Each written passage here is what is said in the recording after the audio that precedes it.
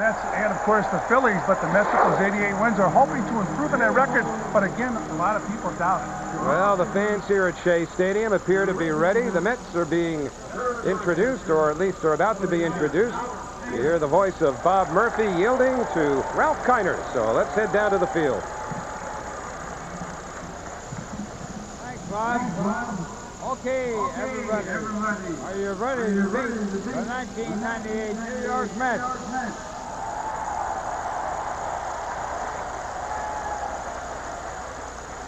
Starting his second full season as team's manager, a former Mets player and native of Stamford, Connecticut, please welcome Bobby Valentine.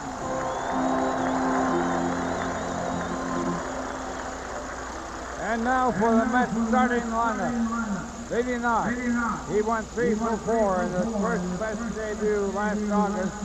The center fielder, Brian McRae.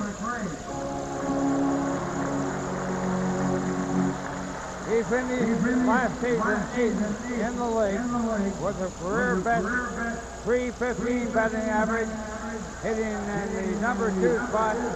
Number 13, third baseman, Edgardo Alfonso.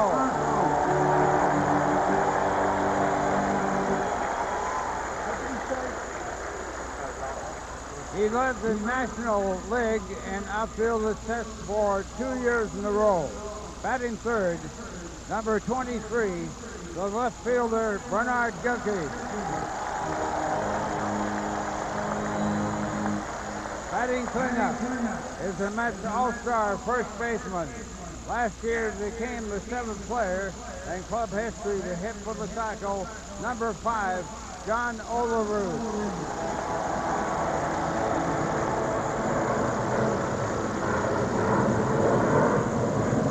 Batting fifth with 34 multiple hit games last season, number 8, second baseman, Carlos Baerga.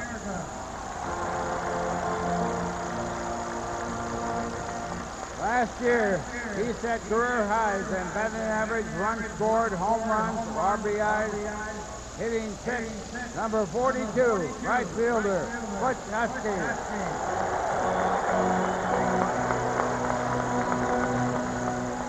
Batting 7th and catching. He's making his Mets debut today, number 33, Tim Spire.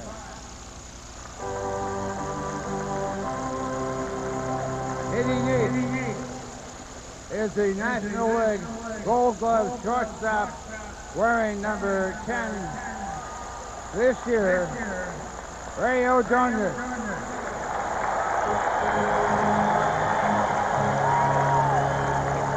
And warming up in the Mets bullpen, today's starting pitcher, number 28, 1997 All-Star, Bobby Jones.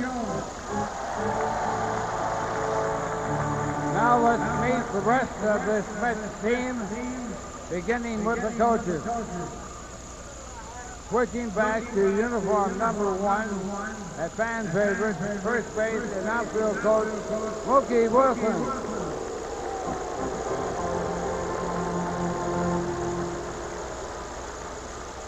Third base coach, Cookie Rojas, number 4. Number 53, hitting coach Tom Robson. Number 20, catching coach Bruce Benedict. In the bullpen, number 34, pitching coach Bob Apodaca. And number 45, the assistant pitching coach Randy Neiman. And now, let's meet the rest of your 1998 New York Mets. Number 6, outfielder Rich Becker. Number 9, catcher Todd Hundley.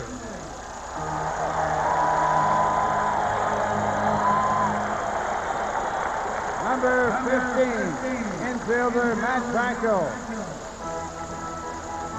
Number 17, infielder Louis Lopez.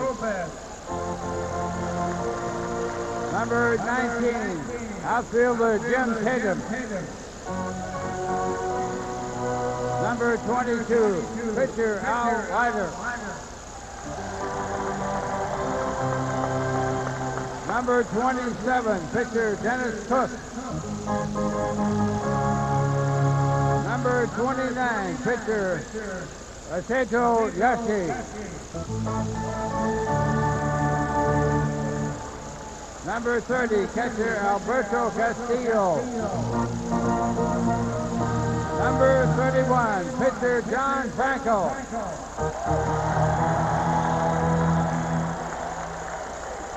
Number 35, pitcher Rick Reed. Number 36, pitcher Greg Mazzanco. Number 38, pitcher Dave Malecki. Number 40, pitcher Armando Reynoso. Number 43, pitcher John Hudek. Number 46, pitcher Brian Bohannon. Number 51, pitcher Mel Rojas. And number 99, pitcher Kurt Wendell.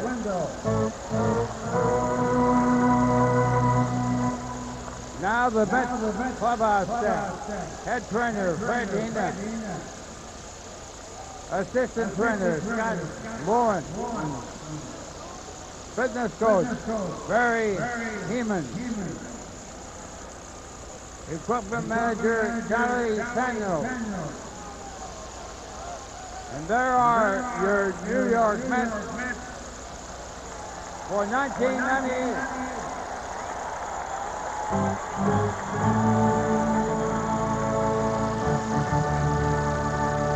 How about a nice round of applause for two original Mets, Bob Murphy and Ralph Kiner. And so, under perfect weather conditions, there are your 1998 New York Mets getting set to open the home season here at Shea against the Philadelphia Phillies. Let's go back downstairs to Matt Loughlin. All right, Howie, and obviously the crowd responding most to Edgardo Alfonso and Todd Hundley.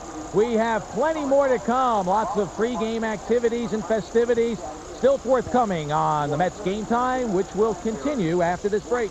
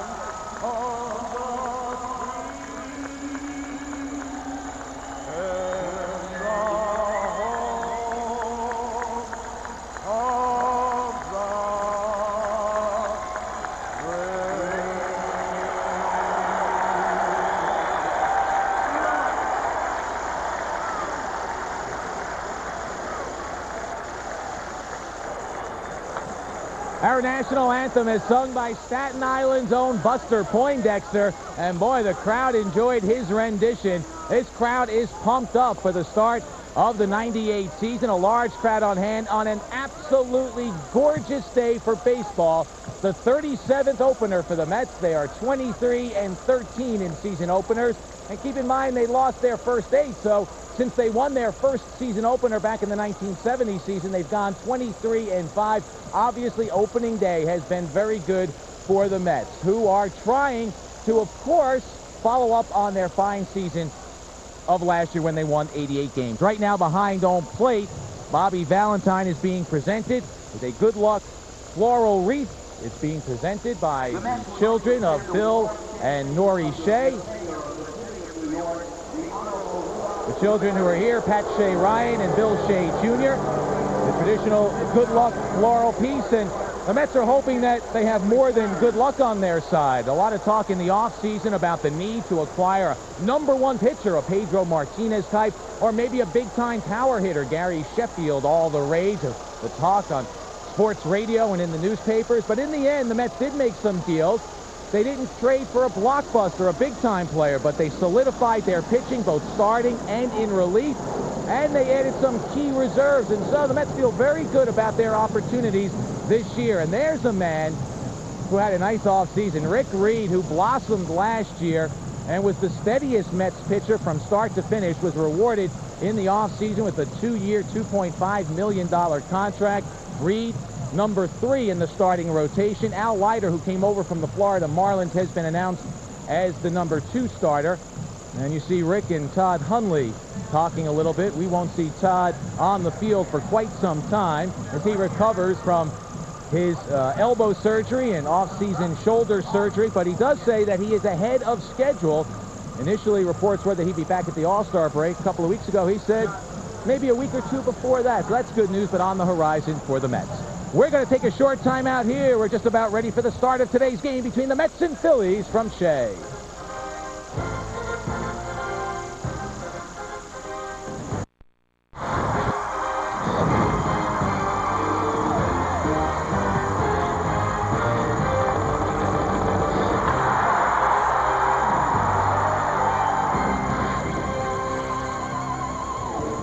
Is there a day better than opening day in baseball? I doubt it. The Mets and Phillies are ready for the start of the 1998 season, and a large crowd has made its way to Shea Stadium as the Mets look to follow up a strong 97 with a quick start here in 98.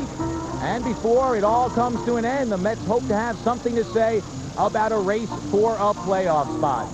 Good afternoon, everyone. I'm Matt Loughlin. Welcome to Fox Sports New York and the start of our coverage all season long of Mets baseball. And what a fine afternoon it is. Contrasted to the Mets home opener last year, which actually was rained out, and the dismal weather we had throughout the most part of last year. But a beautiful day today. Temperatures in the 80s, the sun is shining, and excitement is in the air. Time now to get some words from our broadcast crew up top as we bring you upstairs to Howie Rose and Fran Healy. All right, Matt, thanks very much. Ralph Kiner will join us shortly. Always a little extra bounce to the step on opening day to begin with, but with this weather, it's even more pronounced. Yeah, the weather's terrific, and as you mentioned, opening day is a time when you get that great feeling. You feel like you can hit anybody, you can throw anybody out, and then reality sets in second day of the season. But opening day is really special, and opening day has been a special day for the Mets. All right, Bobby Jones will pitch for New York. Kurt Schilling for the Philadelphia Phillies as the Mets open up 1998, their 35th year here in Shea Stadium, and their 37th National League season. We'll get it started after this. Seconds away from starting, and this is Long Island native and Hollywood director-actor Edward Burns getting set for the ceremonial first pitch. Made his directorial debut in The Brothers McMullen, and he has a new movie, No Looking Back, which has opened both here and in L.A. and will open nationwide on April 10th. Well, we're delighted to be joined once again by Ralph Kiner. And Ralph, I understand this is 49 Major League openers, 57 pro openers, but first off, I know a lot of us read and heard over the winter that your wife had taken ill. How's Diane doing? Well, she is doing as well as can be expected. She has myeloma, which is a bone cancer, and the good news is that it can be cured, and she's on schedule for that. So everything is fine there. And how about you? How you doing? Well, it wasn't a good winter all the way through. I came up with a, I don't know what you call it, but a Bell's palsy type thing. It affected my speech, but it's getting better.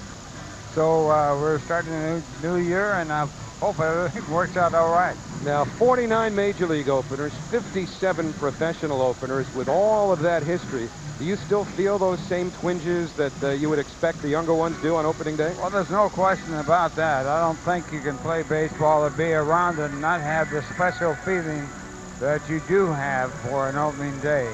And one of the things that I am very proud of in driving here from Greenwich, Connecticut, I finally outlasted the construction workers on I-95. The highway is totally open now, and I can get to Shea in about 40 minutes. When did you leave? In February? I didn't know. But yes, it's a special feeling, and it's something that all players go through. I think that no matter what you've done in the past, the opening day is the most important day of the year, because you really don't know what's going to happen. You don't know whether you're going to have a great year, whether it's going to be a mediocre year, whether you're going to be injured, whether anything at all is going to come out that will take away from your season. So it's always in anticipation, but certainly a great day to look forward to. Last year, every button, or seemingly every button, that Bobby Valentine pushed turned out to be the right one. And maybe the best thing the Mets have going for them into this year is the fact that even with 88 victories last year, they didn't win anything.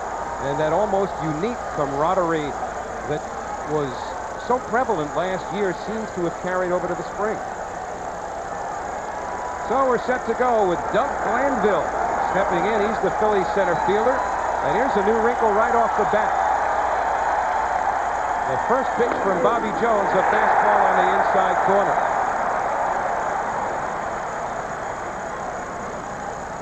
Well, here's the guy, Doug Glanville, who replaced a very popular player in Philadelphia, although Dykes was not a while. Ray Ordonez with the easy play, and there's one away.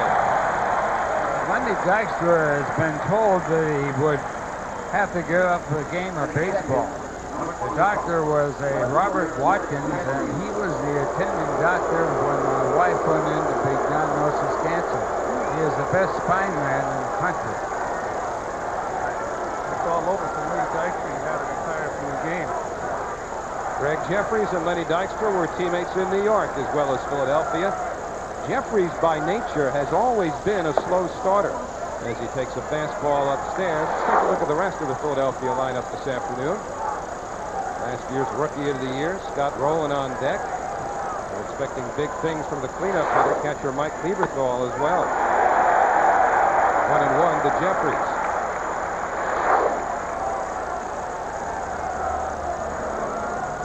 Look, Philly lineup, especially towards the bottom of the order. Mark Lewis, Bobby Abreu, Izzy Relaford expected to be the everyday shortstop.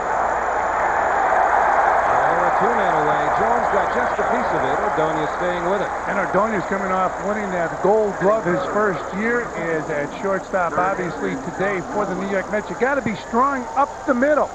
And you got Spear behind the plate. Ordonez at shortstop. I mentioned that Gold Glove. Baerga, who's improved defensively because of a lot of work he put in. And out in center field, the guy who can chase that ball down, Brian McCray. Well, the Phillies better not keep hitting that ball to Ordonez, because he's only the best. And here was the best rookie in the National League last year, Scott Rowland. Takes the fastball, 1-0. Scott Rowland is a terrific all-around player. He has the best range of any third baseman in the National League. Underrated defensively. He played a lot of basketball and was actually recruited by now champion Kentucky.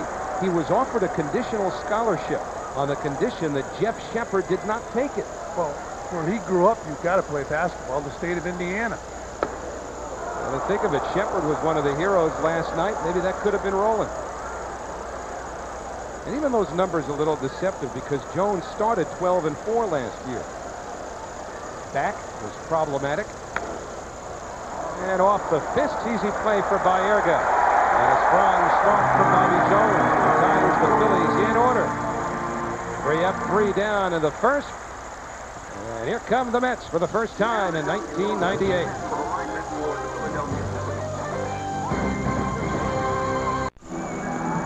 Howie Rose, Ralph Kiner, Fran Healy on opening day at Shea Stadium. The Phillies went in order in their half of the first inning. So now Brian McCray, Edgardo, and Alfonso, and the Bernard Gilkey will take their hacks against Kurt Schilling. You see the Mets lineup, a couple of key guys in that lineup. When you look at Husky, he's changed his stroke this year. 24 home runs in 97. spearhead 5 in spring training. Now all eyes are on Ray Ordonez to see how he's able to improve during the course of the season. He's raised his hands up higher, and it makes him stay back and wait on the ball so he can hit the ball the other way. And a brilliant 1997 for Curt Schilling. You see the 17 wins. It represented a quarter of the Philly win total and the most strikeouts by a right-handed pitcher in National League history. So ball 1 to Brian McRae, beginning his first full year with the Mets. And Ralph, more impressive about Schilling is his ability to throw strikes. He is very good with the pitch in the strike zone as the fly ball goes to center field and the out is made. Schilling walked just a little over 2 batters a game. Only Koufax and Walter Johnson are comparable to him in the strikeout walk ratio. Had an amazing season, and you will see 85% fastballs from Schilling. He's overpowering. He also has a split finger and a breaking ball. You see that scouting report, he keeps those pitches down and away, and even if he makes a mistake up high, he can throw it by a hitter. Starts Alfonso off with a fastball. And at the bottom of that scouting report, the word intimidating, because he throws extremely hard. And intimidation really means he'll knock you down. And against a power pitcher in Schilling, the Phillies shade Alfonso the other way in the outfield, at least with center fielder Doug Glanville, a couple of steps towards the gap in right center. Just a mild breeze here at Shea this afternoon. Summer-like conditions. You get a day like this in July or August, it's completely expected. But this is March 31st, the earliest opener in Mets history, and ironically the warmest. And the 2-1 taken the other way. Twisting towards the line, that's Bobby Abreu running out of room. The ball lands in the stand. We talked about it in the opening, how important the weather is. And of course, Alfonso used to that warm weather. Caribbean, you have that great weather. Now here's his hit zone where he handles the ball best. Take a look at the red squares. He's got pretty good coverage, Ralph, of pretty much all of the hit zone. Yeah, he has to learn to pull the ball that's inside and hit it over the left field fence. When he does that, he'll be a complete player. Strikeout number 1 on the season for Curt Schilling. 2 men away here in the first. Number 23, left fielder Bernard. 2 out, nobody on as Alfonso is punched out. There's the fastball up high through it. Very tough to handle that overpowering fastball upstairs. Bernard Gilkey will be the batter, and this is the defense the Phillies will have in front of them. And we've highlighted Schilling. That's all you got to know. Schilling with that overpowering stuff. Now you need a decent defense behind a guy like Schilling to help you out, and he has Lewis and Relaford at second base and short. That's a change. New double play combination for the Phillies altogether, and even the first baseman Rico Bronia's got to get used to the flashiness of his shortstop there, Desi Relaford, and the second baseman Mark Lewis. Bottom fell out of that. It's 1-2. What do you think, Ralph? Good split finger, and that's why he struck out 319 batters last year. The last pitcher to strike out that many batters was Nolan Ryan, who did 341 back in 1977. That splitter, 2-2 now to Gilkey. It's just impossible to be geared up for a fastball, which you have to be geared up for facing a guy like Schilling and adjust to the split finger pitch. And the 2-2 to Gilkey right there.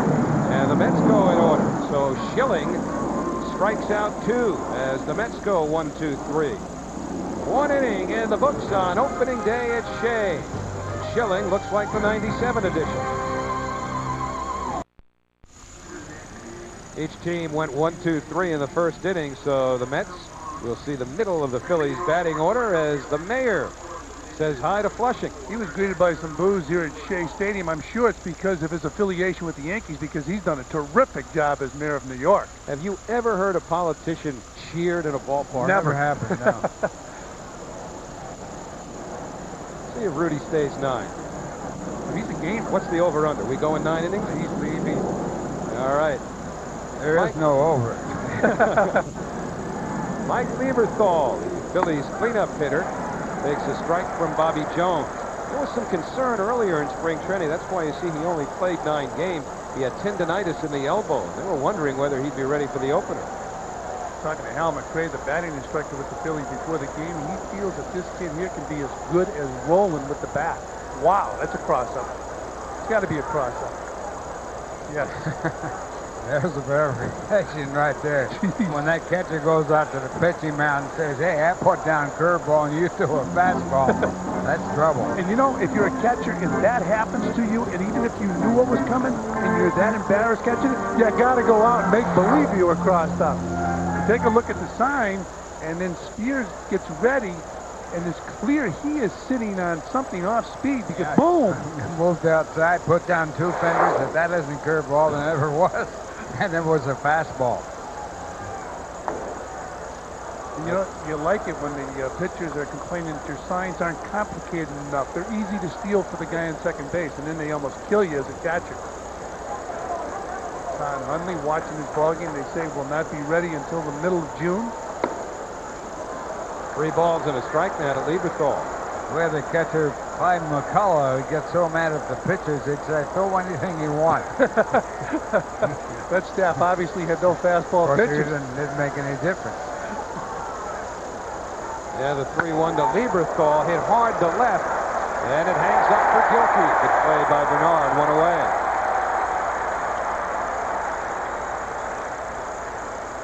Batting fifth, number 2. Gilkey in left field and has a little bit of a problem with finding the ball, but manages to corral it and make the out. So Rico Bronya hitting 5th on the Phillies order this afternoon. For the first winter, Rico did not go back to coach basketball this year. Naturally, the team had its best season in years. Bobby Jones throws him out, 2 men away. He had a real hot spring training with the bat, and the Phillies are looking for him to improve on his statistics. They hope he starts hitting left-handed pitching a lot better. Very high on him, and of course, we watched him here. Outstanding defensive player, has a good bat, but struggled against left-handers. Yeah, he hit 185 against left-hand pitching, the worst in the National League, and had only 1 of his 20 home runs against left-handers. You just got to make him work a lot harder facing left-handers because you want him in the lineup every day because of his glove. Mark Lewis, the second baseman, signed as a free agent with the Phillies, and the breaking ball taken for a strike. Lewis has been around with Cleveland, Cincinnati, Detroit, in the last 2 seasons with the San Francisco Giants. Signed as a free agent with the Phillies. 1-1. Watching Bobby Jones pitch, I had an opportunity around 9 o'clock, 8:45 this morning. He was in the clubhouse watching video of the Phillies, and he's gone over the scouting report, and he has the opportunity to watch video. I think it's just a terrific advantage for the players today to, just watch the video. We were watching it together for a moment, and Mark Parent was on the video, and it was amazing. Bobby Jones talking about Mark Parent, what he thought he would throw in certain situations. A 1-2 to Lewis. And the breaking ball missed. Yeah, but Brian, you get right down to the basics. It's high inside fastballs and low outside curves. That's about the way it is. That was a report, wasn't it? For years, you go into a meeting, they say throw him down and away with the breaking ball, busted it with the fastball. Which is just what Jones did, but he missed, and so the counts run full. We have a scouting report here, Ralph, put out by a company called Inside Edge. 8 different major league teams use the same report. I'm surprised that the ball club would allow other people to get their hands on the report. Still 3-2. The Mets use the report. Here in our broadcast booth, we have access to the report. I'm telling you, it's pretty comprehensive. And when you can combine the reports with video. But you still have to have a feel, don't you? And that's what his job is. He gives you the report. And then you lose or win a ball game with a broken bat face. That's right. And it wasn't in the report. And it wasn't in there. Again, it'll be a payoff pitch to Lewis with 2 out, nobody on. And a base hit, the first of the year for either team. So Mark Lewis, who hurt the Mets last year with his bat, comes out smoking again this year with a 2-out single. Oh, wait, I got a trivia question for you. Already. Only one time in the history of baseball that one team comes to the plate and the entire team that played, their batting average never changed. It stayed the same throughout the game. Robert Feller have something to do with that? That was a no-hitter by Bob Feller. And the averages started at 0 and ended up at 0. And we did that for Stan Isaacs, who's standing right back to us. That was Stan Wallace says I have to do that. 0-1 to Bobby Abreu. Well, Bobby Jones will not pull a Bob Feller today. That was on opening day. What was that, about 48 or so? 1940, I think it was. Somewhere back in there. This is against the White Sox. Bob Lemon was he in the lineup? No, he is in the minors at that time. But Feller is the only man to pitch a no-hitter on opening day.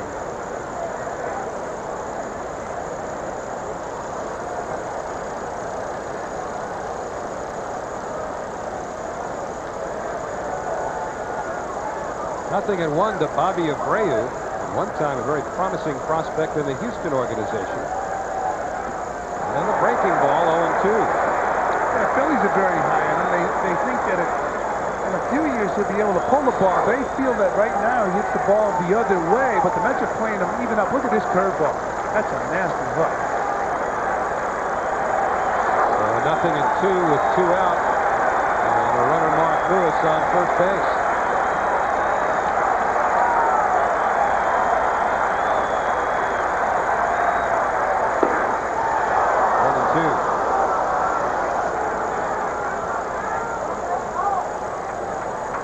So far, based on the old recipe, it's been basically fastballs in, breaking balls away anyhow, right? It's basically that way in every game that's played. And 1 cross-up, which Tim Spear made sure to apologize for. Yeah, when you're pitching and catching, if you have good location, you can throw anything you want. Greg Maddox is about the best. Exactly. Change speeds and throw to certain locations, you're going to win. Yeah, Greg Maddox, if he didn't have great location, he'd be in trouble. Doesn't throw hard. Then they'll throw over 90 miles an hour. Wouldn't you like to have that camera in the dugout, that shot, picking up those pitches? Some clubs do. A looper into left field by Abreu. Pulling in at second is Lewis. And 2 2-out hits for the Phillies. And they've got a little something going here with Desi Relaford coming up. Go ahead, Ralph. I was going to say, that's a case of a good pitch and a good location being hit the right way to give the base hit right here. And if you ask the Phillies about a scouting report, this is what they tell you about Abreu. He slaps the ball the other way. One of the things about scouting reports is the direction that you hit the ball the majority of times, and you shade your defense to protect against that. So Desi Relaford now with 2 on and 2 out. Fouls the first pitch back. I guess Relaford is the same type of hitting project, and he had a pretty good spring offensively for the Phillies as Ray Ordonez is for the New York Mets. What we want him to do is make smart contact, not hit the ball in the air, just put it in play.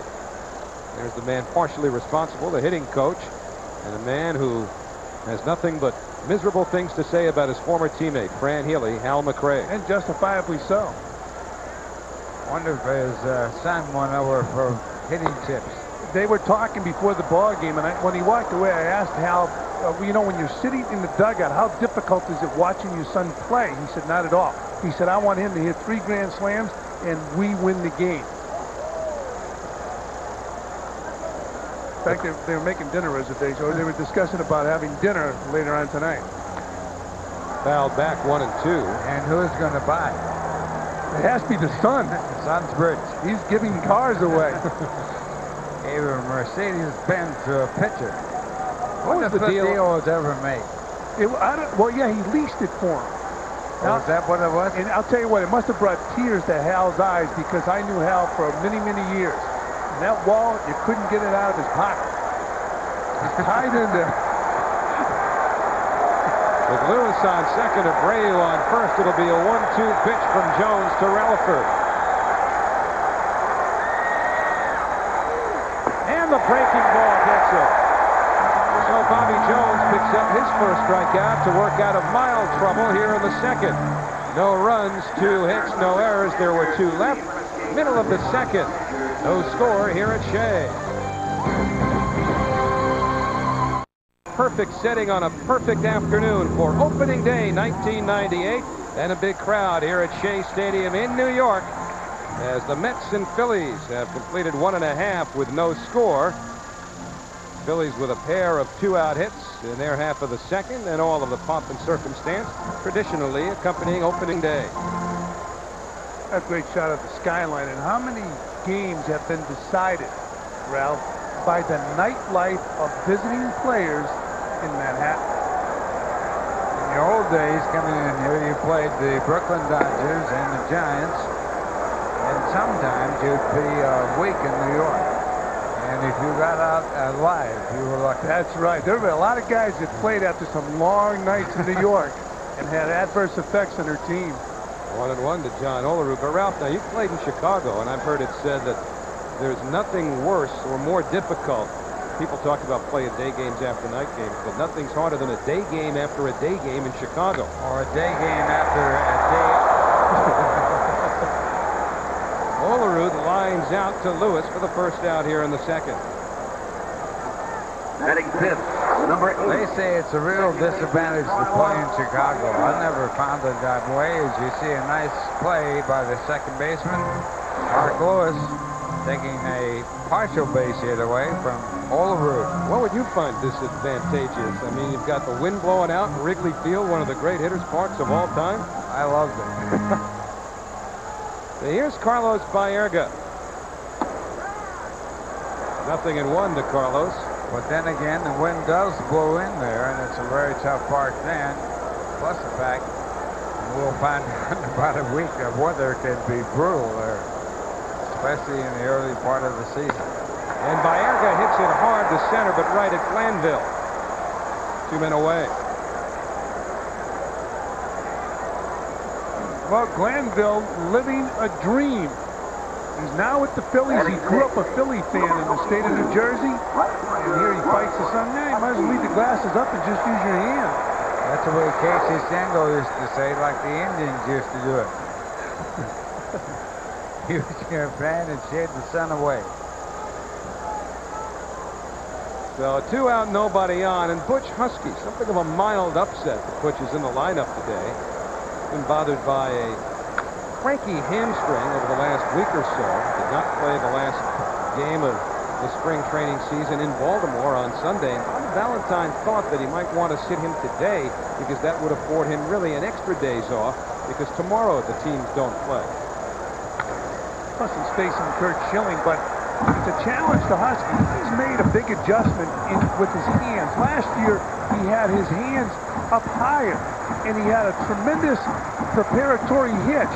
So what he did on his own, he dropped his hands down, and the preparatory hitch is only a few inches now.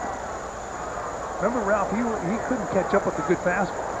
No doubt about it, and he had to start his swing so early that he couldn't catch up with anything that was off speed. Right now the hands move very little, and they move in the right direction. They move up. And he hit one of the longest balls in the history of the bet last year, and he did it after making the adjustment, going from a long swing to a more compact swing. He's just so strong. He doesn't need a big swing. Best swing in baseball, Mark McGwire. Oh. 2 balls, 2 strikes, 2 out. Weak lead of Bronya. Enrico takes it himself, so Kurt Schilling off to a strong start. Has been perfect through the first 2 innings. Nothing across once again for New York. A dribbler by Husky ends the second with no score here at Shea. Spot will face the Atlanta Hawks. We'll have it for you here on Fox Sports New York. Hello to you too. Outside to Kurt Schilling, starting the Philadelphia third. Schilling, Glanville, and Greg Jeffries against Bobby Jones. And the fastball, 1-1.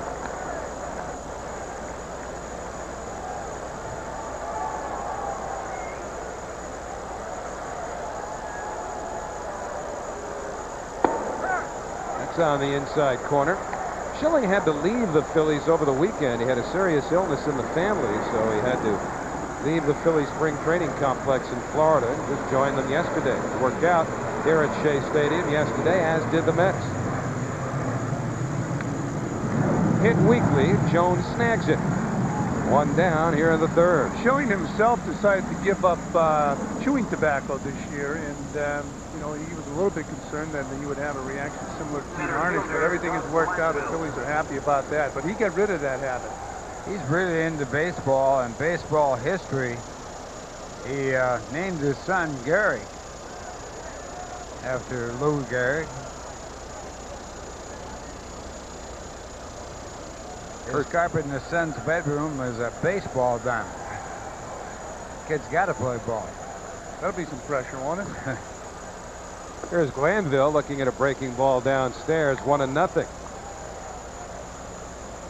Glanville was going to beat out Lenny Dykstra anyway, had Dykstra's back not been cranky, because by the time Lenny had to shut it down, I think he'd been 2 for 23, and Glanville was on fire. And Lenny wanted the job handed to him. He felt it was his job once he was back and he was healthy, but Terry Francona handled it pretty well, and he stayed away from all controversy concerning that.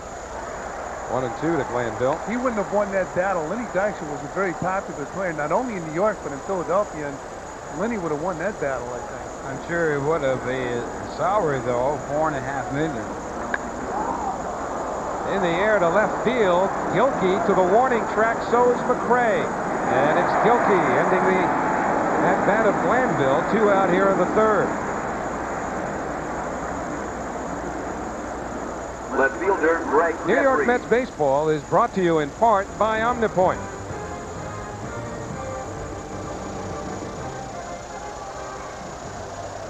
Two out, nobody on. Greg Jeffries will be next. Jeffries a notoriously bad hitter in April.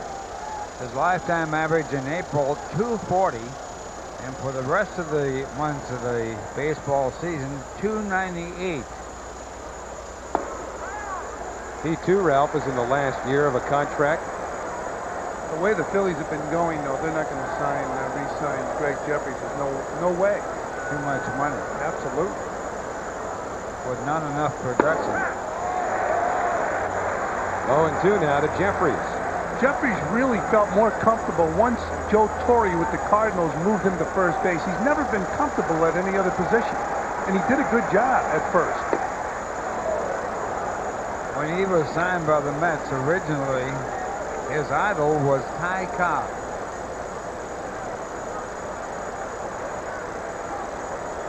You have to like those stats. Ty Cobb was the best lifetime batting average of any player by a large margin. But one of the most disliked ball players that ever played. He was a millionaire, didn't make the money in baseball. He made it in Coca-Cola stock. And the guy had to coerce him into investing. And the breaking ball sits high. It's 2-2 to Jeffries. But when Jeffries first came up with the Mets, it was incredible how hot he was. And just was not accepted by his teammates here in New York for whatever reason. He That takes killed the him. game seriously. Yeah. There's no doubt about that. Hit to right. Huskies got it. And the Phillies go down in order in the third. So 2.5 completed in the season's opener here at Shea Stadium, and still the Phillies and Mets are scoreless. Last of the third, no score here at Shea Stadium. Curt Schilling, the Phillies starter, has retired the first 6 Mets batters, and so he'll work to the bottom third of the New York lineup. Tim Spear, Ray Ordonez, and Bobby Jones. And a lot of kids out here for the opener this afternoon. What do you think's running through Tim Spear's mind, Ralph, after having the spring he had? Well, it's got to start right now. That's right. It's fortunate for him. 5 home runs this spring. Of course, he never hit more than 2 in one season in the regular season. And he hits that one deep to left, but foul. And it's a dilemma for a player because you don't want to have a magnificent spring training. A lot of players are superstitious. If you have too good a spring training, you got problems when the season starts. But he gets ahead of the bat out here in a hurry. It's a fastball, and Schilling throws it very hard, but it's pulled foul. Mets were interested in other catchers over the winter due to the Todd Hundley injury. Darren Fletcher comes to mind. Mike Piazza. Everybody be interested in him. But the problem the Mets were having was that every prospective signee knew that Hundley was coming back sooner or later, so they were reluctant to commit here, where they would inevitably be relegated to a backup role. And the 1-1. Didn't see many of those in spring training from the likes of Curt Schilling. Well, one thing, Howie, as you well know, the wind blows a lot in Florida in March. And of the 5 home runs he hit, the wind was an influence on 4 of the 5. So the 1-2 from Schilling. Spear stays alive. The Phillies are hoping to get at least 120 pitches out of Schilling. They would not be reluctant to allow him to pitch a complete game. Easier to do that in this warm weather than under normal March 31st conditions.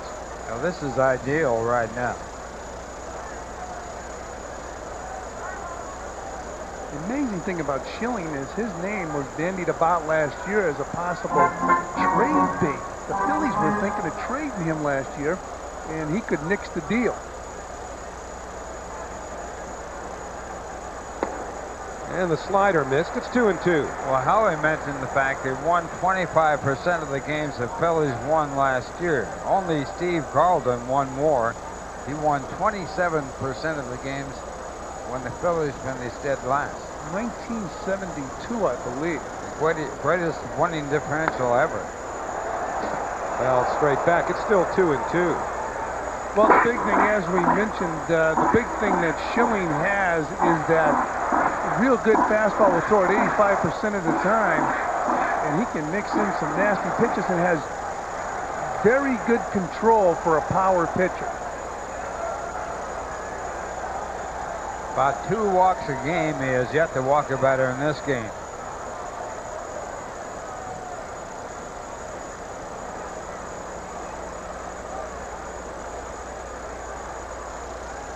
And the 2-2 to Spear. Sits low and the count's full. Yeah, with 2 strikes, and you're geared for that fastball. He gets that split finger over. There's no way you can adjust to it. Now watch, you see that? There's the split finger. Oh, that camera. You can't hide from that camera. Except that glove hides that from the batter. And it's in the dirt now, 3-2, and a fastball should be on its way. It is, and it's ripped up the middle. The first hit of the year for the New York Mets, and Tim Spear is aboard. And there goes the no-hitter. Bob Feller, you can relax. Bob can relax one more time. Only one no-hitter ever pitched on opening day.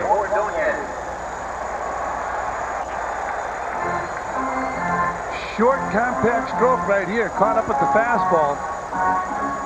And the only thing that Schilling could really go after, you can't watch Spear. You got to make him hit to get on. And Schilling challenged him. Spear was geared, hit the ball hard. Now Ray Ordonez takes outside. You know, really pretty good at bat for Spear because he laid off that 1-2 split. Remember, he hit the first pitch hard and foul, and then made Schilling come up with a fastball and drilled it up the middle. Here's a guy who had a pretty good spring training, Ray Ordonez, and he moved those hands up. Spear is running, but Ordonez hits it in the air to short right field, but it hangs up for Abreu. And Spear gets back to first, 1 away. By moving your hands up above the strike zone, it gives you a chance to lay off 5 pitches. If they're coming up and they're near your hands, you know they're up. Now this ball is a fastball up. He tried to come down on it, but still got the bottom half of the ball. And they really have overemphasized the hands this spring, getting his hands and getting them up higher.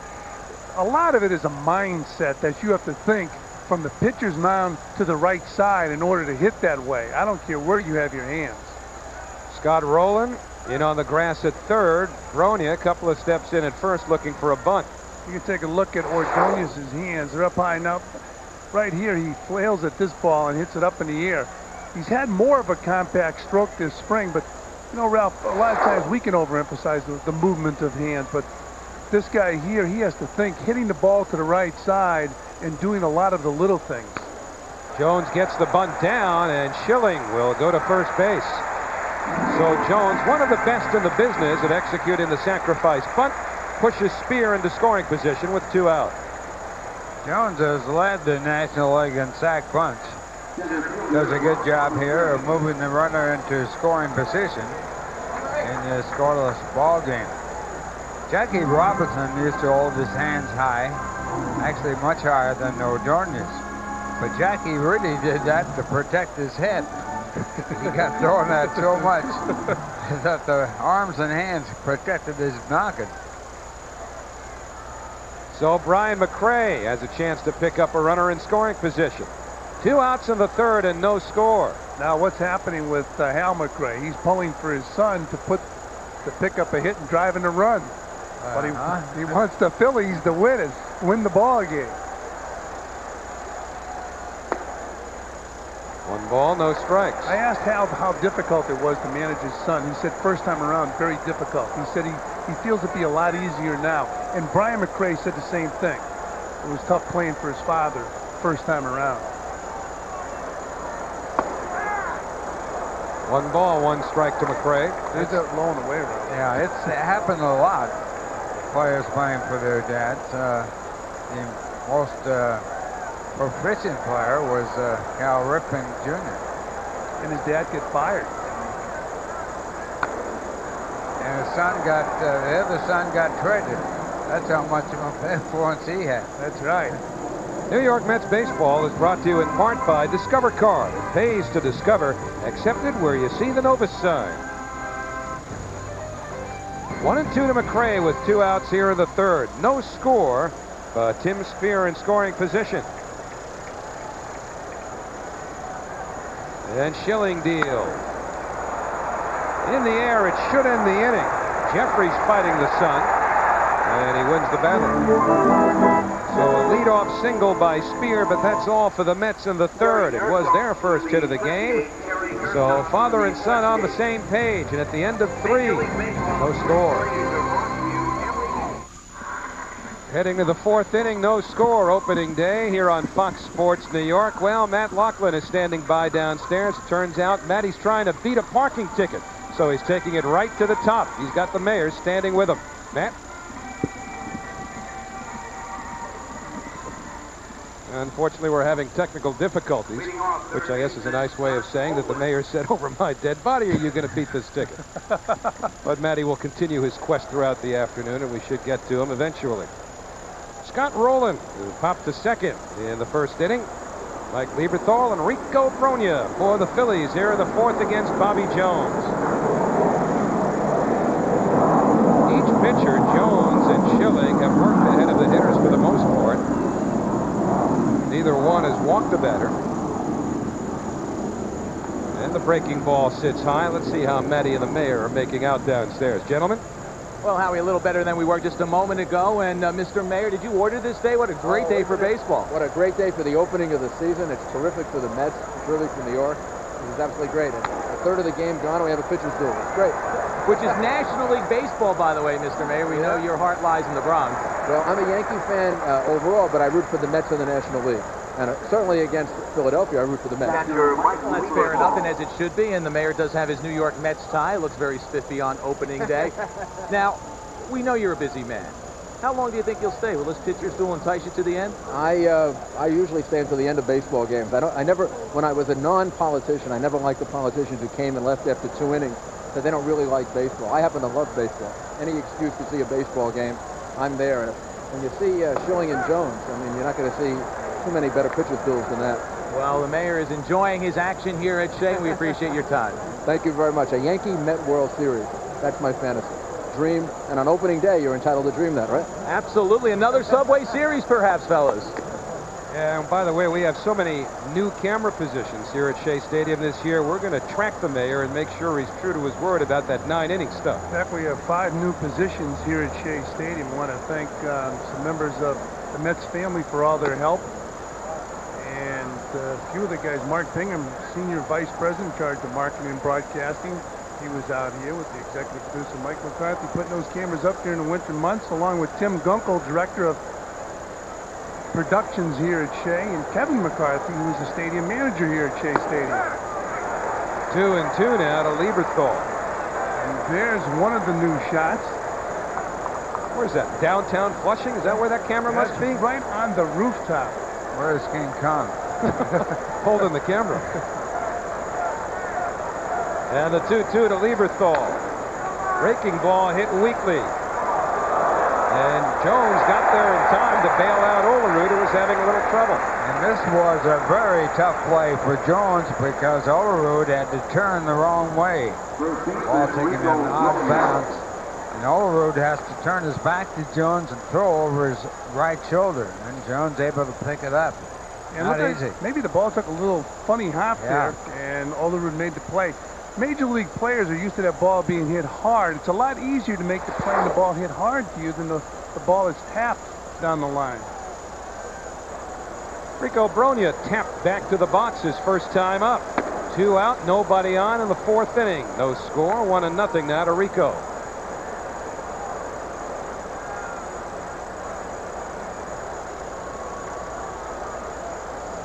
Outfield straight away on Brogna.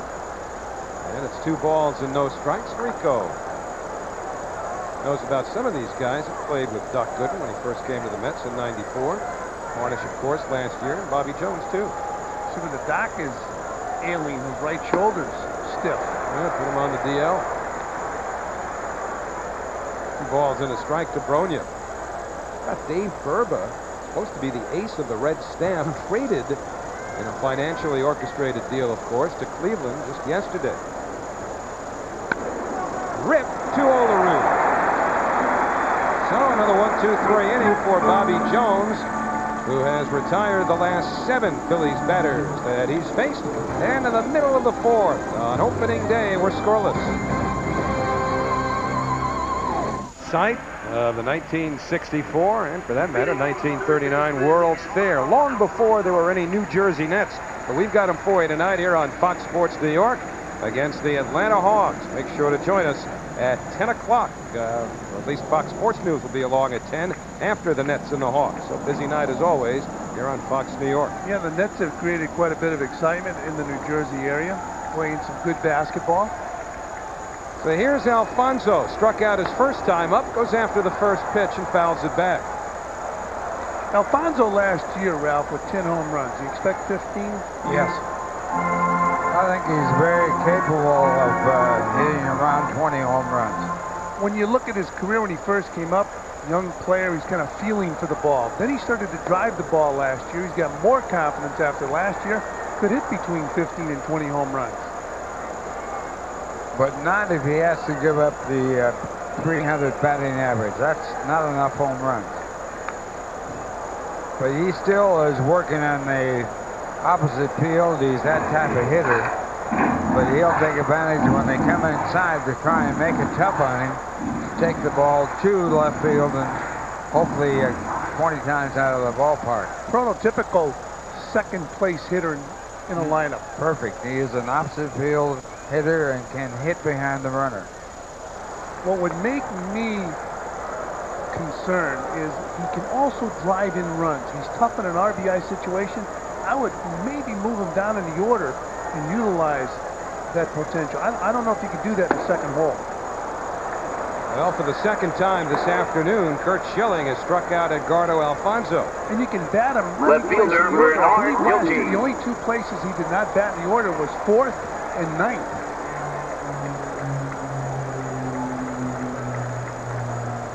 Ralph, you were talking about that before. Well, Carlton in '72 had 27 wins. And 27% of the victories that the Phillies had that year when they finished last. One of the most remarkable years a pitcher ever had. Schilling, of course, has 25%. Carlton was nasty that year. Well, he was nasty his whole career. And I remember correctly, Seaver beat him 5 times that year. Ooh. Swoboda, didn't Swoboda hit 2 home runs off him? That was in '69. That was '69. That's lifted to the right side by Gilkey. A committee of Phillies, and finally it's the second baseman Lewis making the catch. That ball should have been played by the right fielder. Bobby Abreu on your right got a late start. He was bailed out by the second baseman. Much easier play for the right fielder. And he was there to make the play, but didn't call off the second baseman. Neither the second baseman or the right fielder seemed very aggressive in pursuing that ball. No.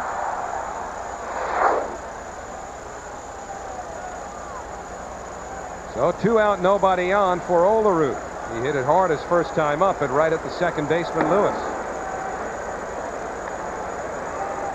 You know, McRae ended the third inning on a ball that was right on the block from Schilling, a hard fastball.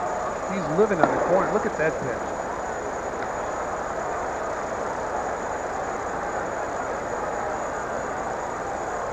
He came to the Phillies by a real strange route. Started his career with the Red Sox. Then Schilling went to Baltimore, then down to Houston.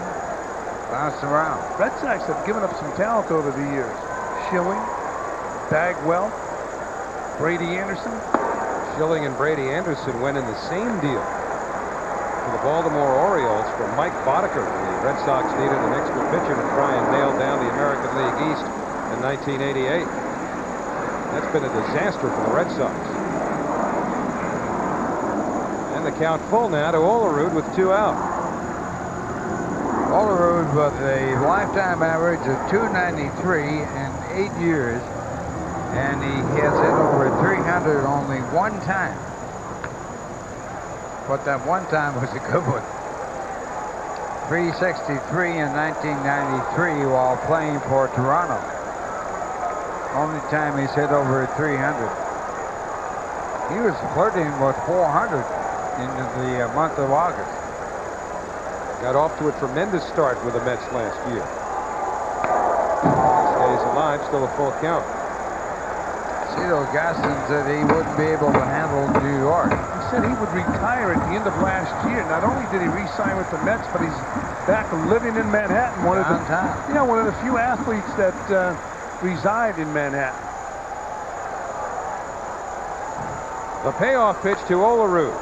And once again, it's wasted by John Olerud, who takes the subway to games. Now, you know, you'd figure in this town there are enough people that are going to recognize you on the subway to make that a somewhat uncomfortable mode of transportation, but he loves it. Remember when Brent Maine was here a couple of years ago? That guy would get on the subway if there was no game. He just loved the experience of the New York subway so much. Olerud making Schilling work. Maybe it was the other way around. He didn't want to go on the taxi cab.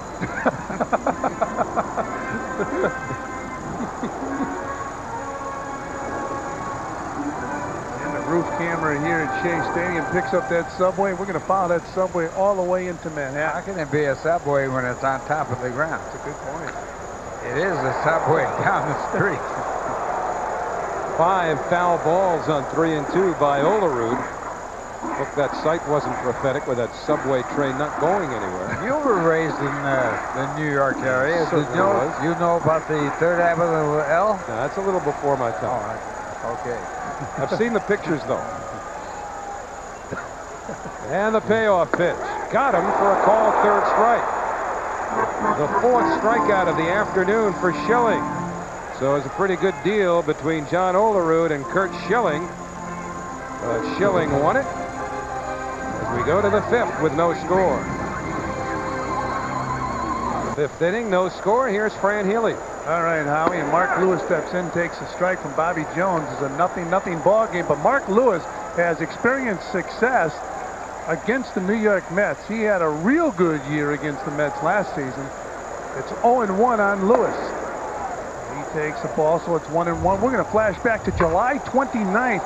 Greg McMichael challenging him with a fastball, and that's a game-winning home run. So Mark Lewis very comfortable against the Mets as he fouls that pitch off. That was a grand salami that won a candlestick. Smoked that ball. They still allowed to call it candlestick?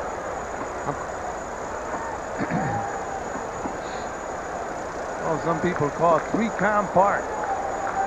So Mark Lewis left Candlestick and signed as a free agent with the Philadelphia Phillies. He singled his first time up in his ball game. He hit 10 home runs last year. 1-2 on the Phillies second baseman. New double play combination for the Phillies this year. Lewis and Relaford. They're going inside with the heater and they miss inside, so it's 2-2 on Mark Lewis. Morandini, the second baseman last year, now with the Cubs. Bobby Jones likes what he sees from his catcher, Tim Spear, but he misses with the breaking ball down low, so it's 3-2. They're ready, Ralph. Season's starting. This is your kind of guy right there. They're going to travel with us. 3-2 pitch. Pulled foul. Those guys travel with you two. They'll go broke. We're holding that. I think that was an insult. I think so, too.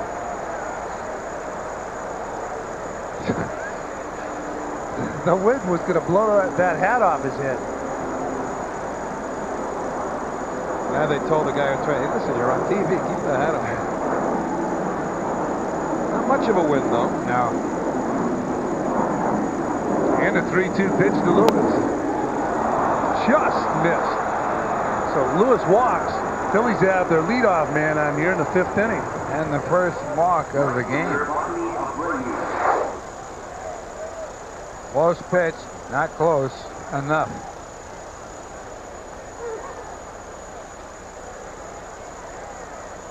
So a leadoff walk, and that's dangerous. And Bobby Abreu, the left-handed hitting right fielder, is the batter, with Mark Lewis on first base and Bob Apodaca looking on. You wonder here if they will sacrifice. Pitchers due up next. You look down the batting order. He's in the position. Down low to Abreu, 1-0. Abreu looped a single in the left field his first time up. Now the Mets are shading him to hit the ball the other way. We're in the top of the 5th inning. No score. The Phillies and the Mets opening day at Shea Stadium, 1998. A nice crowd on hand. Houston Astros were very high on Abreu. However, they wound up leaving him unprotected in the expansion draft. Tampa took him. And then Tampa Bay immediately traded him to Philadelphia for Kevin Stocker. That's what opened the shortstop vacancy for Desi Relaford. And the Houston Astros patching things up in their outfield over the winter. Came up with Moises Alou from the Florida Marlins. And that'll more than offset the loss of Abreu. They lost Darryl Kyle. Pitch out. My favorite pitch. John Vukovic, the third base coach, flashing signs across the infield to Mark Lewis. 2 balls and no strikes on Bobby Abreu.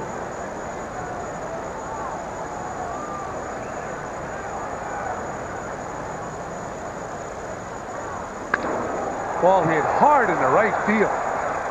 Booted by Butch Husky. Lewis falls down, rounding second base. What a break for the Mets.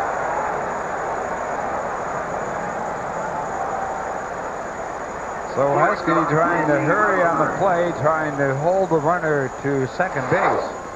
And he boots the ball, but the runner, Lewis, falls down.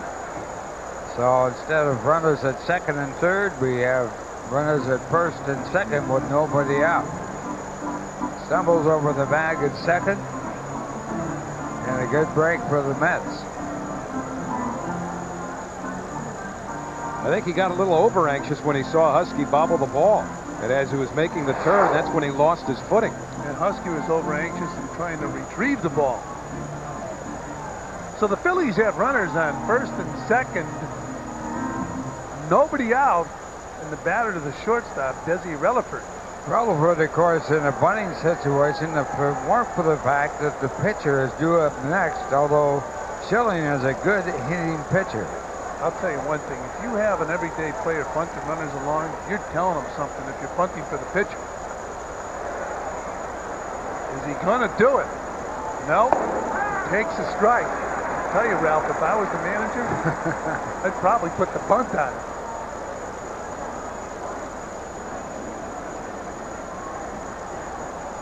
Mets are playing their infield in at first and third. I'm not sure whether or not they will bunt here. Big difference between the DH in the American League and the National League is right here in this spot. Pitcher would not be hitting if it were the American League type of play. 0-1. They got booked to throw second base. And Lewis back easy. Bobby Valentine put a little bit different look to the defense on that play. Ordonez, the shortstop, broke to third, but then Baerga went to the second base bag to try and fool the base runner Lewis. As opposed to a wheel or a rotation play where the shortstop goes to third, the second baseman to first, and they charge from the corner.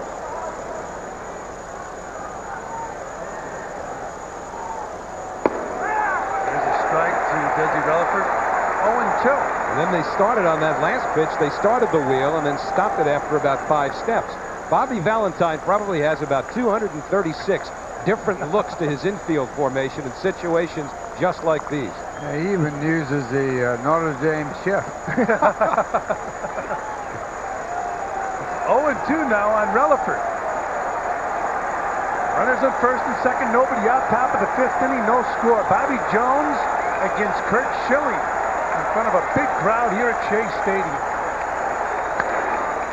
One hopper knocked down by Baerga to go to second for one. They're going to get the lead runner. And they've got Lewis in a rundown. Ordonez gets him. And a big break for the Mets. Relaford still on first. Can't make Terry Francona very happy. Well, the fact that Lewis fell down going from first to third really set it up for the New York Mets.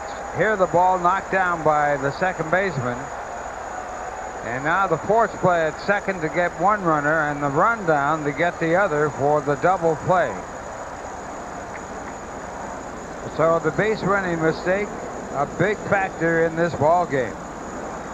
That play had triple play written all over it because usually the runner at first in this situation, Relaford, or at least the batter, has a tendency to try and sneak down to second base while the rundown's going on. And a heads-up play by Ordonez to get the lead runner. Decided not to get the out at first base. He cut down the lead runner, Mark Lewis. Here's Curt Schilling.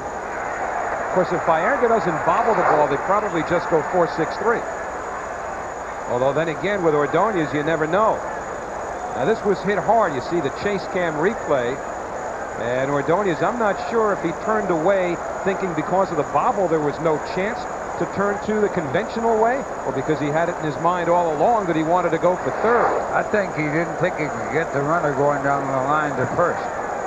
Well, there are 2 men out. Lewis now in the dugout. Runner on first base, Desi Relaford. The batter, Curt Schilling. No score. The Phillies and the Mets. Bounces to Olerud. That'll do it for the Phils. They stranded runner. They fail to score as Bobby Jones pitches out of a jam. We played 4.5 here at Shea. No score. The Phillies and the Mets.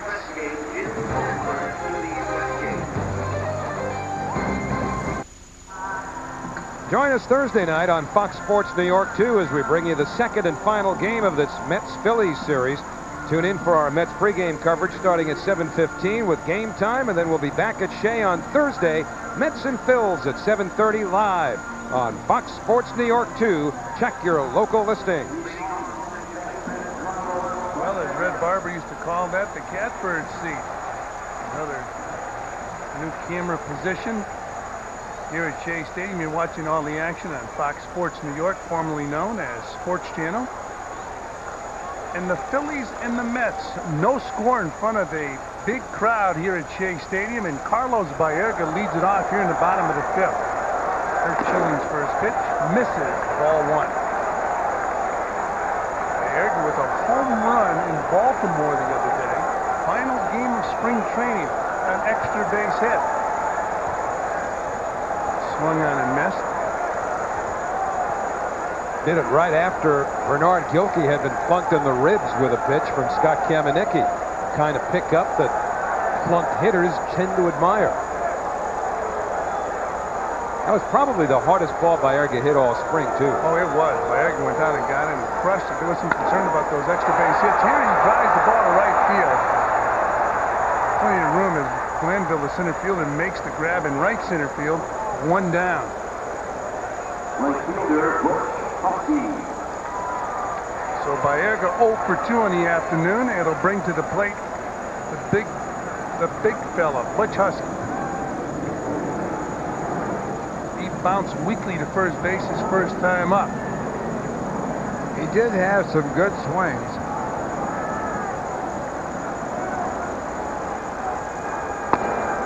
He takes a fastball for a strike. 0-1. Coming into this inning, Shilling's pitch count was 60. They're talking about 120. There's a strike. 0-2. Well, the middle relievers have yet to prove themselves with the Phillies. The Phillies are not real high on the middle relievers. Ricky Batalico will work the short man role out of the bullpen. There's Galen Cisco, pitching coach with the Phillies. Outside, 1-2. Former Mets pitcher and a good one. Good football player, too.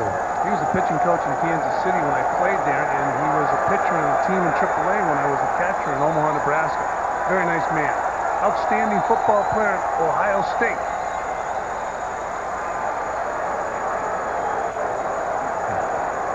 And the 1-2 pitch to Husky. Foul out of play. I mentioned Galen Cisco being a football player. He was a blocking back for Hopalong Cassidy when they won the Heisman Trophy at Ohio State. How about Butch Husky? He had a full ride to Oklahoma as a linebacker and told me he could have been a starter on that team as a freshman. Inside, but still intimidated by that hard baseball.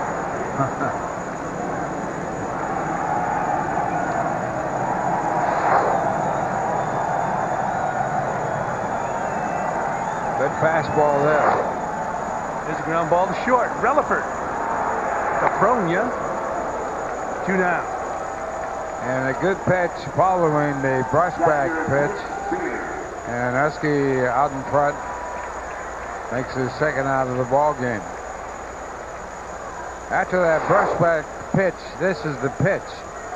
Husky has a weak swing in this one. Even if it wasn't intentional, it was a good pitch just to get a hitter uncomfortable at the plate. I know as a catcher, even if it's not intentional, you think, how can I take advantage of this pitch now? With 2 out, the batter Tim Spear, he singled his first time up.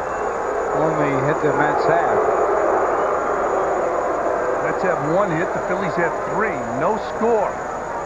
On just an absolutely beautiful afternoon here at Shea Stadium.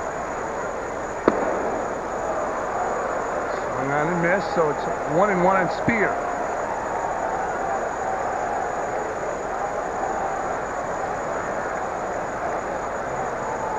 When will we see him in anger?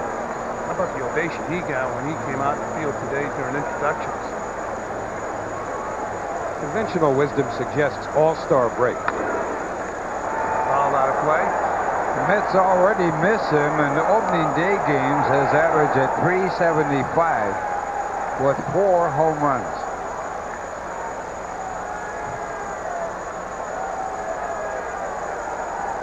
Phillies and the Mets trying to get a run today. Pretty good pitching matchup for opening day. Curt Schilling and Bobby Jones. And the 1-2 pitch. Down low. 2 balls and 2 strikes. So it's 2-2 on Tim Spear. 2 men are gone. Bottom of the 5th inning. Schilling was 2-2 on Spear his first time up after missing with a split finger. And he threw him a fastball that Spear was right on and laced it up the middle, and that's the only Met hit so far. Well, he's throwing the split finger now. Now he threw him the heater and misses outside.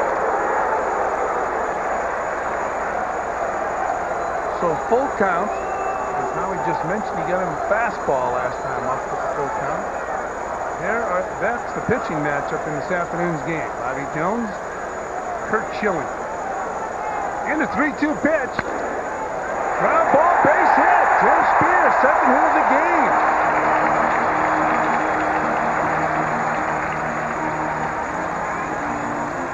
Well, they didn't get the fastball, and they still got a base hit. It's pretty good hitting. That's good hitting.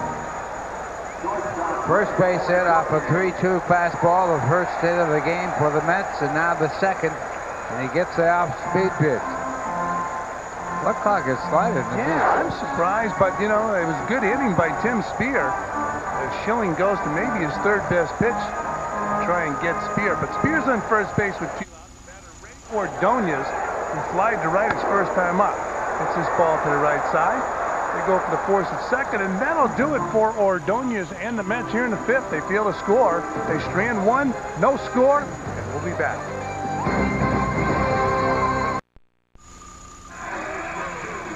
No score as we go to the 6th. Let's check out what's coming up tonight. 7 o'clock, Fox Sports New York 2, Islanders and Capitals in Washington. And at 7:30, it'll be the Nets and the Hawks on Fox Sports New York.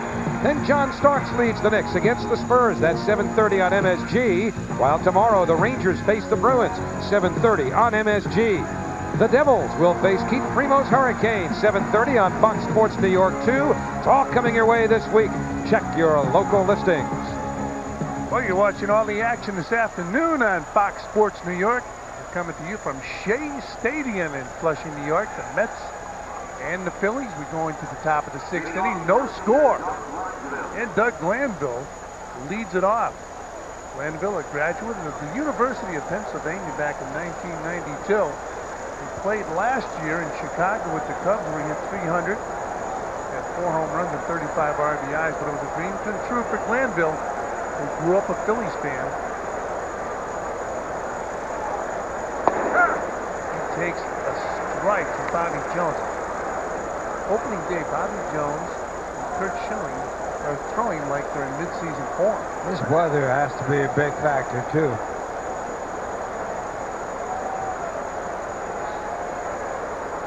The 0-1 pitch. Hit to the right side. Olerud takes it himself. 1 down. You know, Brian, since 1900, the Phillies have lost 1,270 more games than they have won. They need about 8 winning seasons to get the mediocrity. But then again, any team can have a bad century. Good news for them is they turn the calendars over to the next millennium in 2 years. Well, Greg Jeffries probably will not be with them when they do turn it over, but he's the batter right now. In this ball game, he grounded out, he lined out. Hanging curveball pulled to Olerud. 2 down. Just goes to show you, hanging curveballs are not always scalded. Now we'll take a look at our Jeep Eagle game summary. Mr. Rose? Well, Bobby Jones and Curt Schilling have to be the headliners. They have each been outstanding. Remember Schilling with over 300 strikeouts last year. Off to a great start in that department. And Lewis and Spear. Lewis, a Met killer last year, and Tim Spear, who had a killer of a spring, each off to good starts today. Spear 2 for 2, but that's the storyline today. A pitcher's duel. Bobby Jones and Curt Schilling. With 2 outs, the batter is Scott Rowland. He's 0 for 2 in his ball game. Popped out to second base both times. What a talent. Fastball down and in. Unanimous choice for Rookie of the Year last year. Yeah, the Phillies, when they came to spring training last year, laid out the red carpet. And at the end of the red carpet, it said Rookie of the Year, and they were right. Just an outstanding player offensively, defensively, and the Phillies feel he has the best instincts on the base paths. Takes down low, 3-0. He's told me that the one thing he wanted to improve is he wanted to cut down his errors. But because of his range, he has the best range of any third baseman in the National League. He gets to more balls. More than Alfonso? Yep. And Alfonso has good range. He does. Outside, so Scott Rowland walks. Neither Alfonso or Rowland won the Gold Glove in the National League last year. Ken Caminetti Caminetti had a much better second half of the year than the first half. Yeah, the too. first half he was recovering from surgery. But that's by reputation right there. He's always been a good fielder, and he got that because of that reputation. I don't think anybody was better than Alfonso at third. Oh, he was outstanding last year. Mike Lieberthal, the batter, as you look at Edgardo Alfonso at third base. His partner, Ray Ordonez, over at shortstop, won his first Gold Glove. Mike Lieberthal in this ball game is 0 for 2. He lined out, and he grounded out. The Phillies have some thunder in the middle of their lineup. Roland, Lieberthal, and Bronya. Nice play right there by Tim Spear. It's the 6 and 7 spots, though, that have hurt Bobby Jones today. Lewis, the 6th batter in the order, has a single and a walk, and the number 7 hitter, Abreu, has 2 hits.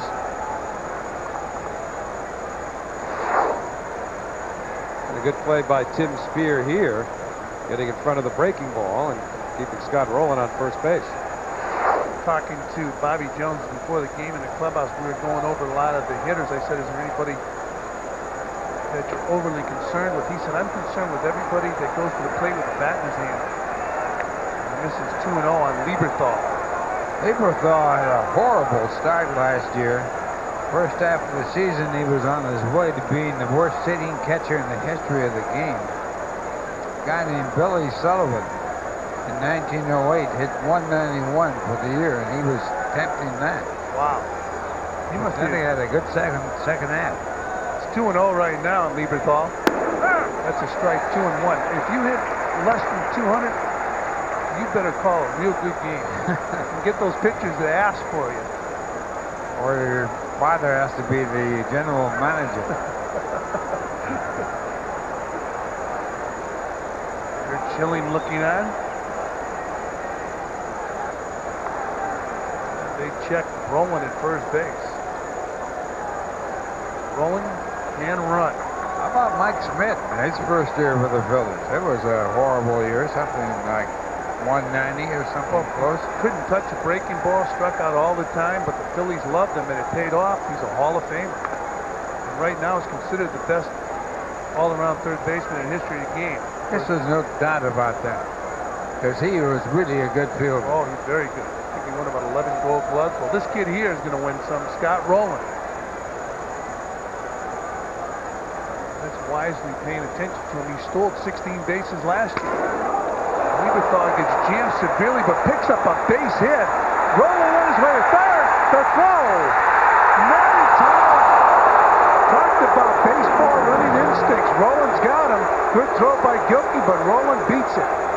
And a very risky chance he took right there. 2 men out. You don't make the last out at third. He could have been out. But he got away with this gamble. Fortunately, the runner who hit the ball is on first. And the tag right on top of his head. And I got a good call. Yep. He was out at third. Let's look at it again. He should not be taking this chance. The call goes to the runner, but if he's out, the inning is over. What do you think? Well, if you freeze it right there, maybe 1 frame there, you got contact there. And I don't think his hand's on the bag, either one of them. Might not have the control of the ball. Well, 2 men are out. Runners around the corners now. Rico Bronya, who's 0 for 2, is the batter.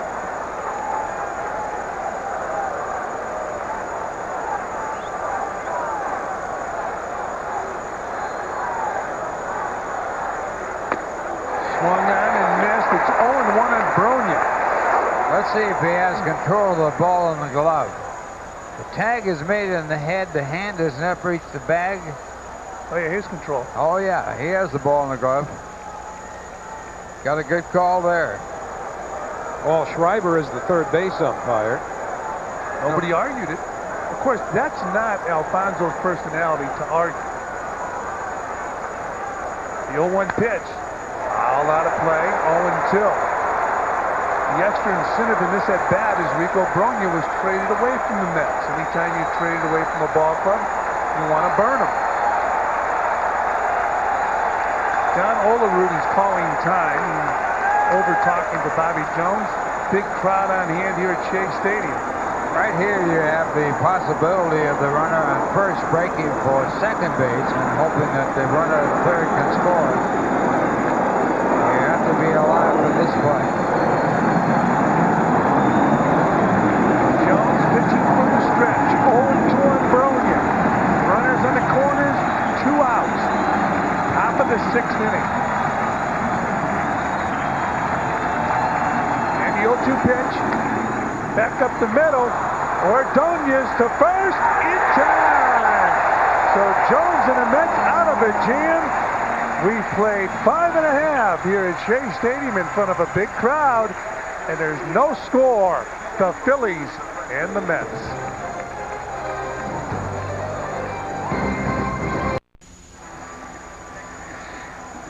Well, back here at Shea Stadium, no score, the Phillies and the Mets as we go to the bottom of the 6th inning. And we're going to get a pinch hitter for Bobby Jones as Shea Stadium is rocking today. Howie Rose for years was coming out here to opening day or watching Ralph Kiner. But he was paying his way in those days. Now he gets in free. He was sneaking in, believe me. Let me tell you, that was the idea from the very beginning. Find a way to get in free. That's why he became a broadcaster. Exactly right. Well, pinch hitter early in this game. Rich Becker, pitch hitting for Bobby Jones. He fouls the first pitch off of Curt Schilling. Greg McMichael warming up in the bullpen. And we showed you that flashback earlier. Greg McMichael giving up the grand slam to Mark Lewis in San Francisco last year. There's a strike. 0-2 on Becker. Right now, the shadows out in front of home plate, making it tough on the hitter and making the pitcher that much quicker as far as the hitter is concerned. Swung on a miss, so Becker goes down, leading off the 6th, 1 out. Well, that is Becker's biggest problem. That's the reason he's far from the ideal leadoff hitter. I mean, he can handle the bat pretty well and he'll get on base, but he's a free swinger. And he will strike out in a full season well over 100 times. And, of course, Schilling's going to strike a lot of guys out anyway, so bad matchup there. And when you strike out over 100 times, you got to hit 40 home runs. As Brian McRae takes up high, 1-0. How about the Phillies rolling way in on the grass for Brian McRae? Almost like he's going to sacrifice as McRae pops the ball up. And out of play. Well, now, is that his father saying? I was going to say, it must be his father saying, hey, this is my son. He's going to try and button this spot. You know what, Brian? That's why I taught him. Brian's got to talk to his dad. There's no respect there. I mean, Scott Rowland is in on the grass like he's expecting to sacrifice bunt. And the first baseman also in. Yeah. There's a strike to Brian McRae, 1-2. Well, the bunt's off now with a 2-strike count. If you bunt the ball and it goes foul, you're out. So they drop back.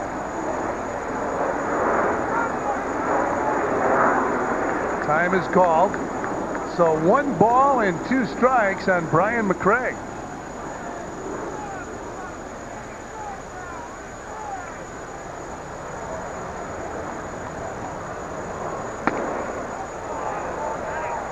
Not a bad pitch right there, Ralph. Close call, and he gets it. It's 2-2. Boy, there is so little difference. So 2 balls and 2 strikes on Brian McRae. He'll be followed by Edgardo Alfonzo. That's a nasty pitch right there. McRae goes down. 2 outs. So Schilling continues to roll along. Third baseman. 6 strikeouts now for Curt Schilling, 2 in a row. And this pitch also a borderline pitch, but he got one in his favor and now goes to the pitcher.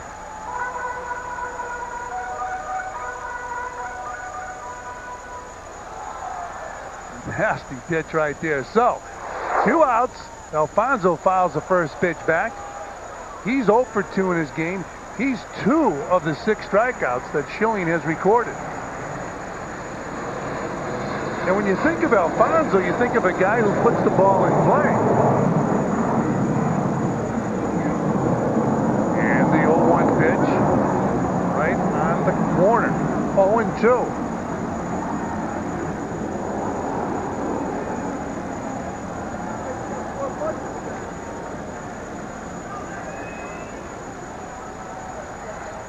And the 0-2 pitch. Down low. Boy, I'm telling you. After seeing that last strikeout call, you got to say you got lucky on the call with the umpire there. And you know, when you're the hitter and you struck out twice, this is not going to be your day. Lieberthal flashing signs to Schilling. Here's the 1-2 pitch. Foul out of play. That's a staying alive type swing. It's hard to believe that Schilling set a record for right-hand pitching in the National League with 319 strikeouts last year. That total seems low when you think of Nolan Ryan and a few others.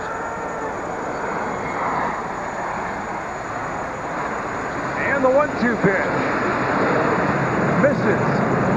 So 2 balls and 2 strikes on Edgardo Alfonso, who's 24 years old. Seems like he's been in the major leagues a lot longer than that.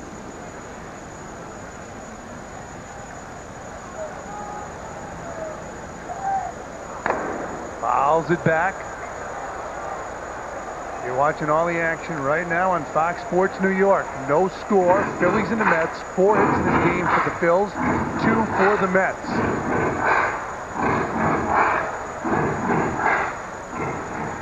Tim Spears sitting next to Bobby Jones. Bobby Jones is out of the ball game, but he pitched a fine game.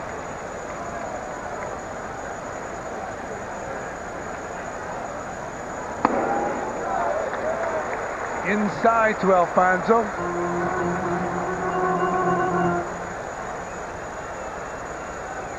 Three and 2 on the Met third baseman.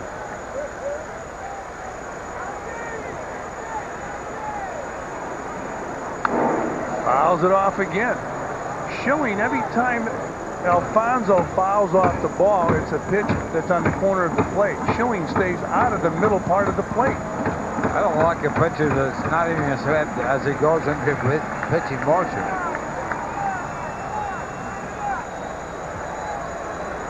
Once again, a 3-2 pitch. Breaking ball. Alfonso drives the ball. Center field. Glanville going after it and making a grab. So that'll do it for the Mets here in the 6th inning. Well, Bobby Jones is done. Ralph, thanks for joining us again this afternoon. Great seeing you. All right, good to be back, and a great baseball game to start out this season. It's really been a wonderful way to kick it off. All right, Ralph, thanks. Best of All right, too. Ralph. So 6 innings in the books here at Shea Stadium. We're still scoreless. 2, it'll be the Islanders and the Washington Capitals at the new MCI Center downtown Washington, where the red light hopes to flash after some Islander goals. And they'll start the pregame at 6:45 and drop the puck a little after 7 o'clock. Haven't been enough of those lately for Mike Milbury's taste. And would you have expected, Fran, never mind what we've seen on the field, to see something like this on March 31st? Incredible, really. I mean, the weather's so nice here today. Hoping for good weather throughout the weekend. Of course, the Phillies and the Mets will go at it again on Thursday night here at Shea Stadium. We'll bring you all the action on Fox Sports New York. You're looking at the crowd here at Shea Stadium. Nice turnout for opening day. And Mark Lewis steps in to face a new pitcher, Howie. Greg McMichael, remember, he had some problems with Lewis last year. Lewis hitting the grand slam off of McMichael to win a game at Candlestick. But it's 1-0 now to Lewis. McMichael talking, I had an opportunity to talk to him recently. He was telling me that he's going to throw more fastballs this year because teams are now going up there with that mindset of waiting for his off-speed stuff. And he's got great off-speed stuff right there at the strike. Now, how about the learning experience for Tim Spear, new catcher? McMichael, of course, throws a lot of balls in the dirt, especially if you get men on base, particularly third base late in a close game. A lot of pressure on the catcher to handle those low changeups. Probably more pressure on the catcher catching McMichael and John Franco than anybody because they live downstairs. In fact, McMichael, pitches out of the strike zone down low, and so does John Franco. But McMichael features that circle change. He also can throw a decent fastball. When he throws a lot of changeups and then throws a fastball, it looks like it's 150 miles an hour. Misses with the breaking ball there. So it's 3-1 on Mark Lewis. Now, we showed a flashback earlier in the game of the grand slam Lewis hit last year off McMichael. And believe me, McMichael remembered it. He didn't have to see that flashback. Lewis hits on top of the ball. Ordonez barehands it. By Ray Ordonez. Well, that's the first of quite a few, at least semi-standing ovations that Ordonez will earn. And Bobby Valentine, who played the infield a little bit, can certainly appreciate what Ordonez does Right here. fielder, Bobby Abreu. A changeup that was just rolled to short. Lewis, average speed at this point, but Ordonez got there in a hurry and got Lewis by about a step and a half. The only chance he had was that bare hand pickup. And he got airborne faster than a lot of jets on the runway at LaGuardia. And the batter now, Bobby Abreu, who's 2 for 2 in this game, and those 2 hits coming off of Bobby Jones. Now, we were used to guys like Brooks Robinson making these plays, charging slow rollers from third. It's not often you see a shortstop not only come up with the ball, but make a strong throw in as acrobatic position as Ordonez did there. He does it with a lot of excitement, a lot of flair. Ordonez winning that first Gold Glove. That's a Brooks Robinson play at shortstop. From a shortstop. Right now the count 1-1 on Bobby Abreu, 1 man out. We're in the top of the 7th inning. It's zip, the Phillies and the Mets. Ball pulled to the right side. Olerud gloves it. Looks to McMichael, but whoa, was it close at first base. 2 down. Shortstop, Desi Relaford. Well, the good sign from McMichael here is that he's gotten 2 ground balls. And the changeup, ideally, the way it drops, is going to produce a lot of ground balls against McMichael. And it's especially significant, I would think, Fran, early in the season. You know, the arm isn't tired enough yet. Guys who throw changeups, John Franco and other examples say, they want to get that arm tired to the point where it produces more grounders. And Greg McMichael, same way. Bob Apodaca is a guy that has done an outstanding job last year with this pitching staff, as McMichael misses outside to Desi Relaford, who's 0 for 2 in this game.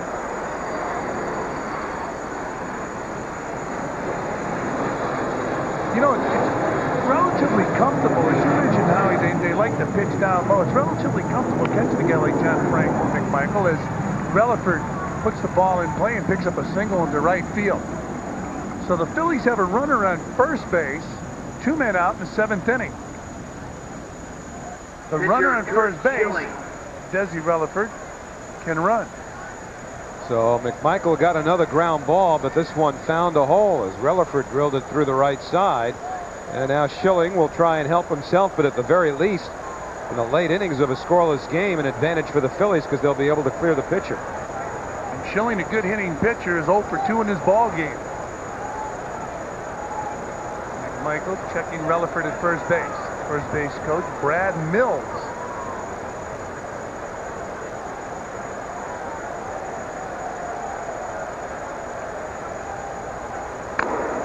Fouled off. So 0-1 on the Philly pitcher. And Schilling has had very good stuff in this ball game. Phillies want him to pitch. They want him to throw at least 120 pitches if things are going well. And they check Relaford at first base. Schilling's been wearing one of those nicotine patches. We haven't been able to find it on him this afternoon, but remember, Fran said before that he's been withdrawing from spit tobacco after they had to cut a lesion out from his mouth. And the 0-1 pitch. Ground ball to the right side. Baerga. Olerud. That'll do it for the Phils. They strand a runner. They fail to score. And here at Shea Stadium, opening day 1998, no score, the Mets and the Phils.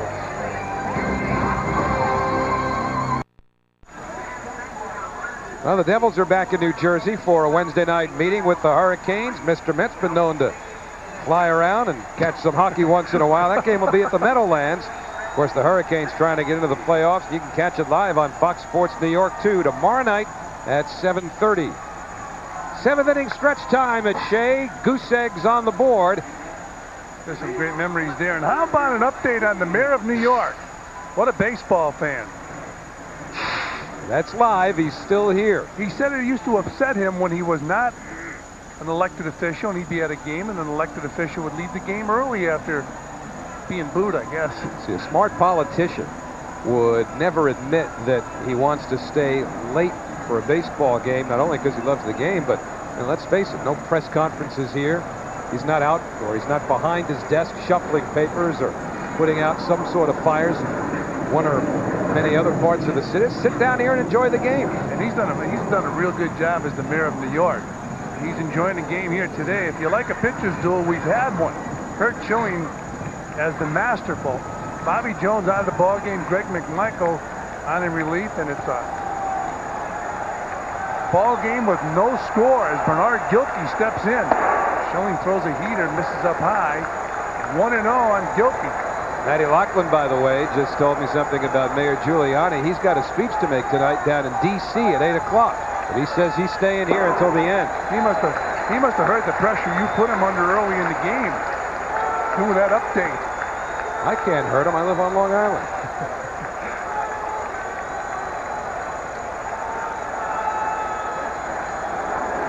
Two 2-0 on Gilkey. 3-0. Now let me introduce you to something. This is supervision, and we'll show you this from time to time this year. This tracking the last pitch.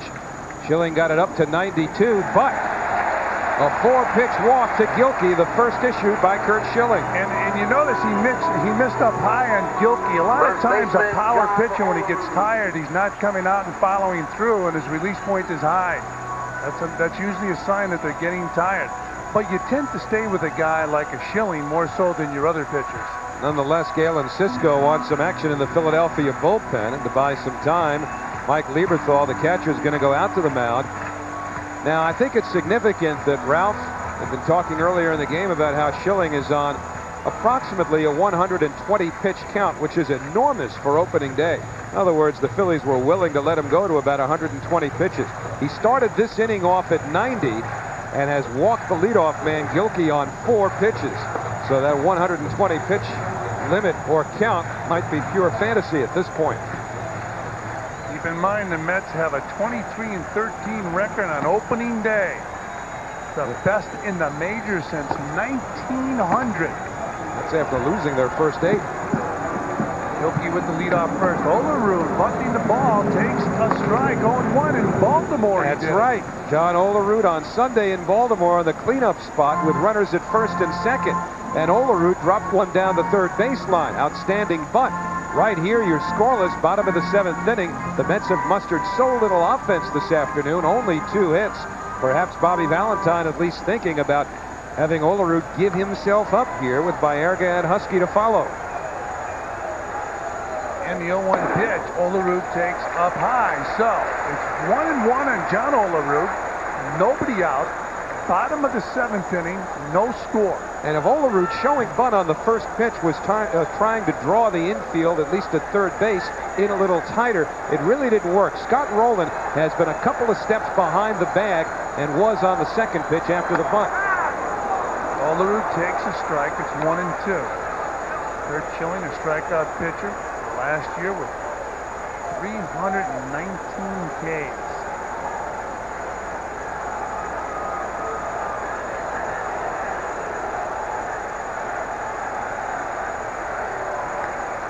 Saw him earlier being toweled down by the Phillies trainer as Olerud fouls the ball off. Can the East play a role in this game? It's not oppressive heat. It's certainly unprecedented for March 31st in this town.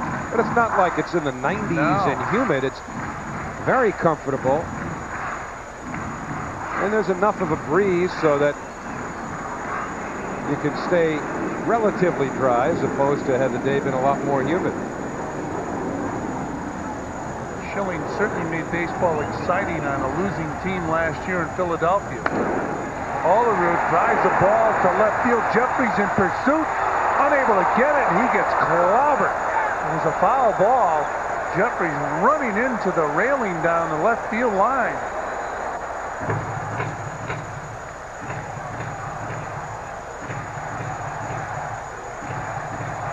Well, Greg taking inventory appears to be all right. You know what? It looks like he's toughened up a little bit over the years. Earlier in Jeffries' career, he didn't have a great pain threshold. And on similar plays to that, would stay down for a while and wasn't quite sure that he was necessarily all right to stay in the game. But here he shrugs it off and gets right back at it. And John Olerud back at the plate with the bat in his hand. It's 1-2 on Olerud. Lined out and struck out. Nice block by Lieberthal. Excellent block as Gilkey holds his ground.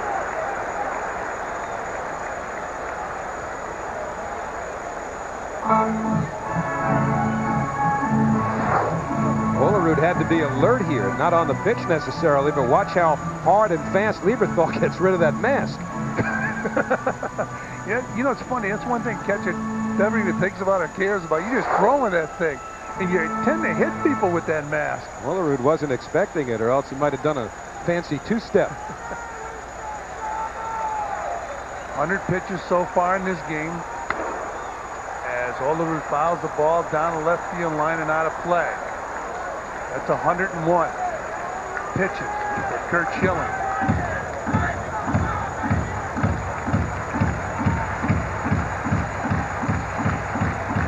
Well, Cookie Rojas was well aware Bernard Gilkey on first base. He could be very important in waving Gilkey around. It's 2-2 on Olerud. Good pitch, strike three. Excellent pitch from Curt Schilling. Second baseman. 7 strikeouts now for Schilling, the second time that he's gotten Olerud. He also caught him looking in the 4th inning. And here the ball breaking away, and Olerud clearly did go around. So here's the supervision look. Ball's breaking away from the left-hand batter Olerud, and that last pitch thrown at 93, well off the outer edge, but Olerud waved at it. Great movement by Schilling. And interestingly, he'll throw harder. It's been documented. He'll throw harder in the 7th inning than he does in the 1st. Well, he struck out Olerud as Olerud back on the bench. They just checked Gilkey at first base. 1 man out. 7th inning. Baerga, the batter, he's flied to center field both times. He's 0 for 2. Fastball, and it's a strike. So 0-1 on Bernard Gilkey. I should say Carlos Baerga. Gilkey's on first, Husky on deck.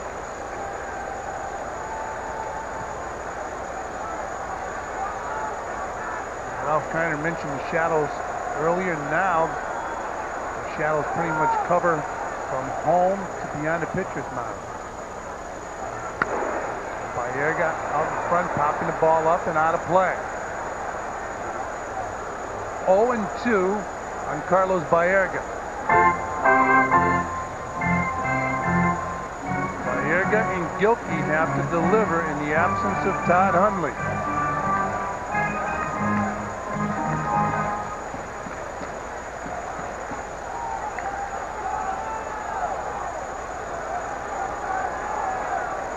Gilkey leading off first. 0-2 pitch, pulled foul. So Baerga staying alive. Carlos Baerga, as Mookie Wilson moves back into the first base coaching box. Baerga in the past, as a member of the Cleveland Indians, drove in over 100 runs twice, once in '92 and once in '93.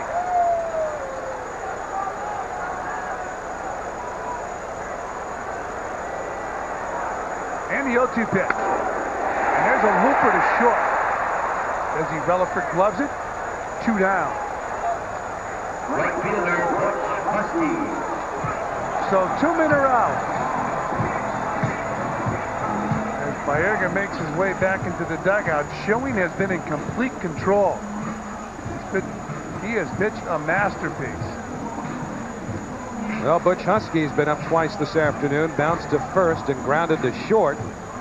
Remember, this is March 31st. It's not April yet. Butch has gone through 2 miserable Aprils. So before he can even get to the 4th month of the year, see if he can do some damage here on the last day of this month.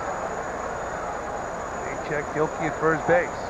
The last 2 springs before this one, Butch Husky owned March.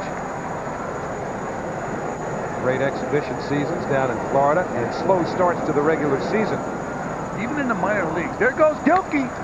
Ball put in play. Relaford over to Bronya. That'll do it for the Mets. They strand Gilkey. We played 7 here at Shea, and still no score. The Phillies and the Mets. And we'll be back. Michael's taking his warm-up tosses. And you're looking out over at the tennis center here in Flushing. A lot of action in the middle of the summer. No action in school today for those kids. How about that? No school today. Mets play at Shea. I hope the teachers aren't looking at those kids here at Shea Stadium. That's okay. You know what? Came up the elevator today with a couple of guys who said, hey, go easy on the kids who cut school today. Don't say too much about it, because we work for the Board of Ed, too. So it starts at the top. Deviant behavior goes right to the upper echelon. Here we go to the 8th inning of the top of the Philadelphia order. Doug Glanville, Greg Jeffries, and Scott Rowland for the Phillies. No runs, 5 hits for Philadelphia. No runs, 2 hits for the Mets. Tim Spear has both of them. Michael begins his 2nd inning of work, and Glanville punts foul. Yeah, Glanville's a guy that has some talent. He can play the outfield. Phillies are very high on him defensively. Not necessarily a power hitter, probably has some pop in the bat, and as time goes along, he gets more experience in the big leagues. He'll hit some home runs. Got to keep him off the bases because he can fly. And you see the shadows now. They're creeping kind of quickly. Last inning, they were halfway between the mound and the plate. Now they're out past the mound. And McMichael ahead, no balls, 2 strikes. Well, McMichael's a guy that features that straight changeup, the circle change. It's tough for a hitter. Major league hitters like hard stuff. And the 0-2 to Glanville. There's the change, and it's wasted. If you look at scouting reports of teams, you'll see that most scouting reports will tell you hitter likes the fastball. Not many hitters like that breaking ball or the off-speed pitch. Now we'll take a look at that pitch and look at the movement on that ball. Again, a staying alive type swing.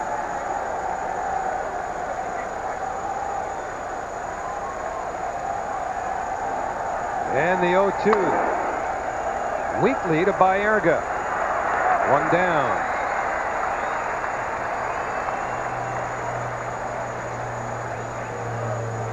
So 1 out here in the 8th. Still no score. Remember, Fox Sports News comes your way tonight at 10 following the Nets and Hawks from the Meadowlands. Get all the latest news, highlights, and breaking stories and sports with Fox Sports News tonight at 10 here on Fox Sports New York. Greg Jeffries. Nothing out of 3 this afternoon. First time he'll face McMichael. 0-1 to Greg. When Jeffries signed with the Phillies, he was hoping to play first base, but they moved him around, and now he's in the outfield and much more successful when he plays first base. Fastball away, 1-1. Yeah, we talked about the scouting report on different players. Now, takes too many first pitches. Looks for a ball inside, can beat him with breaking balls. That first pitch is a pretty good stat concerning Jeffries with that first pitch. Batting from the left side of the plate, he takes maybe 75% first strikes with a fastball and maybe 80% first strikes with a breaking ball. Surprising's such an aggressive hitter, and I think generally you think of Jeffries as being an aggressive hitter. Would take fastball strikes early in the count. Now he gets an off-speed pitch, and it's 2-2. Yeah, what a guy like Greg McMichael and Tim Spear, what they have to do is take that scouting report and combine it with watching video, and you're ready to go when you go on the field today. You got a lot of resources.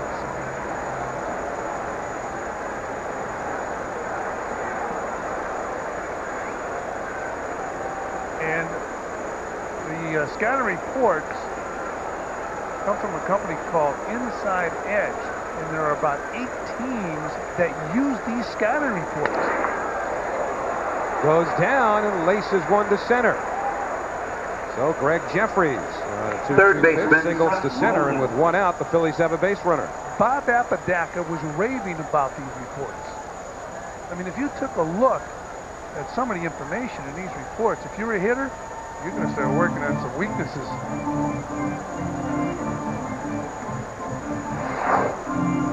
And you see the chase cam. As Spear moves inside, the ball's out over the plate, and Jeffries puts it in play and picks up a base hit. You saw Spear go inside. You saw a control pitcher, Greg McMichael, miss inside and go outside. Just goes to show you, pitchers do not hit the target all the time. So 6 hits now for the Phillies. And the first pitch to Roland, a slider, 1-0. Let's have Carlos Baerga, the second baseman, pulled way around towards the second base bag, with Ordonez into the hole between short and third. Look at the outfield now as we pull back. It's pretty much straight away. Roland, plenty of power.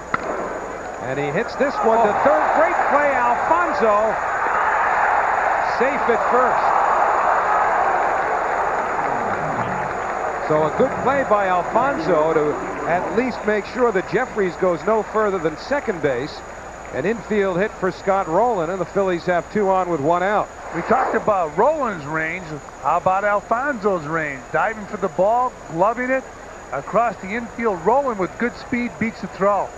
Outstanding speed. Big right-handed hitter. Gets out of the box. He's about 6'5" and about 225 pounds, and he can motor. I'll tell you, when you can run like that, and you can hit with power, you can hit 300. You can consistently hit 300. So trouble for the Mets again. The Phillies have had men on each of the last 4 innings. Third time they've had 2 men on in an inning. Downstairs to Lieberthal. Good thunder in the middle of this lineup. Lieberthal came on strong latter part of the year, last season. Roland had a superb season all year long, and Bronya, who's on deck, another good hitter. That's a strike, 1-1. Lieberthal hit 20 home runs last year. And Rico Bronya also with power. He hit 20. He's on deck. Let's have a left-hander, Dennis Cook, as well as right-hander Mel Rojas throwing in the bullpen. If McMichael gets Lieberthal, it'll be interesting to see if Bobby Valentine goes with Cook against the left-hander Bronya. And the pickoff play at second, not in time to get Jeffries. Well, Bronya is a completely different type hitter facing a guy like Cook. Bronya is not a good hitter against left-handed pitchers. He's a good hitter against right-handed pitchers. And the emphasis throughout the offseason was we're picking up relief pitching so we can utilize it. With that in mind, we're bringing a left-hander to pitch to Bronya. And the 1-1 just below the knees. So McMichael getting into trouble now. Got Glanville on a ground ball to second, and then Jeffries with a single to center, and Roland an infield hit. That's Jeffries at second, Roland at first. That infield looking for 2. The outfield straight away.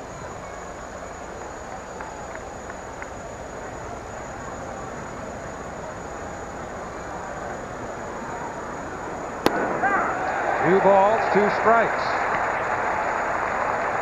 It's really tough to mess around in a situation like this to see if you can get a hitter to chase a bad ball, because you have runners on first and second.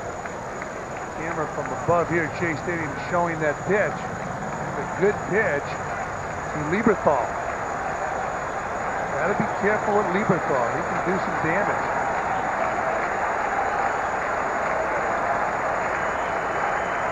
And the 2-2. The breaking ball fouled back. I was pretty surprised today in talking to Hal McRae. He thought that Lieberthal's swing was better than Roland's swing. And he has all the confidence in the world that Roland's going to be a star in this game for many years. Let's Scott Rowland. He's on first. Jeffries the runner at second.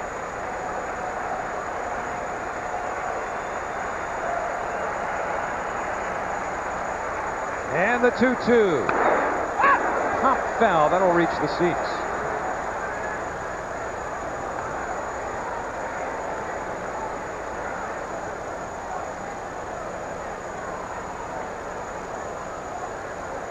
Terry Francona, one of a host of Phillies who have been hit hard by the flu. Schilling was one of the relatively few who have been in good shape. And Bobby Valentine, he's healthy. Bobby is one of those managers that's managing from the first pitch on. Some managers get into the game like the 5th inning on.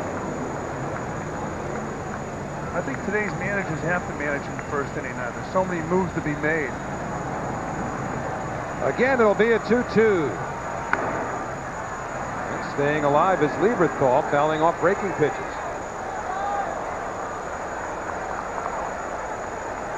And when you're catching in a ball game and the guy starts fouling off pitches, you're not comfortable because he's starting to get on top of that ball. The longer a hitter stays at the plate, he gets the upper hand on a pitcher.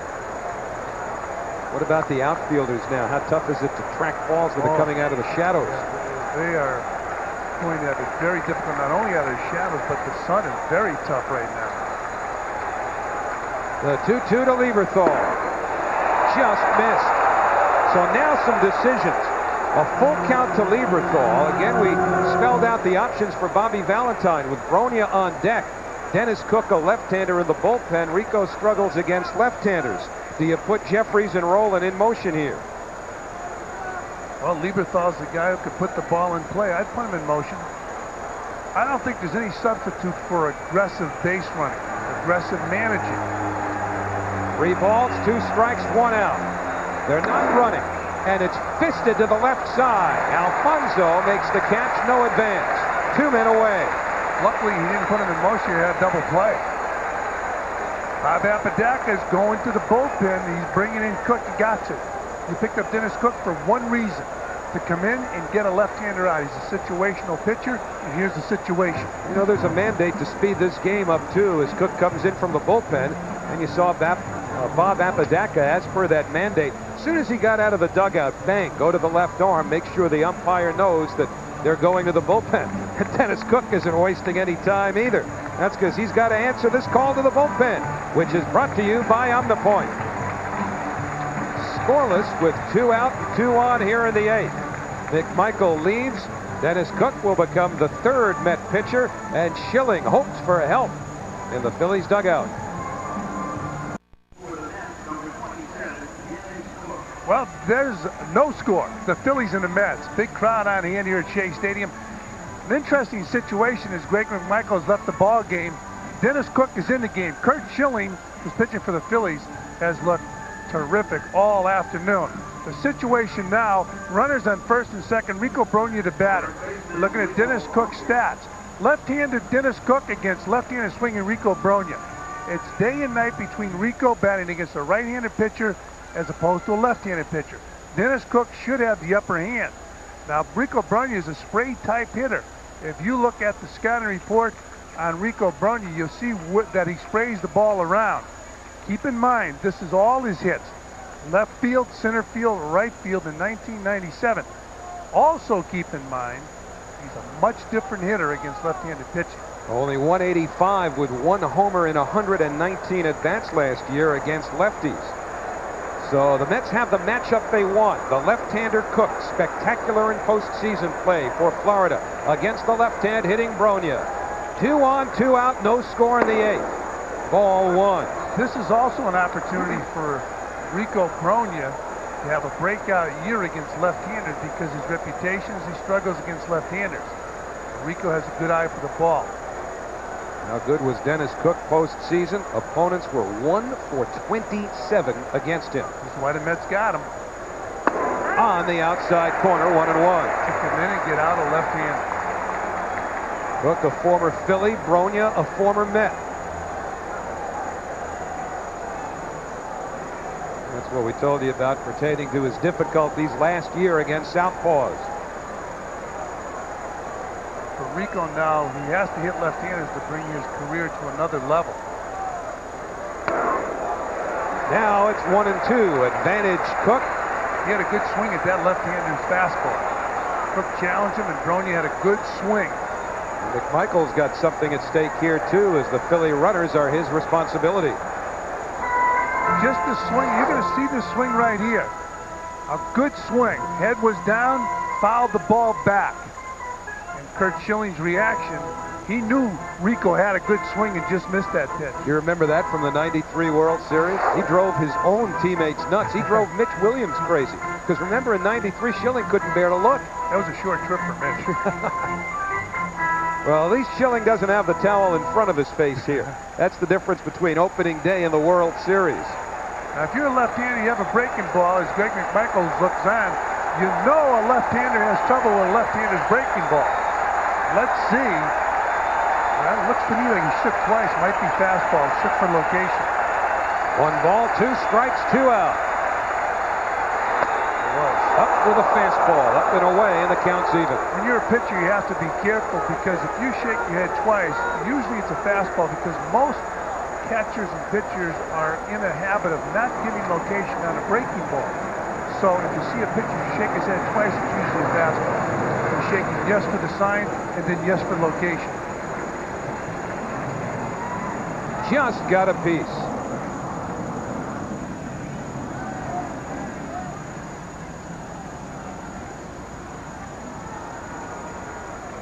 Dennis Cook will remember that today's first base-up, Joe West, was involved here at Shea Stadium. Remember the fight between the Mets and the Phillies, and West body slammed him? I'll never forget it. We were doing that game, and Big Joe, Country Joe West, was throwing poor Dennis Cook around. Uh-oh, now the towel's back up. 2 balls, 2 strikes, 2 out, 2 on, no score. Shook his head once now. It was a fastball. Rico's having some good swings at a left-hander right now. When Rico was here in New York, his swings were not good. His stats were down, and if you watch him swing at left-handers, he was overmatched. This is a good at-bat for Rico Bronya.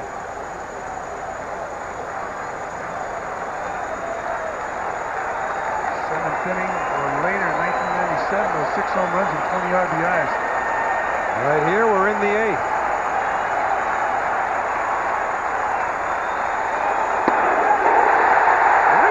Bronya will grab some pine, and Dennis Cook has made the deal pay off immediately. 2 Phillies are frozen on base. McMichael exhales, and Schilling goes back to work. Thursday night on Fox Sports New York 2 as we bring you the second and final game of this Mets-Phillies season opening series. Tune in for our Mets pregame coverage beginning at 7:15. That's Shea Stadium, Thursday. The Mets and Phillies go at it 7:30 again, live on Fox Sports New York 2.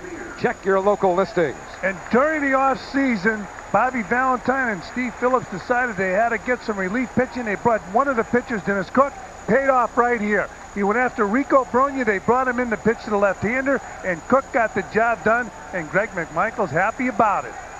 The Mets have 2 hits. Tim Spear has both of them, and he takes ball 1 from Schilling to start the 8th. Well, Spear must have said, you know what, I don't care about having a good spring training. I'm going to get off to a good start. He's got 2 hits in this ball game. Of course, Hundley's in uniform, so Spear probably figures pedal to the metal right away. In uniform, but not eligible. Here are the hits. 2 hits in this game for Tim Spear after coming off a red-hot spring training. First hit is right back up the middle, 3-2 fastball. How about this, 3-2 breaking ball? He pulls it in a hole between short and third. So Schilling's gotten to 2 strikes on him twice, showed him 2 different looks, and Spear's beaten him both times. Now it's 1-1. And the breaking ball on the outside corner. Great spot from Schilling, and it's 1-2. Well, you can't say enough about Curt Schilling this afternoon. What about the long inning, too? I mean, the Phillies were up there a while, even though they didn't score in the 8th. Doesn't seem to bother this guy. One of the things he does so well that helps him along the way is to throw no strikes. Now the breaking ball gets Spear this time. So Schilling, for the first time, wins a battle with Tim Spear, 1 man away. And for Schilling, his 8th strikeout.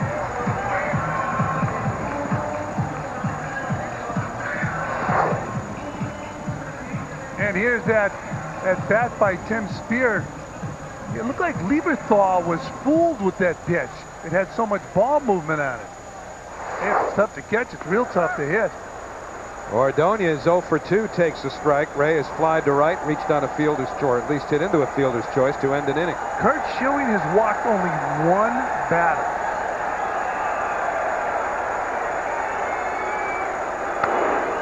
And he's ahead of Ordonez, 0-2, and that's in keeping with Curt Schilling's ratio from last year. And from a power pitcher, when you're facing a power pitcher, at least you feel you have the edge. He might walk you, he might overthrow. This guy doesn't overthrow the ball. Galen Cisco, the pitching coach with the Phillies, looking on. It's going to be a nice job when you have a pitcher like Curt Schilling. It's after Schilling that things become a little bit adventurous for the Philadelphia Phillies, although finally they're happy because they have a healthy staff. After Schilling, they go with all right-handers, in addition, of course, to Schilling. Terry Francona will roll out Mark Portugal, Tyler Green, Mike Grace, and Garrett Stevenson. Matt Beach, pretty decent pitcher, prospect. Left-hander, though, was sent down. He was the last cut. And it's 1-2 to Ordonez. And in case you missed the Mets cut, which was announced late last night, Craig Paquette, who had a real good spring for the Mets, just a victim of numbers. He had options, and so he's been sent down to the Mets Norfolk affiliate in the International League. Well, Bobby Valentine mentioned many times during cuts this year was a matter of numbers. Ordonez lays off the split and the count evens. He said Bill Paulson and Steve Phillips said the same thing. Probably would have been on the ball club. It's a matter of numbers and options. So there's the beneficiary of all the activity, Masato Yoshi, the 5th starter.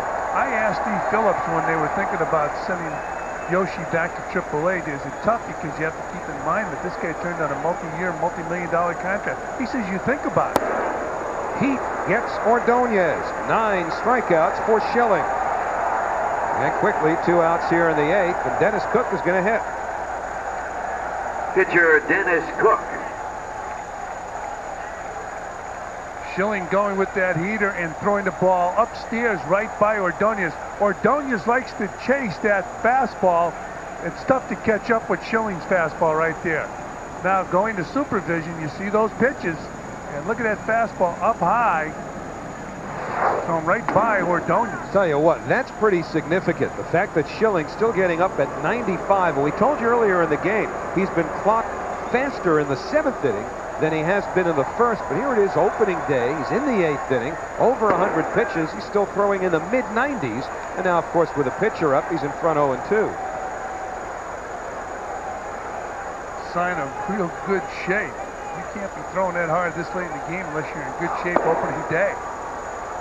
Oh, 1-2 on Cook with McRae to follow. And here's Dennis Cook's reaction to Schilling 2 pitches ago. That's respect. Right on the black. That's a great shot. Cook puts it in play. Rolling, charging. And he gets him by a step. So Schilling works another 1-2-3 inning. He's retired 6 in a row. 8 innings in the books on opening day at Shea. Still the Mets and Phils. No score.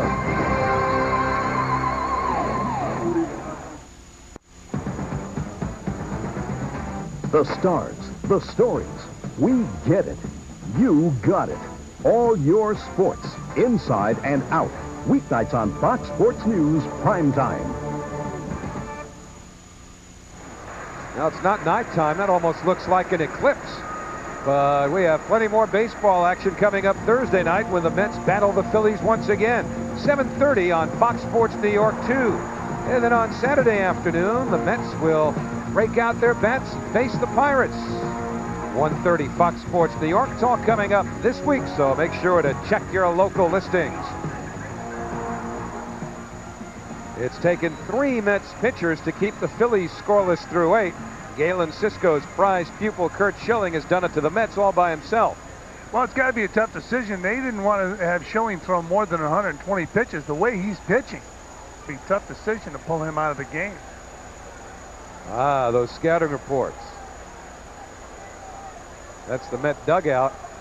Tom Robson, the Mets hitting coach, talking things over with Bob Apodaca, maybe getting his opinion on a specific pitcher he's seen and whether or not the scouting report is up to snuff. Mets scouting report on Mark Lewis is pain. He showed you all the big hits and home runs he had against him last year. He's 1 for 2 with a walk today, and Ordonez robbed him of an infield hit in the 7th. 0-1 to Lewis, leading off the night for Philadelphia.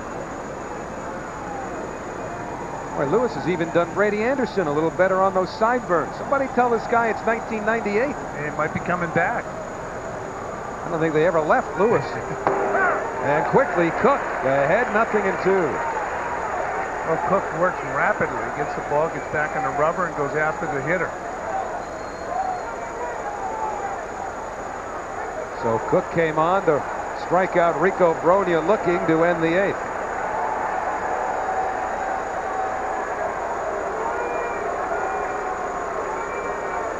And the 0-2 just off the outside corner.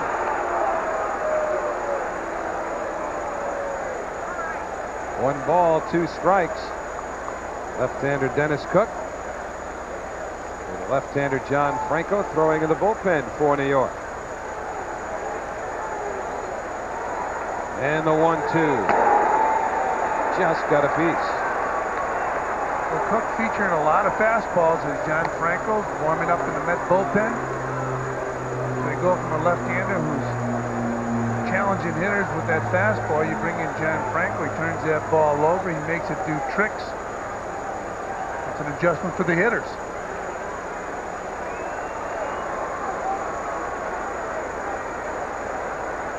Outfield playing Lewis to pull.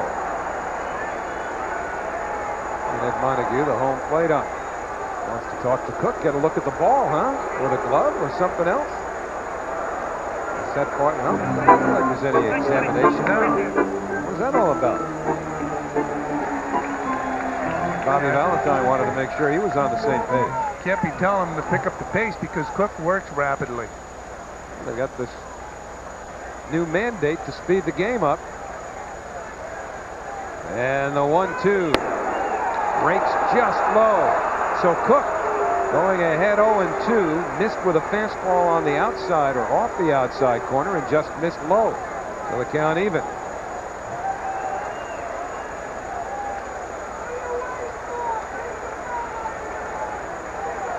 The 2-2 to Lewis. Nice foul. Cook's got an interesting way of coming set. Although, of course, nobody on base is working at it. The windup, but he stares down the catcher and seems frozen for several seconds before any movement. The way he sets up in that rubber like that reminds me of Jim Cott later on in his career. That's about 4 seconds. Broken bat. Cook gets out of the way, but Ordonez stays with the ball. 1 away. Dennis Cook got to do a little dance. You got to watch out for splinters. Unusual place for the bat to break, up in the barrel. You got to check that wood. He gets inside. That's a great shot of an in and out swing. Watch his hands. He brings them in, and that bat is broken. Good pitch from Dennis Cook.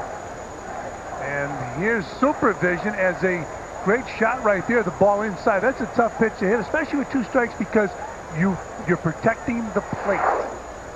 That kind of pitch is good news for the lumber companies. You can break a lot of bats like that. Here's Abreu, 2 out of 3. It's funny where that bat broke, though. It broke on the barrel. Very unusual. Wasn't unusual for Carlos Baerga last year, who broke about 2 bats a game. It was amazing how many bats he broke. No balls, 2 strikes to Bobby Abreu. Abreu healthy again. Last year he missed some time with a fractured right hand, but he too has struggled against the left-handers. Only hit a .182 against Southpaws last year. So this is all set up for Dennis Cook. Now Abreu wanting to slow Cook down. Dennis featuring that fastball, staying with that fastball.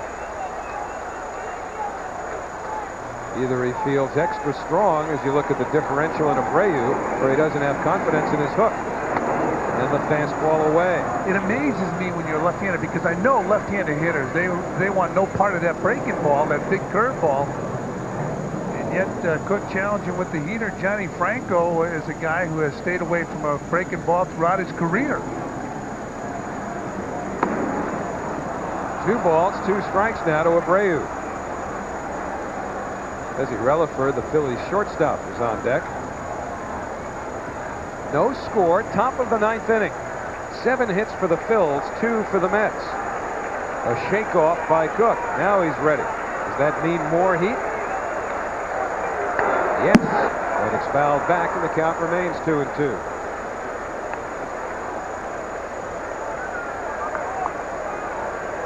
Schilling still in that dugout. He got a towel inside that jacket. He looks like the Philly fanatic like that.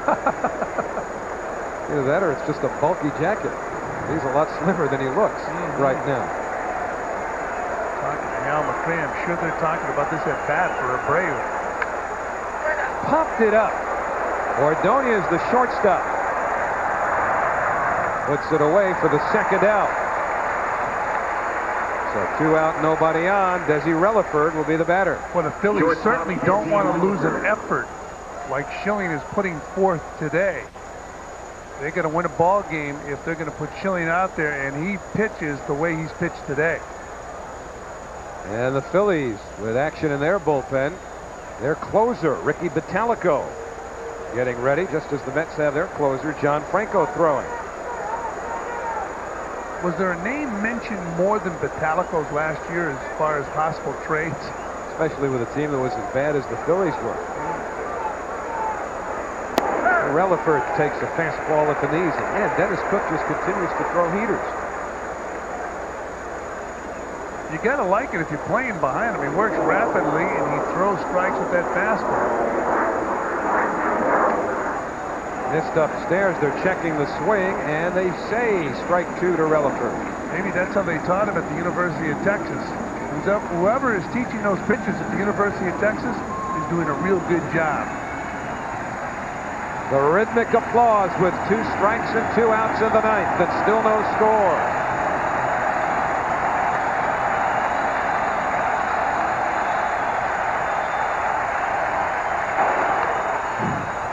Still 0-2, and Relaford behind the fastball. Dennis Cook a little late getting to spring training this year, and for a very good reason. Triplets. And then he brought him home. He got out of town. His road trips will come in handy when sleep is in short supply. Schilling hoping for help. And that is just off the outside corner. 1-2 to Desi Relaford. Backdoor breaking ball right here, trying to catch the corner of the plate. One of the few off-speed pitches he's thrown. Yeah, and if you're right here hitter, when they throw you that pitch, you tend to collapse your hands and give up on the pitch. Line to left. Gilkey took a step in, but gets back. So the Met pitchers have kept the Phillies off the board through 9. Schilling looks to be done. The Mets will send the top of the order up in the 9th inning to try and win it on opening day. This copyrighted telecast is authorized under television rights granted by the New York Mets solely for the private, non-commercial use of our audience, any publication, reproduction, retransmission, or other use of the pictures, descriptions, and accounts of this game without the express written consent of the New York Mets and Fox Sports New York is prohibited. And a new pitcher, Jerry Spradlin on the mound, 6'7", 245 pounds. Well, what an outing by Curt Schilling this afternoon. Looking at Spradlin's stats from last year. Top of the order, Brian McRae takes a strike.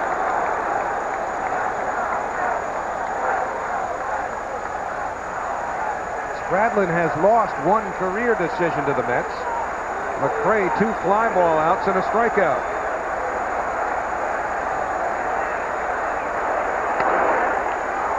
To the left side, it'll reach the seats, and a quick advantage for Spradlin, 0-2. Spradlin in 1996 signed with the Philadelphia Phillies as a minor league free agent. He initially signed with the Cincinnati Reds back in 1988. He'll get up around 91, 92 on the ray gun. And it looked like a split that McCray waves at for the first out of the ninth. Spradlin throws hard, and that ball straight down. Missed by McCray. He picks up where Schilling left off. Looks like a 6'7" right-hander coming at you. Bottom just falling out of that pitch. 86 miles per hour. Down 5 inches and away 2 inches. That's good ball movement. And he got McCray to swing right over the top. Alfonso struck out twice and flied out. He thought about a bunt, pulled it back. Alfonso jammed a finger on Sunday in Baltimore, catching a pop-up. Swelled up on him. He had x-rays that were negative. And the fastball on the inside corner, 1-1. There was never a question about whether Alfonso would play. There was some about Butch Husky because of his hamstring. Between the two of them, they're 0 for 6. And Spradlin right back to work. Missed away with a slider. 2 balls and a strike. Well, players take a lot of pride in being in the starting lineup opening day of a season. And you don't want to miss out. If you can play it all, you go out there.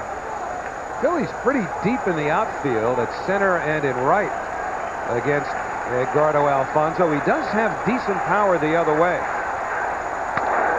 But he hits it to the shortstop. And Relaford throws him out.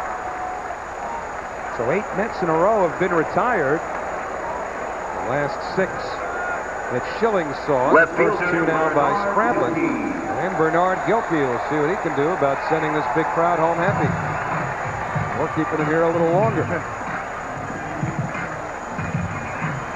If you're going to play extra innings early in the year, you might as well do it on a day like this. Bobby Valentine doesn't care how long it goes as long as his team winds up on top. And that's where the Mets have usually been on opening days, winning 23 of the last 28. There's Gilkey's hit zone. You see he likes that ball from the middle of the plate in. That pitch, that ball that's out over the plate on the outside corner, he'll struggle all the way from top to bottom. Deep to left by Gilkey. Jeffries there, and the side retired. Sounded a lot better than it looked. Gilkey got good wood, turned on the fastball, but it died as it reached Jeffries. So nothing across for the Mets in the ninth. And it will go to extra innings. Gilkey thought he might have had something here. Now we'll grab a glove.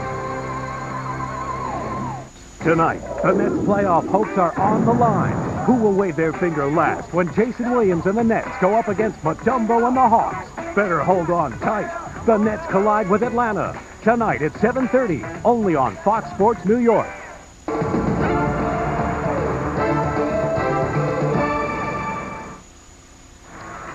Well, Bernard Gilkey made the last out, hit the ball hard, but it was right at Greg Jeffries. Now, you take a look at Gilkey's hot zone. See that middle of the plate in, up, and also belt tie. Now, this ball is in his hot zone.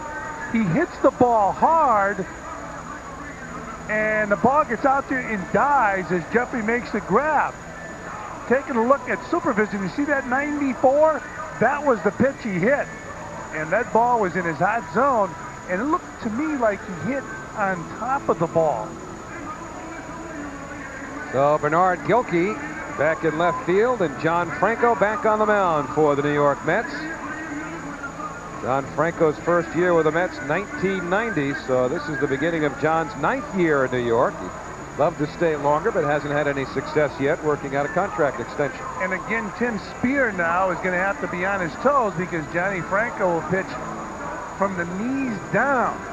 And there's no room for error for a catcher. You pretty much have to catch John Franco like you would catch a breaking ball. When you signal for a curveball, you have to anticipate the ball in the dirt. When you usually don't do it with a fastball.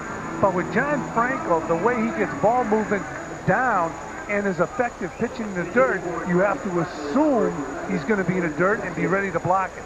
All right, there'll be a pinch hitter for the Phillies to start the 10th. That'll be Kevin Sepsic. He'll bat for the pitcher Jerry Stradlin. And he'll face John Franco.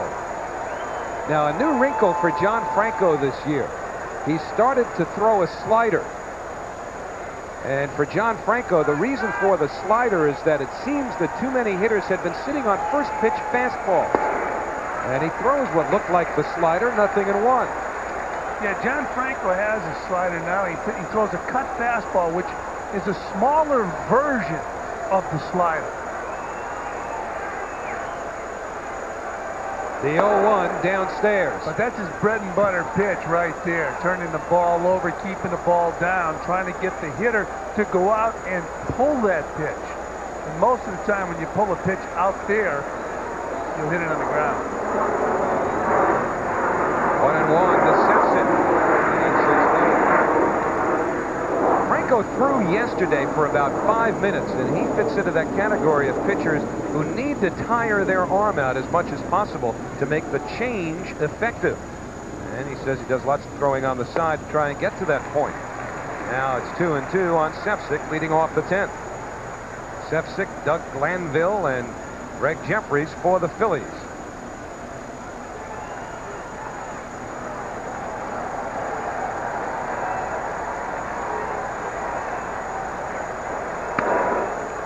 Foul to the right side, still 2-2.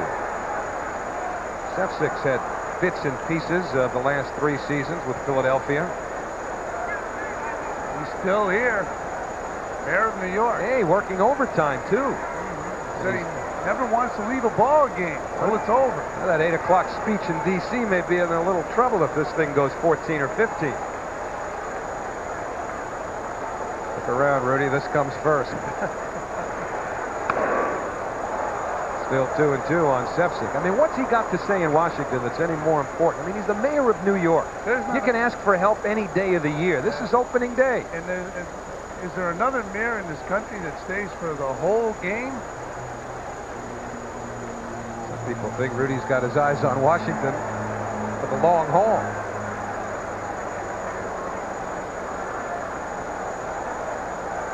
And the 2-2 to Sepsic, missed.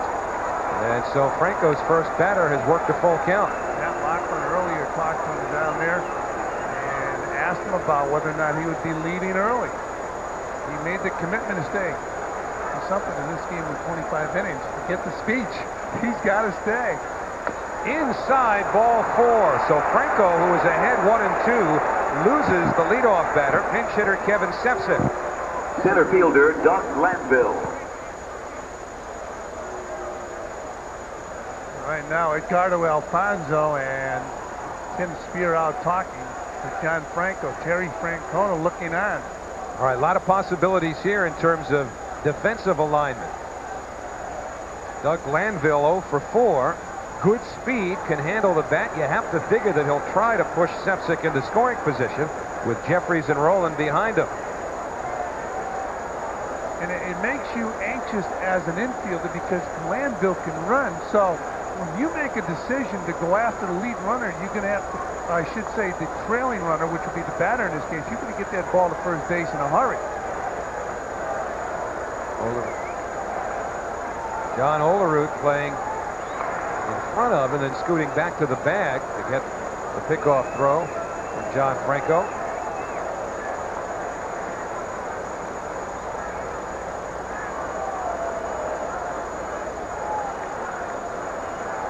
Outfield pretty shallow. Mets look for 2 on the infield if Glanville elects to swing, but he bunts it foul. It's 0-1.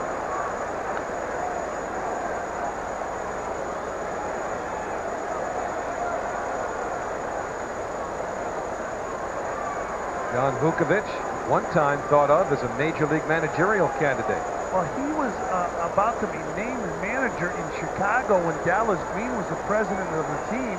When Dallas Green was fired, he was not hired as manager. It'll be an 0-1. Again, Olerud drifts back to the bag. He was a couple of steps in front of Sepsic, and then moved up to the lip of the infield grass for Franco through to first. You see Alfonso tied at third. They charge from the corners, the pitch downstairs, a ball and a strike.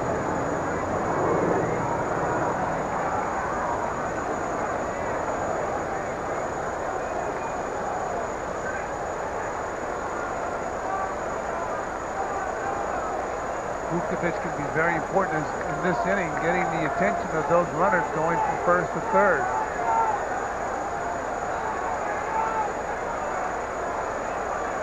They charge from first and third on the last pitch. This time Olerud hangs at the bag and takes the pickoff throw.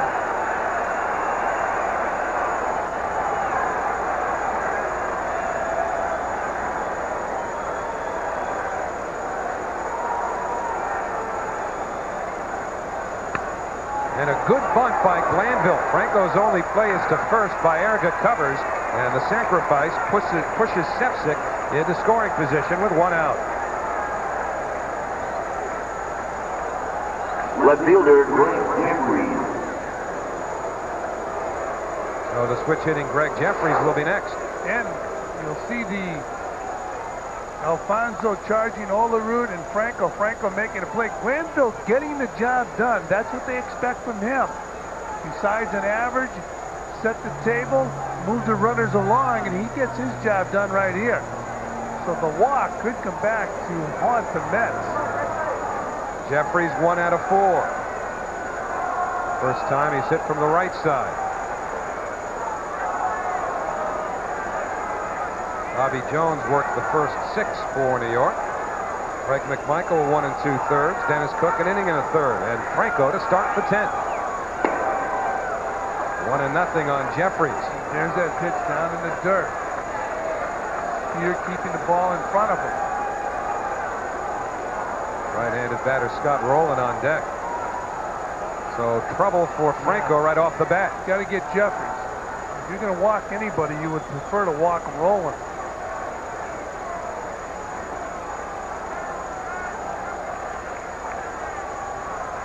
Kevin Sepsic, the runner at second. That's a strike on the outer edge. 1-1.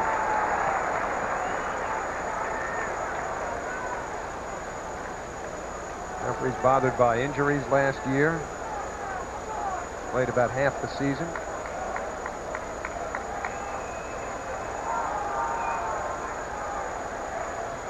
Decent lead for Sepsic. And the fastball in, 2-1. Jeffries had to lose that ball because that ball wasn't in that close.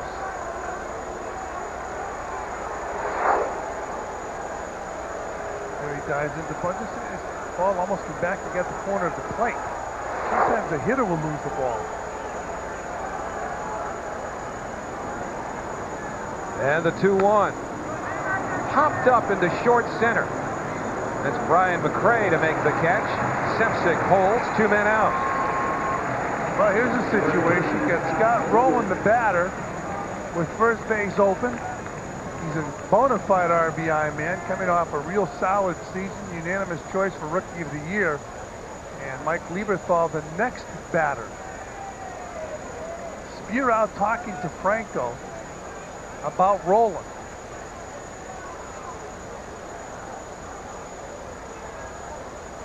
He has the luxury of putting him on right now. But it looks like they're going to pitch to him. Mike Lieberthal hits behind Rowland. His hit, the single, was an infield single. That was in the 8th inning. And there's Lieberthal hoping for a chance. Outside. Will they simply keep it away from Rowland and try to work on Lieberthal? There's the report. There was the report. I think that was on Darren Winston, the New York native who's made the Philly ball club. He's throwing in the bullpen now, so they're doing a little advanced work. 2 balls, no strikes. Usually John Franco has a field day with a guy who likes to pull that ball, so you're going to have to watch and see if Rowland goes the other way with Franco's pitch, although Franco's been busting people in lately.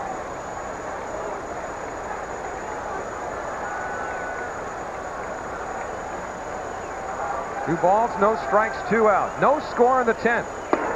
And again, away. This may very well be by design. He hasn't come in with anything yet to roll, and it's 3 balls, no strikes. And now they're just going to put him on. That's why Spear went out to talk to Franco, saying don't give him anything good to hit. And Franco's the type of pitcher that you can say that to, and he will throw that ball off the plate, where if you're going to pull the ball, you're going to hit ground balls.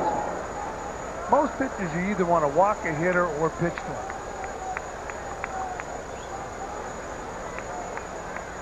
Terry Francona will watch Mike Lieberthal, who didn't have a whole lot of at-bats this spring. Remember, he had the tendonitis in his elbow, so he only played in 9 games. And Lieberthal only had 25 spring at-bats. Phillies have a lot of confidence in this guy. He got a lot of confidence in himself last year by swinging a hot bat late in the year as Bob Apodaca looks on. I'll guarantee you that Hal McRae has told these Philly hitters that you're going to have to go with this guy. You're going to have to go with his pitch. That guy was a very smart hitter. And he's always talking to his hitters. Rico Brogna, the on-deck hitter, a left-handed batter who again struggles against left-hand pitchers. But it's 1-0 to Lieberthal. That's a strike on the outside corner.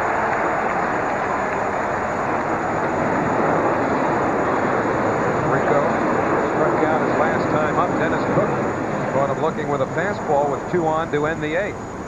Now Lieberthal in a similar situation here. In fact, the identical one. Runners at first and second against Franco. Outfield straight away. Infield back, and the 1-1 sits away. So far, away.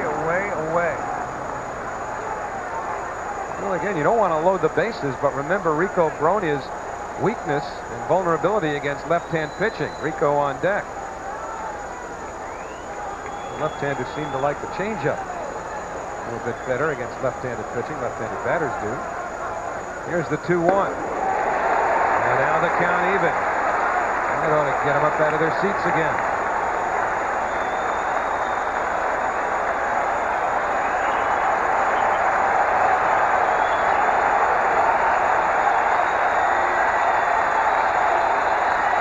Opening day, midsummer weather, midsummer intensity. 2 on and 2 out.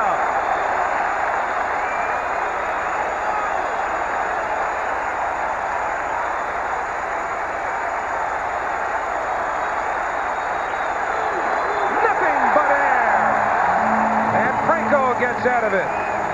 No runs, no hits, 2 walks. 1 was intentional, and again the Phillies leave 2. They have left 8 on through 10 innings, and still we're scoreless as the Mets come up to the last of the 10th. Skyline as it's basked through sunlight and warm temperatures all through this March 31st opener here at Shea Stadium, the earliest opening in Mets history. And here's the latest pitch from Franco. Outstanding pitch, and it was a John Franco pitch, his money pitch, out of the strike zone. And Lieberthal chased it. And speaking of chasing, the mayor of New York has left the building. He's on his way to Washington for his speech, but he stayed 4. Finally, he's into the 10th inning. Well, now, you know, this is just like a politician now. He said at the start of the game, I'm staying for the whole game. And what he'll say in defense, I'm sure, when we confront him with this, is, well, listen, the game's 9 innings. I stayed into the 10th. That's right. I overstayed my welcome, is what he's probably going to say. He'd really show me something if he came back and said, I'm a man of my word. Like a politician's ever going to say he overstayed his welcome. So here's Olerud taking a fastball from Billy Brewer. He is the 3rd pitcher used by the Phillies this afternoon. Olerud, Baerga, and Husky. We'll see what they can do about getting something on the board for the Mets. Left-hander Billy Brewer deals. And a line drive, base hit for Olerud. The Mets have the winning run on with nobody out. Well, do we see a pinch runner? Yep, Luis Lopez had the helmet. And now Olerud will head to the dugout, having done his job with a leadoff single in the 10th. Well, from the right side of the plate, Baerga has struggled, so does he bunt the runner along for Butch Husky? Cookie Rojas flashing those signs. He's not going to take any chances. Forget the signs. I'm going to tell him. Nothing wrong with that. No. I mean, they'll always tell a third base runner if the squeeze is on, right? You don't want to take a chance on screwing that up. So under these circumstances, no score in the 10th. Cookie and Carlos on the same page. And Cookie signaled over to Luis Lopez, who was just in conversation with Mookie Wilson. So Cookie now flashing those signs to Lopez.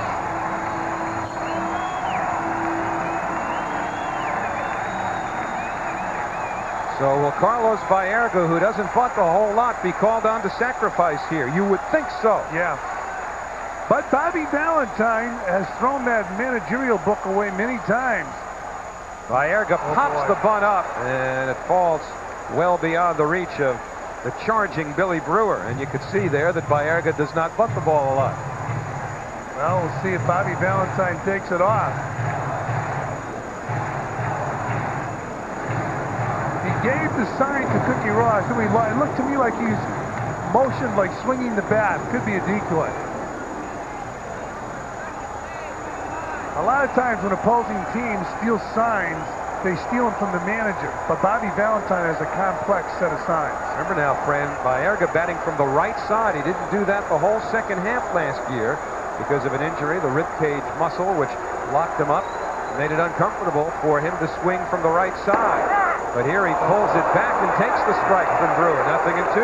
Also keep in mind, another one of the reasons he didn't bat from the right side of the plate is because he struggled from the right side of the plate.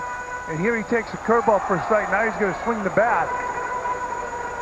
You know, you don't often hear players talk openly about having lost their confidence in any particular department, but Baerga all last year said he was flat out of confidence in his ability to hit right-handed. A base hit here will start getting that confidence back.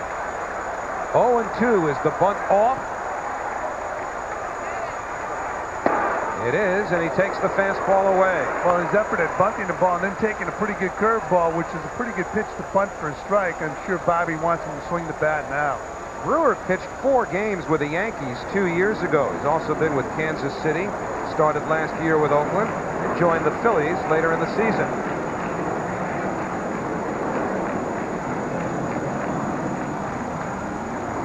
Brewer turns 30 years of age in 2 weeks. Short lead for Lopez, and a good stop by the catcher Lieberthal. Very good stop.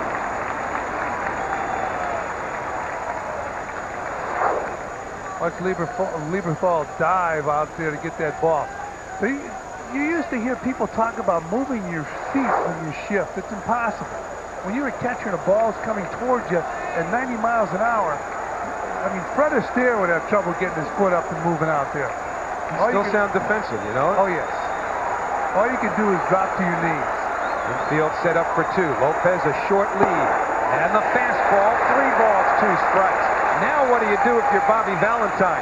You've got Baerga, who hasn't swung the bat in anger from the right side in almost a year. Will he put the hit and run on? Well, Bobby Valentine's been a very aggressive manager. I'd put the runner in motion. That's Lopez, the runner at first. He's running for Olerud, who led off with a single. The outfield deep and straight away on Baerga. Lopez running, and Baerga fouls it back. Baerga's usually a guy that can put that bat on the ball, even though sometimes it's on the handle of the bat. We talked about him breaking so many bats last year. One thing for certain, he was making contact. Brewer, the 3rd Philadelphia pitcher. Starter Kurt Schilling was brilliant, going 8 innings, allowing just 2 hits, striking out 9. Stradlin worked the 9th. Put him in motion. It'll be a payoff pitch. But first, a check of Lopez.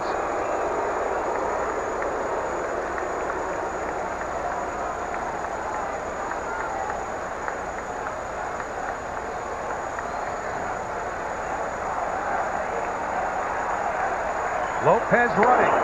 And Baerga pops it towards the right field line. This time Abreu gets there, and Lopez will have to go back. Earlier in the game on a somewhat similar play, maybe with a little less hang time, Abreu got a late start, and the second baseman Lewis had to hustle back and make the grab. This time Abreu makes the catch, and Butch Husky will be the batter, but he probably won't face Brewer. No, he's not. They're going to the bullpen. Francona has already motioned to the bullpen. He wants the right-hander. So Lopez back on first base, and Mark Leiter coming in the ball game. Well, the veteran Mark Leiter, who's been a starting pitcher often in his career, bumped to the bullpen as the Phillies have set their pitching rotation. We talked about Hal McRae pulling for his son. Now you have a situation where Mark Leiter's coming in the ball game, and Al Leiter is with the Mets. And of course, Mark and Al Leiter used to join the family for outings here at Shea Stadium. Here they are, opening day, 1998. There's Al, who gets to fend for himself on Thursday night against Mark Portugal. We'll have that one for you right here on Fox Sports New York. This has to be tough for a guy. Watch his brother come into the ballgame. You got to pull for your team, but how about against somebody else? Well, somebody's probably asking him about that right now. As you see Leiter break into a grin that is emblematic of a guy who's got a World Series ring, a fresh one in his pocket. Mets will see what they can do about this one next. Do they tell the mayor you're number 8 for takeoff?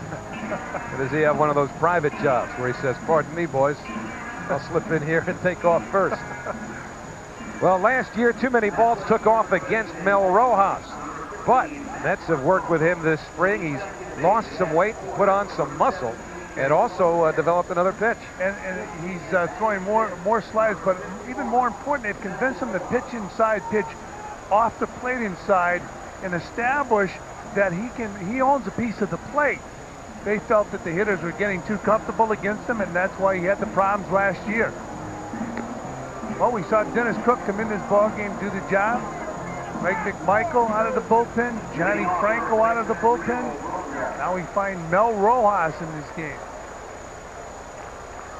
And Rojas will go after Rico Bronya, and then Mark Lewis and Bob Abreu as we go to the 11th. In case keeping a scorecard at home, Lopez, who ran for Olerud, bats 4th, staying in the game at 2nd. Rojas, the pitcher, will bat 5th. That was Baerga's spot. And Matt Franco, now at first base, will bat 9th. And throughout spring training, the cry was the Mets have pitching depth. This has certainly been a test. And Rojas gets a strike to Bronya. Rico 0 for 4 today. One of the things about the Mets bullpen that makes it appealing is the different look that each pitcher brings. Rojas following John Franco, an off-speed pitcher. And the carom job to Alfonso. Oh, and he got him. Rojas made a kick save. Alfonso played the carom, and they get Bronya by a step, and now the concern for Rojas. But Rojas said everything's all right. You don't even have to come out, Fredina. But Fred's out there with Bobby Valentine. You know what Rojas said? My luck is changing. Watch this. Bronya hitting the ball hard off Rojas' leg. Alfonso with an outstanding barehanded grab and a toss across the infield. Did he get him for real? The umpire says he did. So Joe West called him out, and Rico Bronya's out. What a nice play by Alfonso. So now it's Mark Lewis, 1 out of 3 with a walk. And the off-speed pitch for a strike.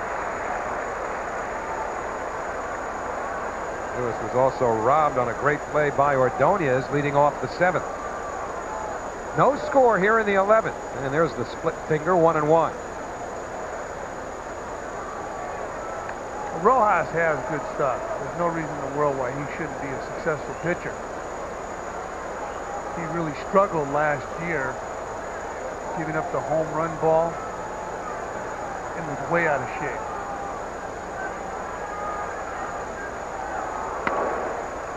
Fastball fouled back, 1-2 now to Mark Lewis. It amazes me this day and age why any major league player or any player in professional baseball would allow themselves to get out of shape. Players of your generation are proud of saying that we spent spring training getting into shape, right? Now everybody comes to spring training ostensibly ready to go. Oh, yeah. I remember my first year in spring training, a guy talking about he had to lose 20 pounds in the month of March. And the breaking ball, nice play by Franco, but he can't get the throw across. Franco had trouble getting a grip. And Mark Lewis has an infield hit. This looked like it might have been the slider we were talking about. Well, Rojas throws the slider to West, breaks his bat. Nice play by Franco. Half the play was nice, and then Matt, in haste to get the ball out of the glove, was unable to get the handle. Well, Bob Abreu, 2 for 4, will be next. And Lewis, the runner at first. No score in the 11th. 8 hits now for the Phillies, 3 for the Mets. 2 of them by Spear, 1 by Olerud.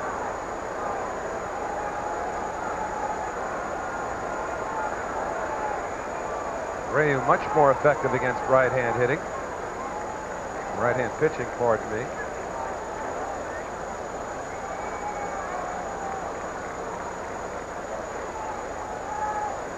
The deal with Tampa Bay was prearranged. With Kevin Stalker, the former Phillies shortstop, went to the Devil Rays for Bob Abreu.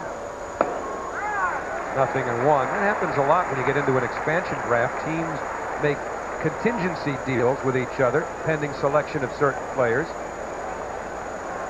Tampa Bay's got themselves an experienced shortstop. The Phillies have themselves a promising hitter. Moises Alou has himself a new address in Houston. Everybody's happy, at least for now. Check back at the All-Star break. Infield set up for 2, and Abreu way out in front. And the Phillies feel Abreu is still developing. He'll become more of a pull hitter as time goes along, but they're very high on his defense. Their salaries also dictate who you pick up, and that's a nice pitch from Rojas. Gets Abreu way out in front. No balls, 2 strikes, 1 out.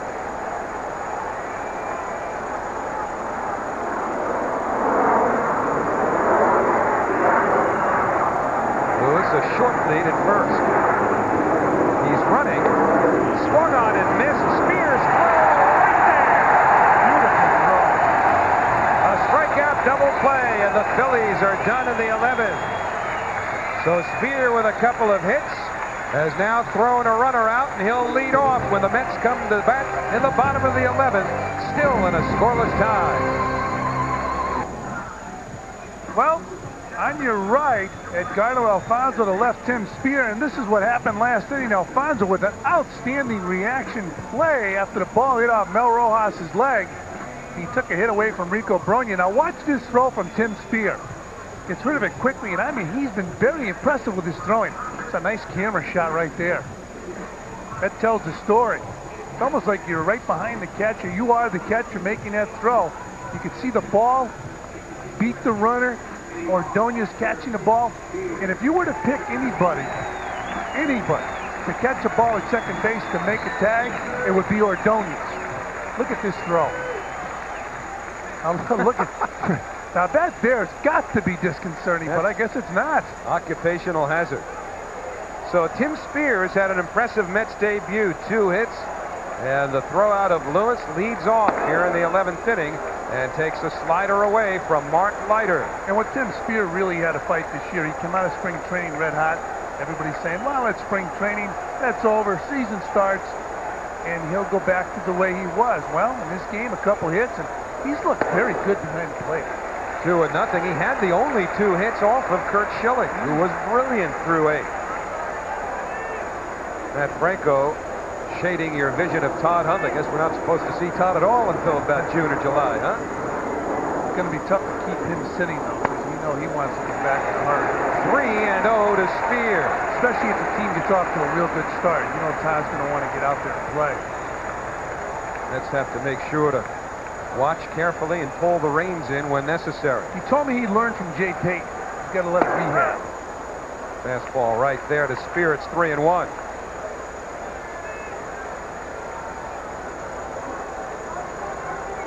No score. We start the last of the 11th. 8 hits for the Phillies, 3 for the Mets, and here's the guy with 2 of them. Outfield, deep and straight away.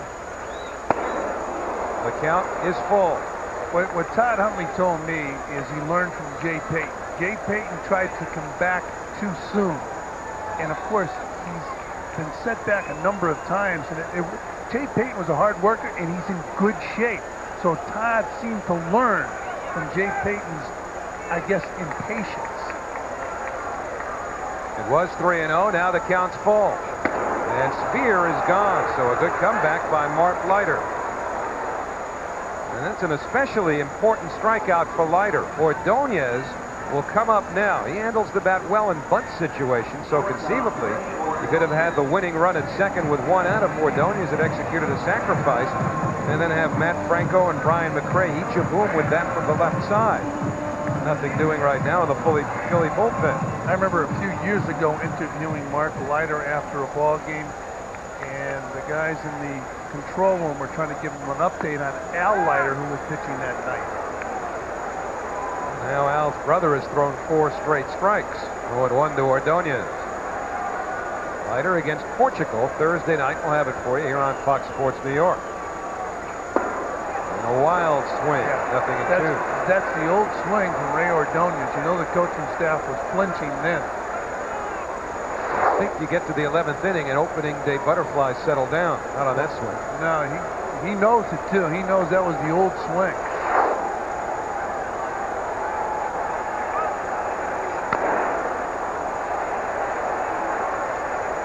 Still 0-2 to Ordonez.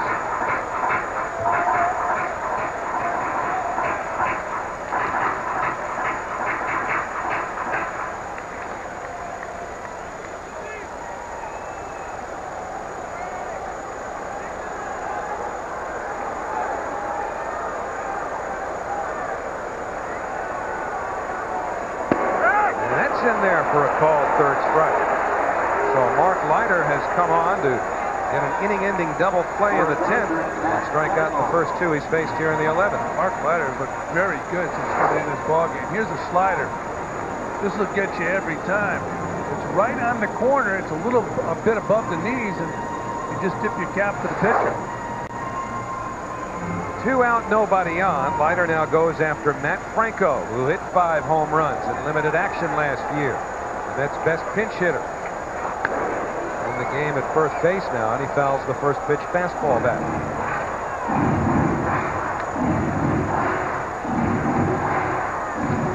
What a year Matt Franco had last year was outstanding coming off that bench. Very difficult role when they put you in there and say, okay, game's on the line, do something. An 11th inning look to a dugout. Sunflower seeds, cups. 1 ball, 1 strike.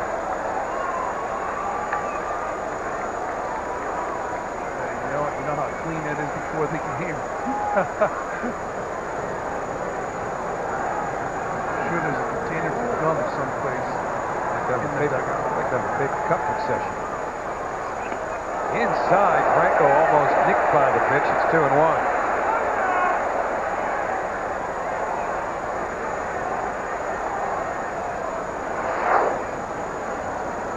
You utilize the next pitch. How can you use this pitch right here? You've moved the hitter away. Now what do you do? They're going away. Franco lays off. It's 3-1. Brian McRae, the on-deck hitter.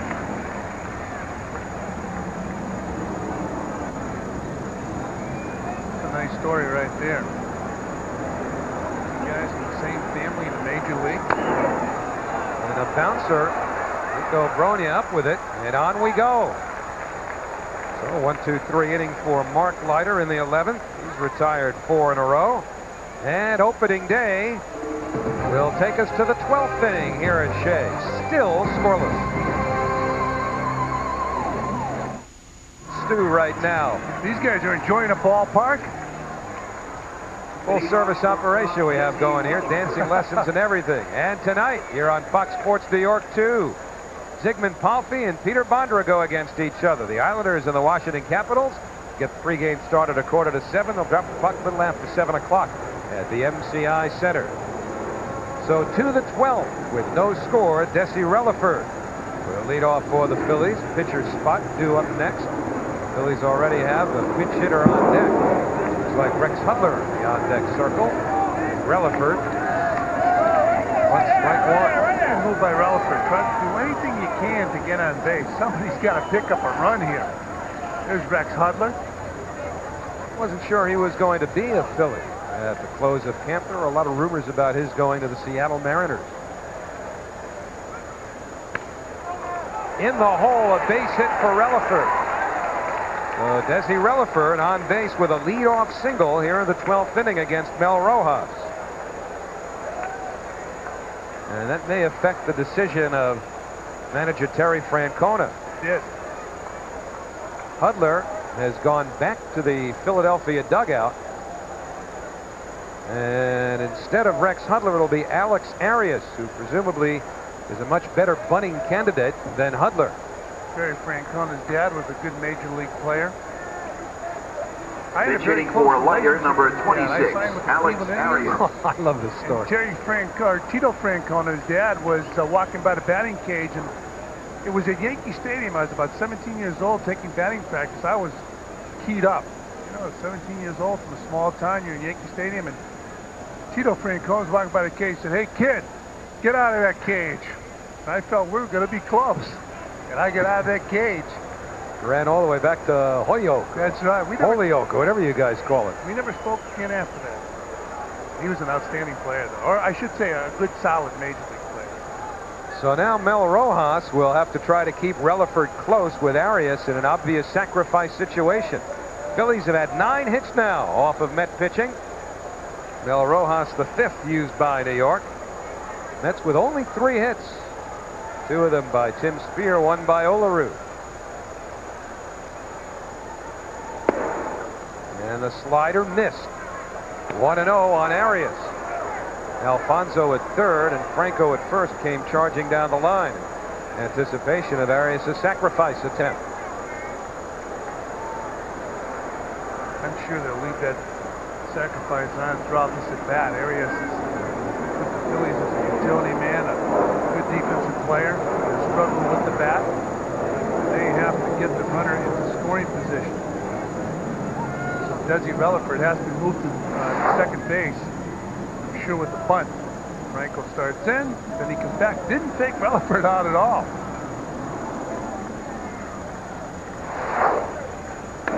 And the bunt popped up, but it'll reach the screen. 1-1. I bet you Bobby Valentine has more defensive plays and alignments in bunt situations than any manager in baseball. And you'll see so many of them even during one at-bat. Not often will you see him put the same defensive scheme on for 2 straight pitches. Absolutely. Bobby Valentine has a number of different plays for his offense and his defense. Especially when you get 2 guys on. Right here, it's 1 on and nobody out. And in the dirt. 2-1, and Rojas making life difficult for himself.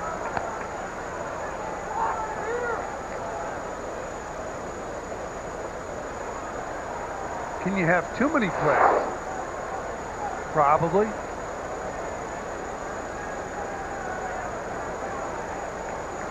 This particular situation seems a little more cut and dry.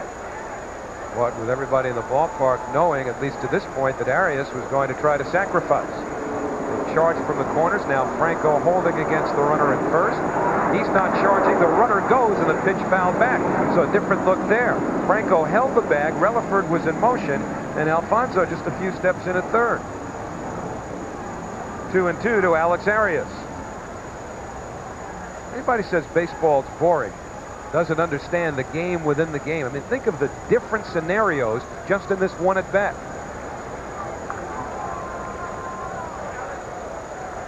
Well, Relaford right now will be put in motion again. 2-2 to Arias. Nobody out. No score in the 12th.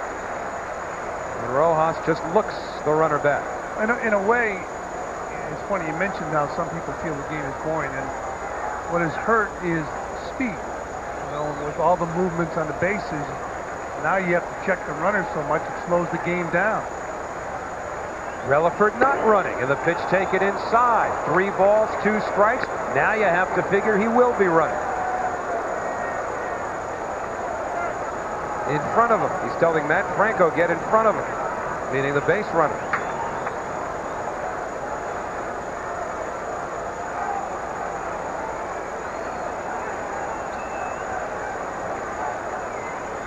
We talked about it. That's how they want to hold the runner on. Franco Bluff going back. Runner goes. Payoff pitch. They'll do it again.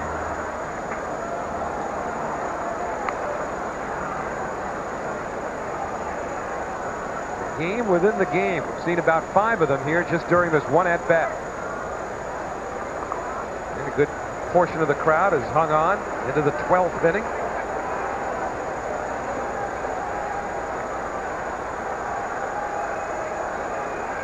Rojas in his 2nd inning of work. Arias, the pinch hitter for pitcher Mark Leiter. It'll be a payoff pitch. There goes Relaford. Swing and a miss. Spears throw not in time. So Arias failed to get the bunt down, but the end result the same.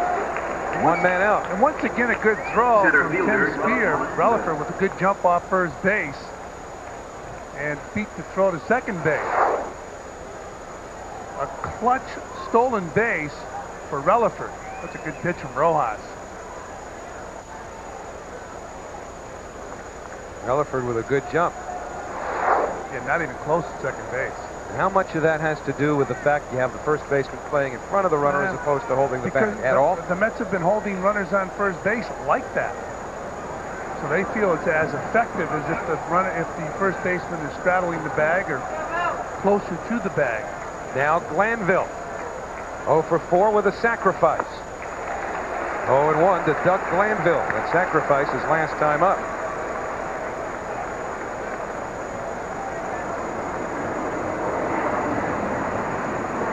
There goes Rudy.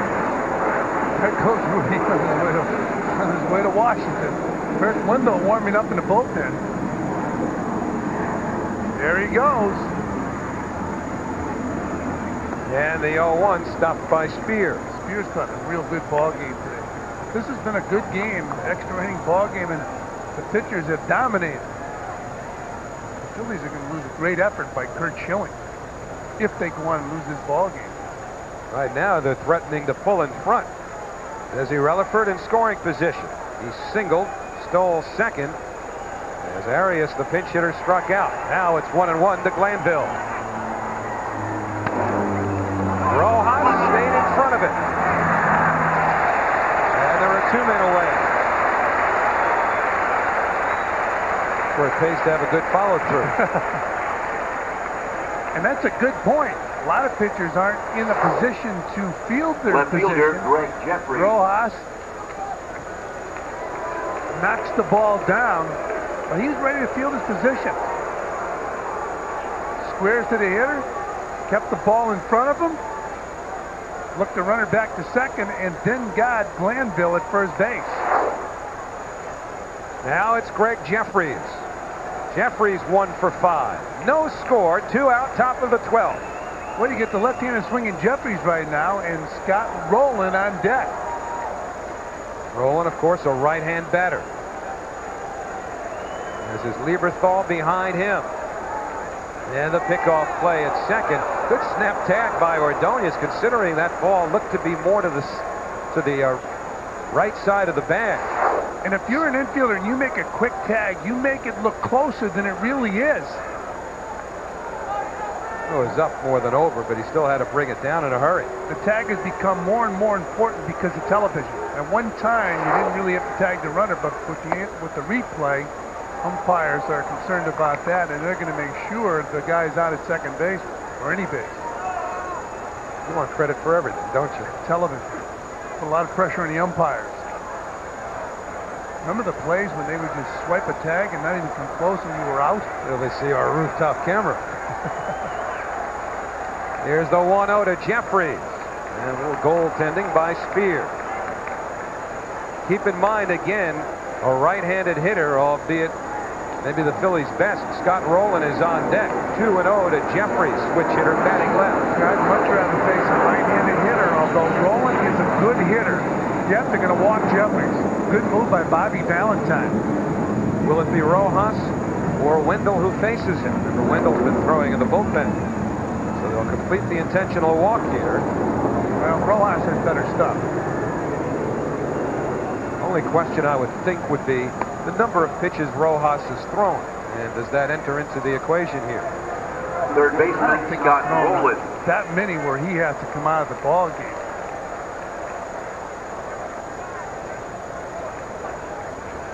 They're erasing pitches.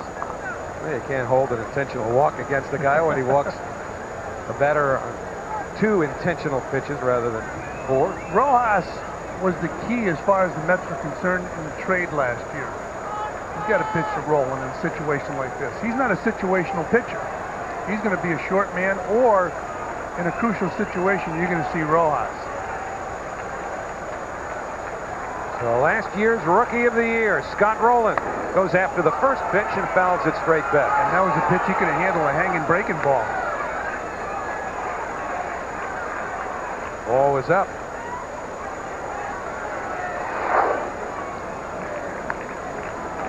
This goes to show you not all hangers are hammered. This ball is fouled back. I'm sure Rowland liked that pitch back. Very aggressive hitter. No balls, 1 strike, 2 out. And that chases Relaford back. 50 pitches. No big deal. It's the second inning. No big deal. It's 400 pitches over 8 innings. Well, no, it's not. It's a couple hundred, but you get the idea. So you're projected early this year. That's it. And the 0-1 downstairs.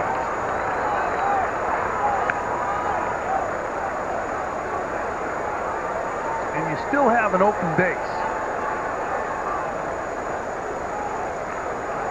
You're going to be licking those lips a lot when you're just searching for a run. So the chapstick coming in handy here in the 12th inning. 1-1 to Rowland. Rutherford, the runner at second. Jeffries at first.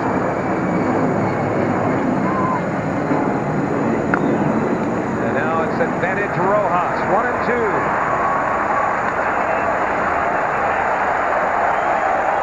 And again, they'll stand at Shea.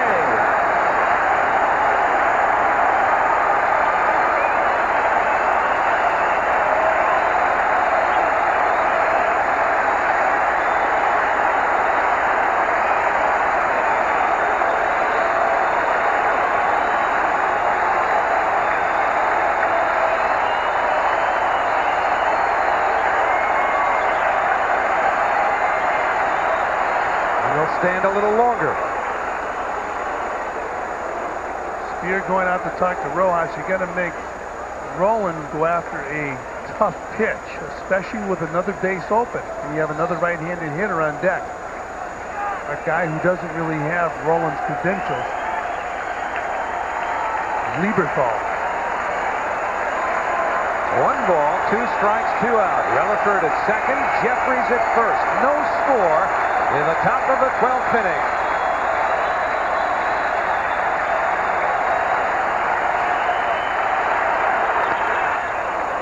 And on it goes. Chuck Cottier, the Phillies bench coach, next to Terry Francona, had one of the great managerial tirades of all time at Yankee Stadium when he emptied a bat rack and a Gatorade cooler and half the equipment room. Manager of the Seattle Mariners at the time. Wonderful thing. Again, it'll be a 1-2 pitch.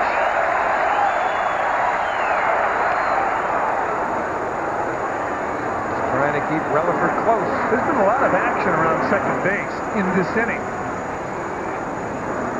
Relaford stole second as pinch hitter Alex Arias struck out.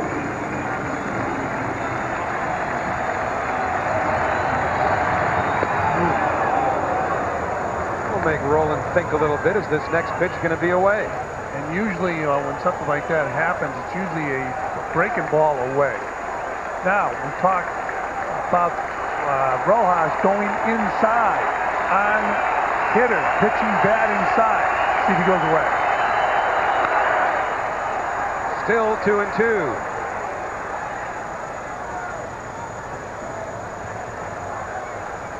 Probably was watching the Kentucky-Utah game last night, saw Jeff Shepard and said, man, that could have been me. Personally, though, I'd rather be the Rookie of the Year in the National League than win an NCAA title. That's right.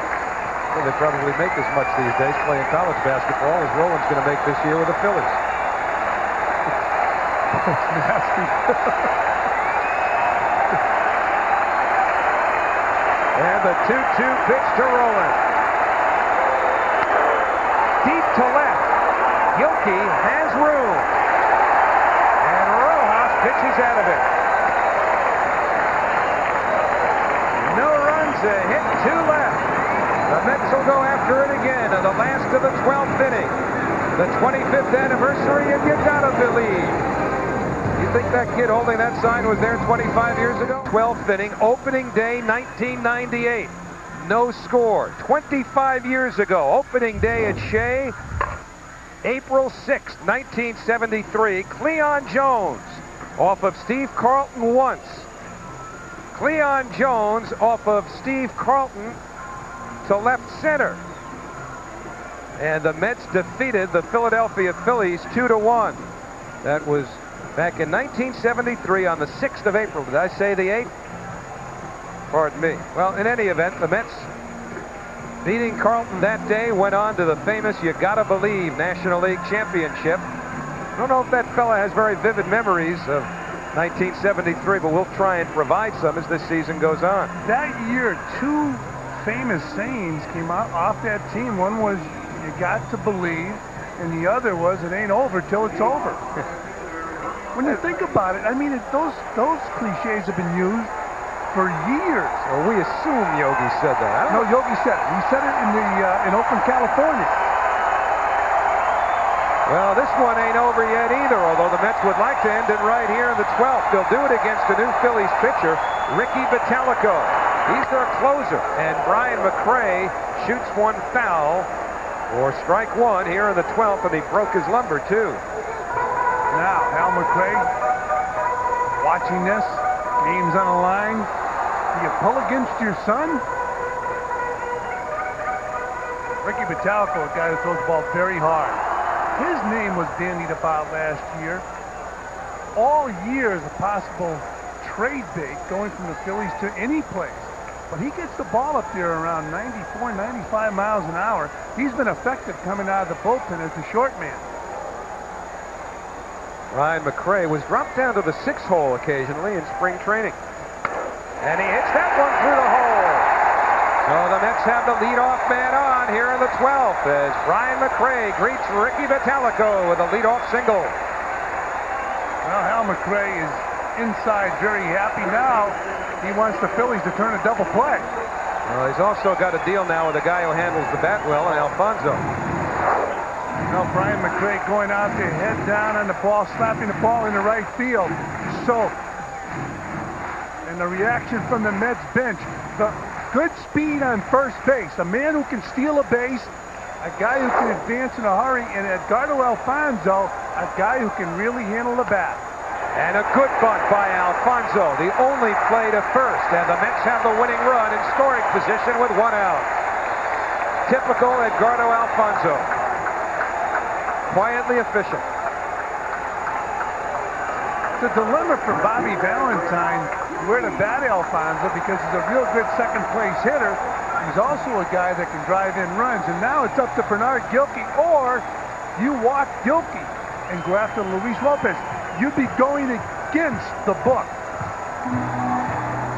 Well, Galen Cisco, the pitching coach, is going to go out to the mound and talk things over with Bottalico. Remember, Lopez is in the game in the cleanup spot after running for John Olerud and staying in the game. I would go against the book. Go after Gilkey? I would know. I'd walk Gilkey, and I'd pitch to Lopez. Even though Lopez is going to be swinging from the left side of the plate.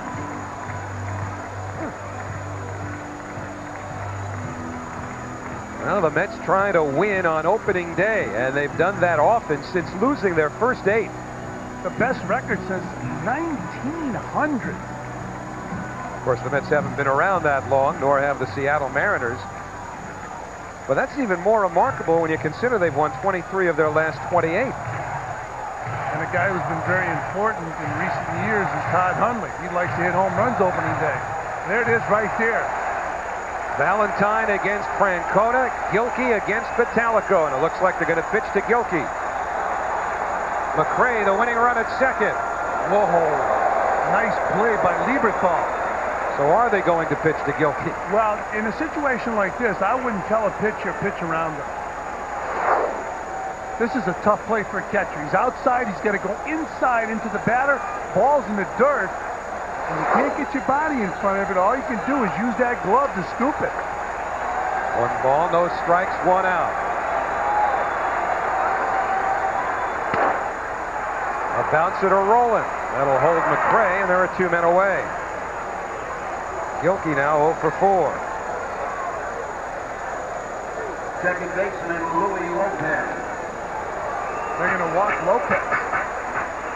Well, that'll bring up a pinch hitter for Mel Rojas, who is in the 5th spot.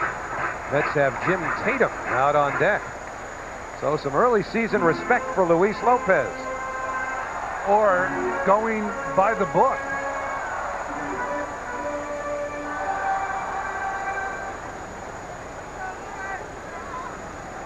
Terry Francona, one-time manager of Michael Jordan. When Michael Jordan played minor league baseball.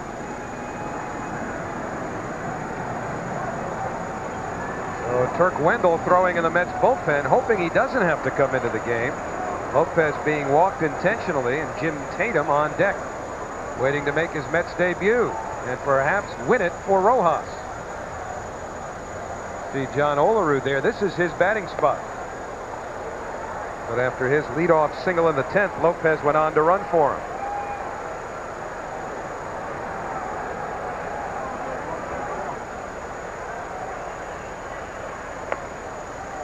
It's ball 3, 1 more to go. Todd Hundley looking on.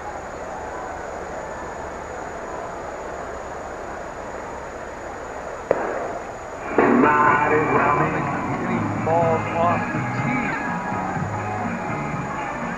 They're going to bring him along slowly. They're hoping he'll be ready in June.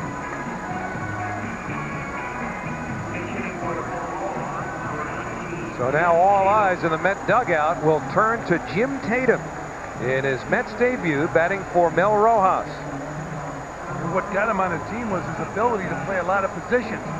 First time out of the shoot for the Mets, he finds himself in a crucial situation swinging the bat.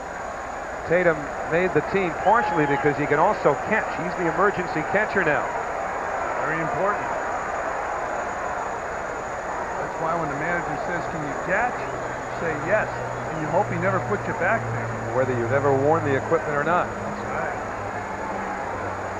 There's a manager who wants his players to be able to play a lot of different positions.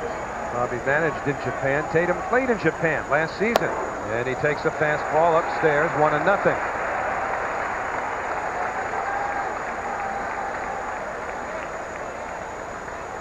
This must be eating Hundley up because, you know, in a game like this, never mind the pomp and circumstance of opening day, dying to get a bat in his hands and at least try to do something about it. Hasn't bothered Malicki's appetite for sunflower seeds, though. 1-1. It's been a great day for pitchers. The Phillies and the Mets pitchers have all pitched very well.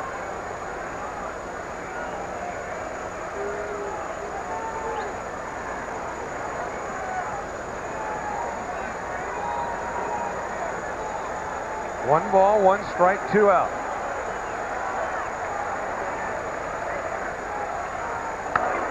And it's popped foul, so now Vitalico has the advantage, 1-2.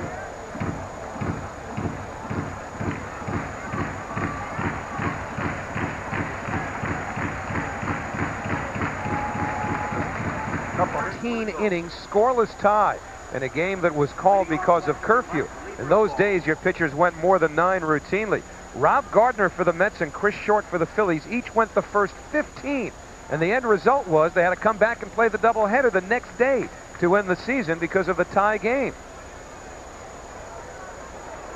Now we go to the 13th, nowhere near a curfew, and it's Mike Lieberthal leading off against Turk Wendell, whose first pitch catches the inside corner.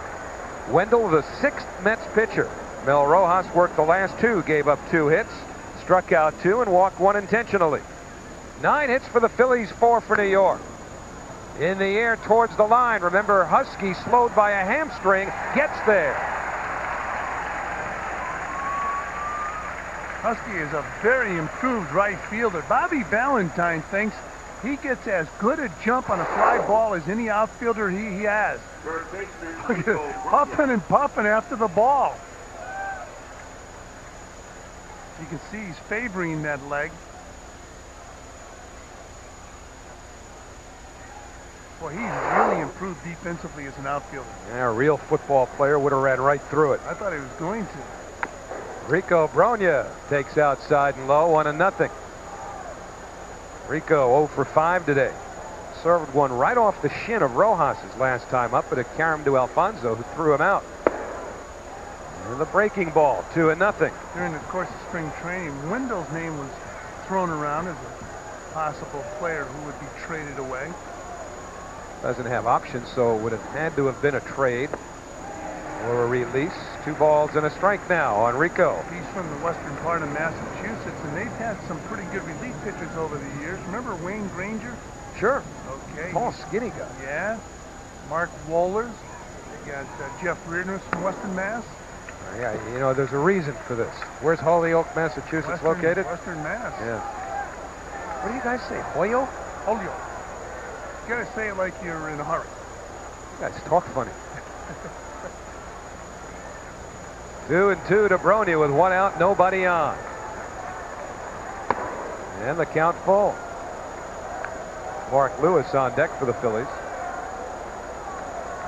Bronya, good power, particularly against right-hand pitchers. And he just gets a piece as he went down for it. After today, these teams will need tomorrow off. They always keep the day after the scheduled opener available for a makeup date, given the weather problems you usually have this time of year. They'll work out tomorrow. And the Mets have a welcome home dinner. Hosted by you, Gary Cohen. And Luis Lopez gobbles it up for the 2nd out.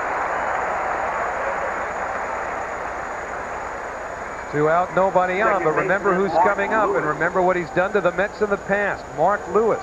Last year, opening day turned out to be a doubleheader because of a rainout of the scheduled opener, the home opener anyway, against the Giants. And Lewis, in his first start as a Giant in the 2nd game of the doubleheader, hit 2 home runs against the Mets. Played enough innings to be in the 2nd game of a doubleheader. This is the top of the 13th. And Wendell stays away with a breaking ball. That's respecting Lewis's power deep in the outfield. They're pretty much straight away. McRae a step to left center. Fouled back. It's 1-1.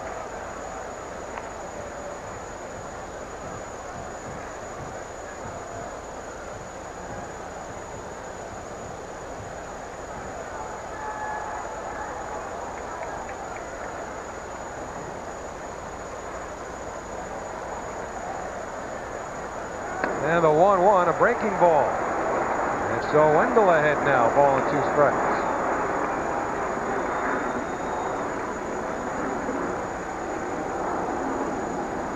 There have been 13 hits in this game. They've all been singles. 9 by the Phillies.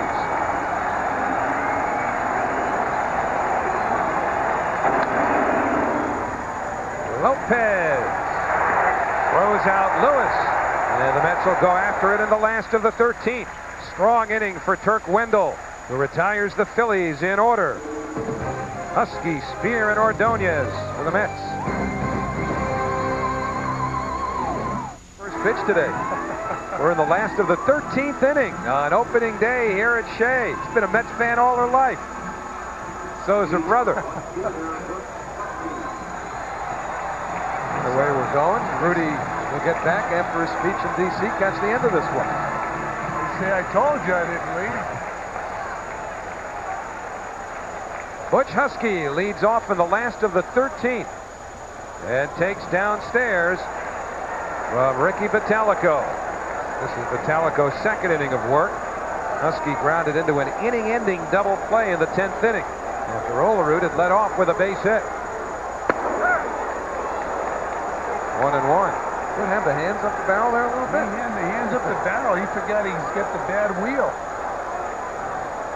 Didn't appear to be hampered chasing that foul ball, the fly ball on the top of this inning. In the air, center field. Glanville for the first out. That's the best ball Huskies hit today. Actually, one of the best balls any Met has hit today. This game is going to come down to what team is going to run out of pitchers.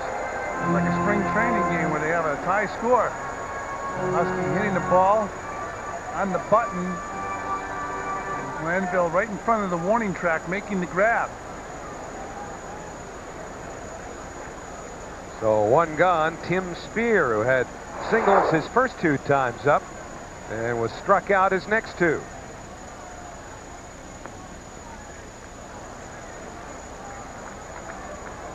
Kurt Schilling struck out 9. Spradlin struck out 1. Leiter struck out 2. And Vitalico has struck out 1. 1-1 now to Spear. Both closers have been in this game. Vitalico now for the Phillies. John Franco worked an inning for the Mets. John Olerud hasn't been seen since the 10th inning. Lopez ran for him. 2-1 now to Spear. Still out on that bench. A lot of times the guy comes out of a ball game and they're in the clubhouse.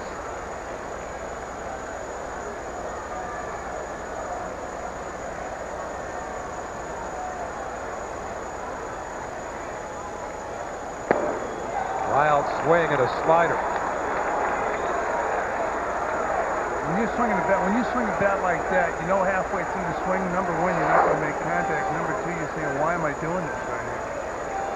That's a nasty pitch right there. I mean, Valentine looked like he's checking to make sure everybody's still here. It'll be a 2-2 to Spear with 1 out. And now the count full. Well, you got Rowland guarding the third base line. Over at first base, you have Bronya playing well off the line.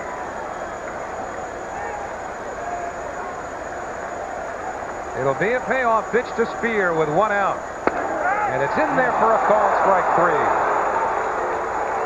Spear started the day off with 2 hits, and his last 3 at-bats he struck out.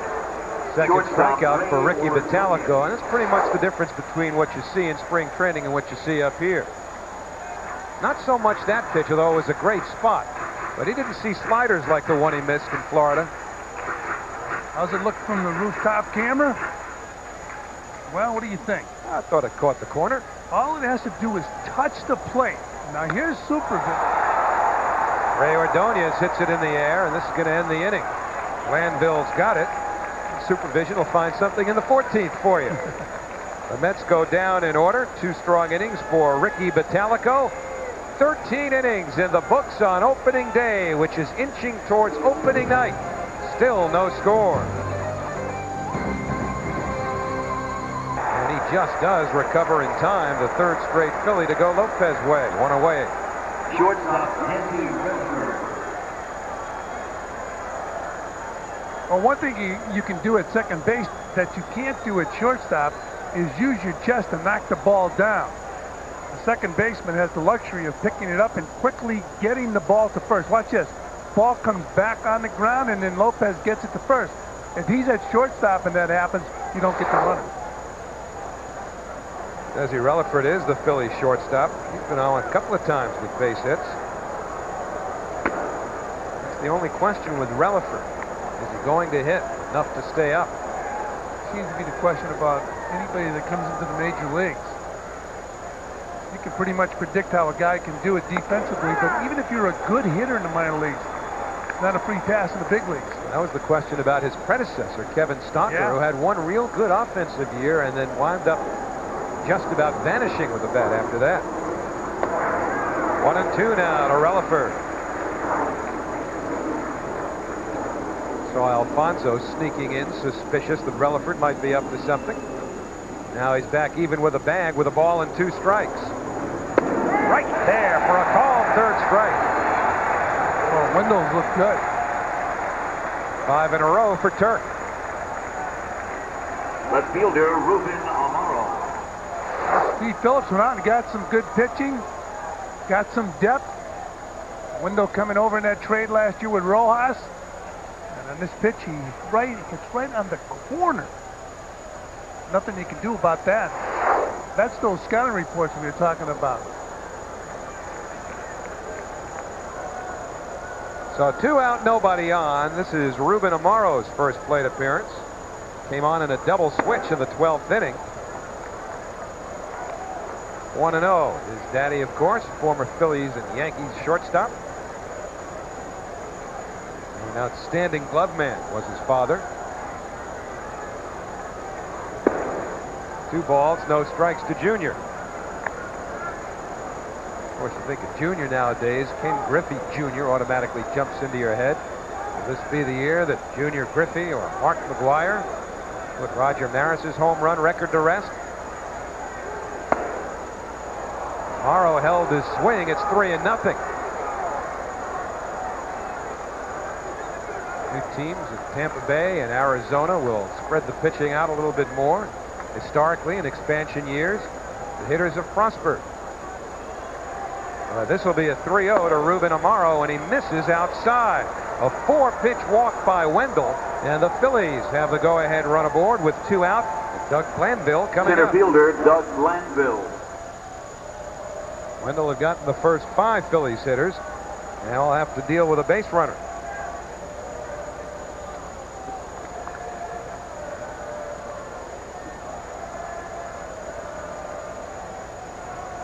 Well, this late in the game, you might as well put him in motion, try to get him in scoring position for Glanville. Tim Spear has thrown out 1 base runner. The Phillies have stolen 1 base. And that's downstairs. Does Glanville give him a couple pitches to try to get a jump off first base? The operative number with Glanville, 5. And Wendell has now thrown 5 in a row out of the strike zone.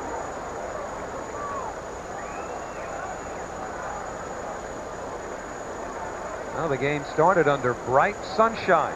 Unprecedented for the 31st of March in terms of the temperatures. The lights are on now as we get past 6 o'clock. And that missed inside. 6 in a row out of the strike zone. The pitcher's spot is due up next. Well, Glanville's a leadoff hitter. That's leadoff in the Philly lineup. You give him the take sign. Wendell's missed with 6 straight. That's the breaking ball over, 2-1. It's a backup breaking ball that got the corner of the plate.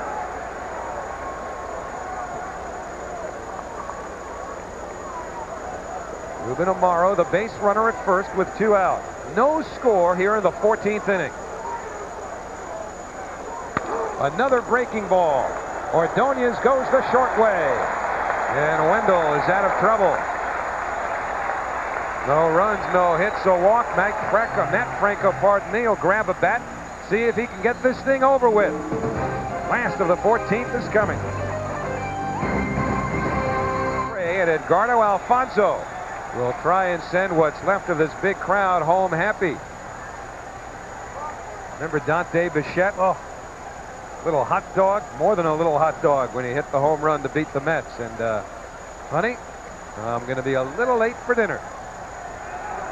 She's having trouble getting through on that cell phone. That's the second time she's tried that number. Here's Franco going after the first pitch up the middle. A base hit for Matt Franco.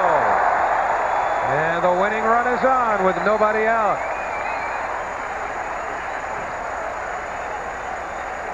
Oh, big hit for Matt Franco, leading off here in the bottom of the 14th. One of those signs probably mean bunt. Cookie says, let me see him again. Cookie wants the signs again from Bobby Valentine.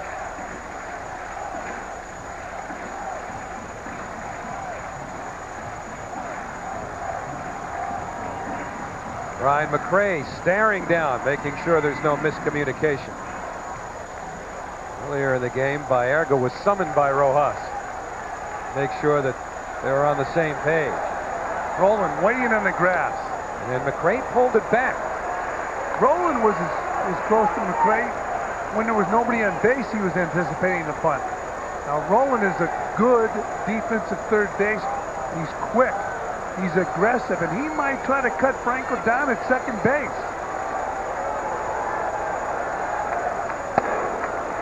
2-0.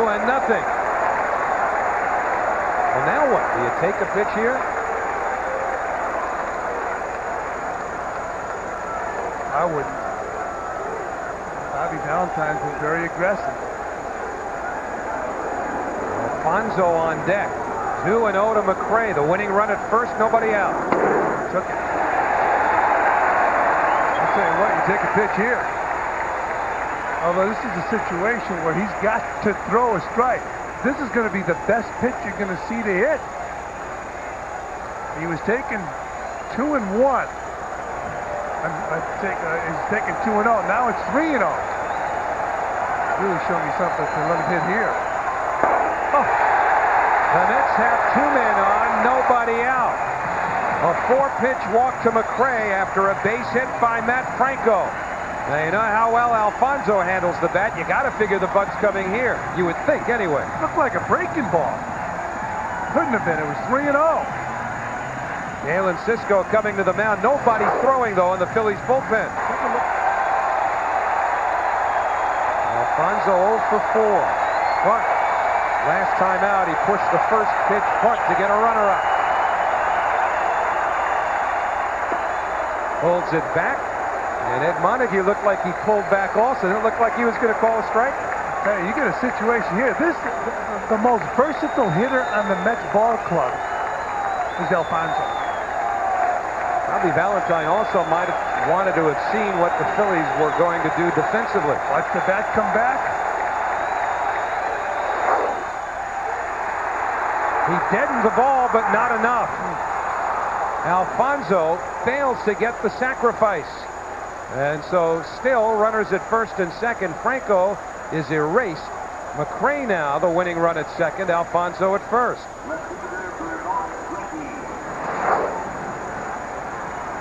Well, you see the ball in front of home plate, and a good play by Vitalico to cut down the runner at third base.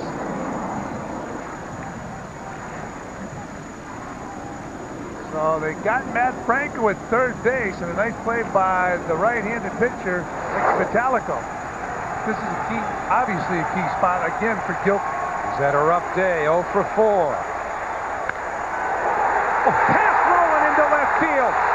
Oh, down is McRae. He was being waved home, but he fell down.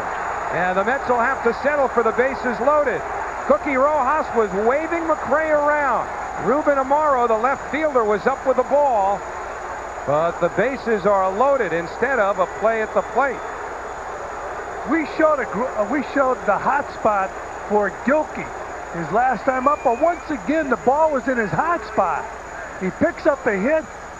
McRae with good speed is going to score easily. Watch this. There's the hot spot, and Vitalico threw it right there. Gilkey hitting the ball, just getting it past Roland. And McRae with his speed would have scored easily. And he fell going around third base, so he had to hold on. So now it's Luis Lopez. Watch the reaction on the bench. They thought it was all over because of McRae's speed. So here's Lopez, infield in, outfield in. Ball 1. Well, Vitalico firing that fastball, but way out of the strike zone. Overthrowing. The only run that matters, Brian McRae at third. Alfonso's at second, Gilkey at first. And what Lopez has to do is put the ball in play. Get the bat on the ball. 1 ball, no strikes. 2-0.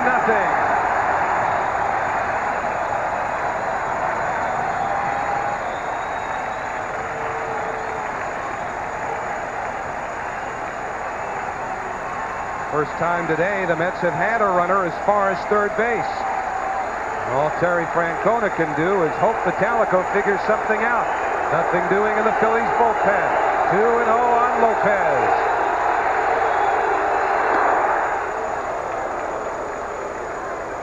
Two balls, one strike. The pitcher's spot is due up next. Alberto Castillo is in the on-deck circle. Remember, Jim Tatum's already been used. Castillo, the only other available catcher.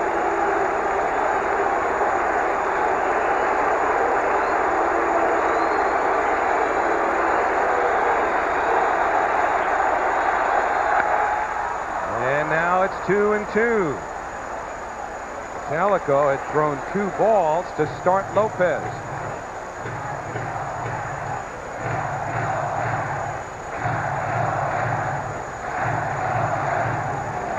Vitalico has been through it time and again. He's going to go right after Lopez with that fastball. Vitalico's 3rd inning of work. He is the 5th Philadelphia pitcher. 2-2 to Lopez with 1 out and the bases loaded.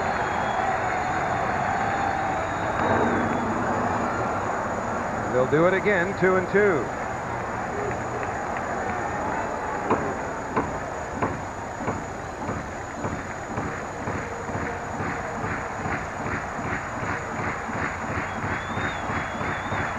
The Mets are hoping it doesn't come to this, but John Hudek is throwing in the bullpen in case they go to the 15th. Still 2-2 on Lopez. Outfield very shallow, of course, with the infield in as well.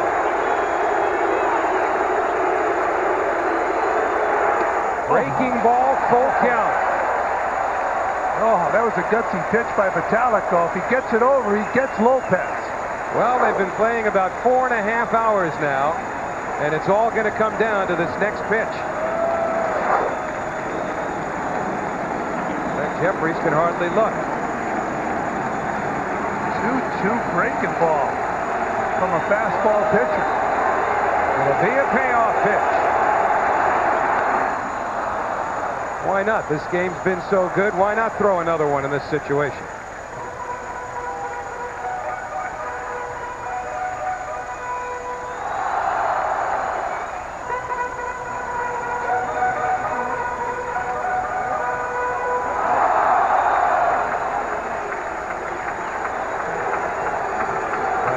Started, was lifted after 10. And again, a payoff pitch to Lopez. Popped it up. The infield fly rule is called, so the batter's automatically out, and now it'll be up to Castillo.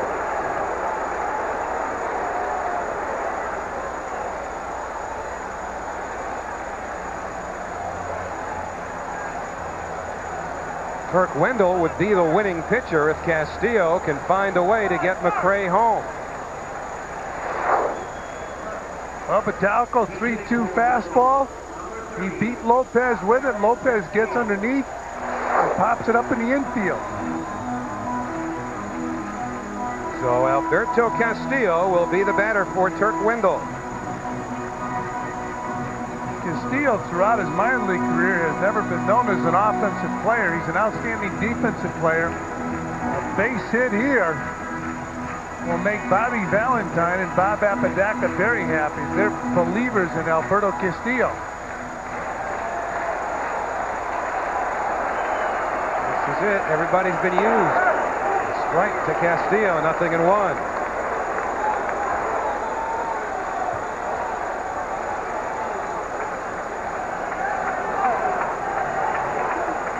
Every position player has now been utilized by New York. So Hal hoping Bryan stays put. 1-1 to Castillo. Huge break in this inning when Brian McRae with real good speed on a base hit rounded third base and slipped.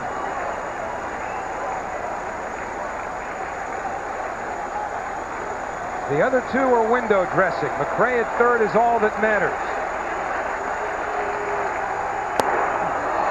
1 ball, 2 strikes to Castillo.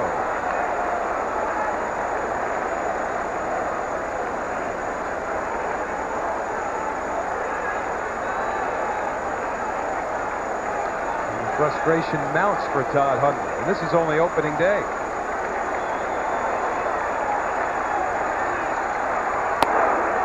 Two and two. Vitalico just did miss.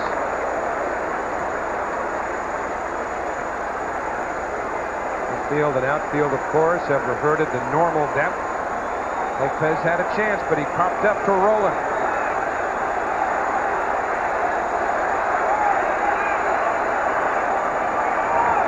Where the Mets can use that Steve Deezer play against David Bone from last night at Yankee Stadium.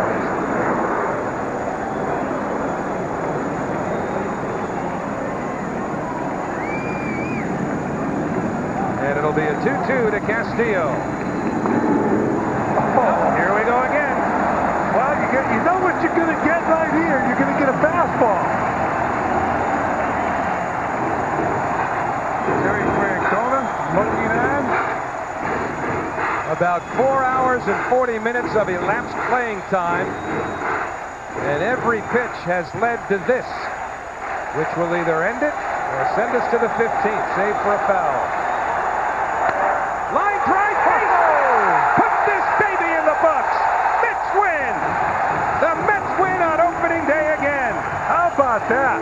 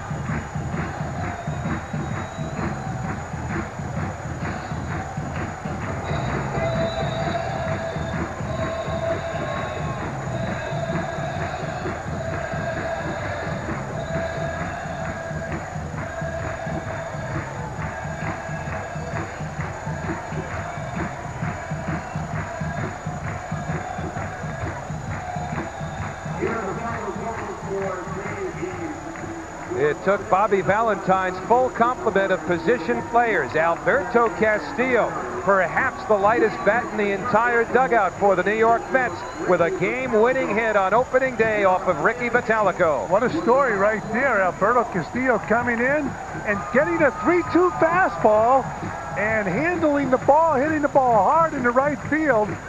And a big hit for Alberto Castillo. No doubt about his glove in his arm. And this has to make Bobby Valentine very happy. He's been a believer in Alberto for a long time. And Alberto Castillo getting the game-winning hit opening day in front of a big crowd. Reaction in the dugout. Well, they were up earlier on a false alarm when McRae fell rounding third. This time it's for real. And after about 4 hours and 40 minutes of sometimes excruciating baseball, the Mets break through, and it's Alberto Castillo, the last position player remaining, who drills the game-winning hit. 8 times the Mets have opened the season against the Philadelphia Phillies. Now they've won 6 of them. 1-0 in 14 innings this afternoon here at Shea Stadium. Let's take you downstairs and join Matt Loughlin with manager Bobby Valentine. Howie, and a happy Bobby Valentine it is. Bobby, it took a long time, but the Mets came through with a big win on opening day. Well, we had a lot of fans here. We want to give them their money's worth. We know that we're the game of the week here, and it was a great game. The bullpen pitched great after Bobby Jones pitched great. We made all the defense that we thought we could, and defense gets a win. Bullpen gets the win, and Albert Castillo, a big base hit, the one for the catchers too, huh? Well, you have been a big supporter of Alberto Castillo, and he comes through in a clutch situation with that solid base hit. He had a good at-bat. Took the count to 3-2. The pitcher was in a jam, and he was really relaxed and got a base hit to win the game. After Brian fell coming around third, you know, you start to scratch your head, but it's a new season, and it worked out nicely. Bobby, among the impressive things from the Mets today, you referred to it, the fact that the bullpen came in and did such a fantastic job. Yeah, that's going to be one of our strengths, and they put up a lot of zeros. And they're not going to have to wait for the hitters to come around this long often, but they threw some pretty good pitchers at us today with Vitalico and of course Schilling pitching as much as he did. But we did enough. One's fine. 1-0 is fine. Like the game. I know you tend to take things one game at a time. Don't get too excited. Don't get too low. But this has to be such a good start for the season. Give you a lot more confidence coming in and say, hey, might be a year the Mets can do something. Well, it's one game, but we have a good team, and we know what our strengths are. We know how to play the game. We didn't give anything away today. We should have made a bunt there. Alfonso really disappointed that he didn't get the bunt down, but besides that, we played a pretty good baseball game, and we're capable of doing that. Last year, 24 wins in the final at-bat. You start off the season with the win in the final at-bat. Can you stand more of these? Well, we play the game from the first out to the last out. That's what they preach in there. That's what they say in the dugouts. We're playing the entire game, guys. Let's know it's not one inning. It's not the start of the game, the middle of the game. It's till the end of the game, and it ended quite nicely tonight. All right, Bobby, we appreciate your time. Congratulations on the team's victory. Back upstairs to you, Howie and Fran. All right, Matt, the Mets 1-0 winners, and so many things hinge on one pitch or one at-bat that make you feel as a manager either miserable or ecstatic. Now Bobby can think of how strong the bullpen was. Never mind the failure of Alfonso to get the bunt down there. But 25 years after a relief pitcher named Tug McGraw told New York to believe, Bobby learned to believe in his revamped bullpen today. Well, and the big thing is they've been billing the bullpen all winter long and during spring training as a quality bullpen with a lot of depth, and they used them all today, and they really did the job. And let's not forget the starting pitcher, Bobby Jones, or Curt Schilling. Schilling with 8 brilliant innings, Jones with 6 strong shutout innings. But in the end, it was Alberto Castillo making Turk Wendell and the Mets winners on opening day.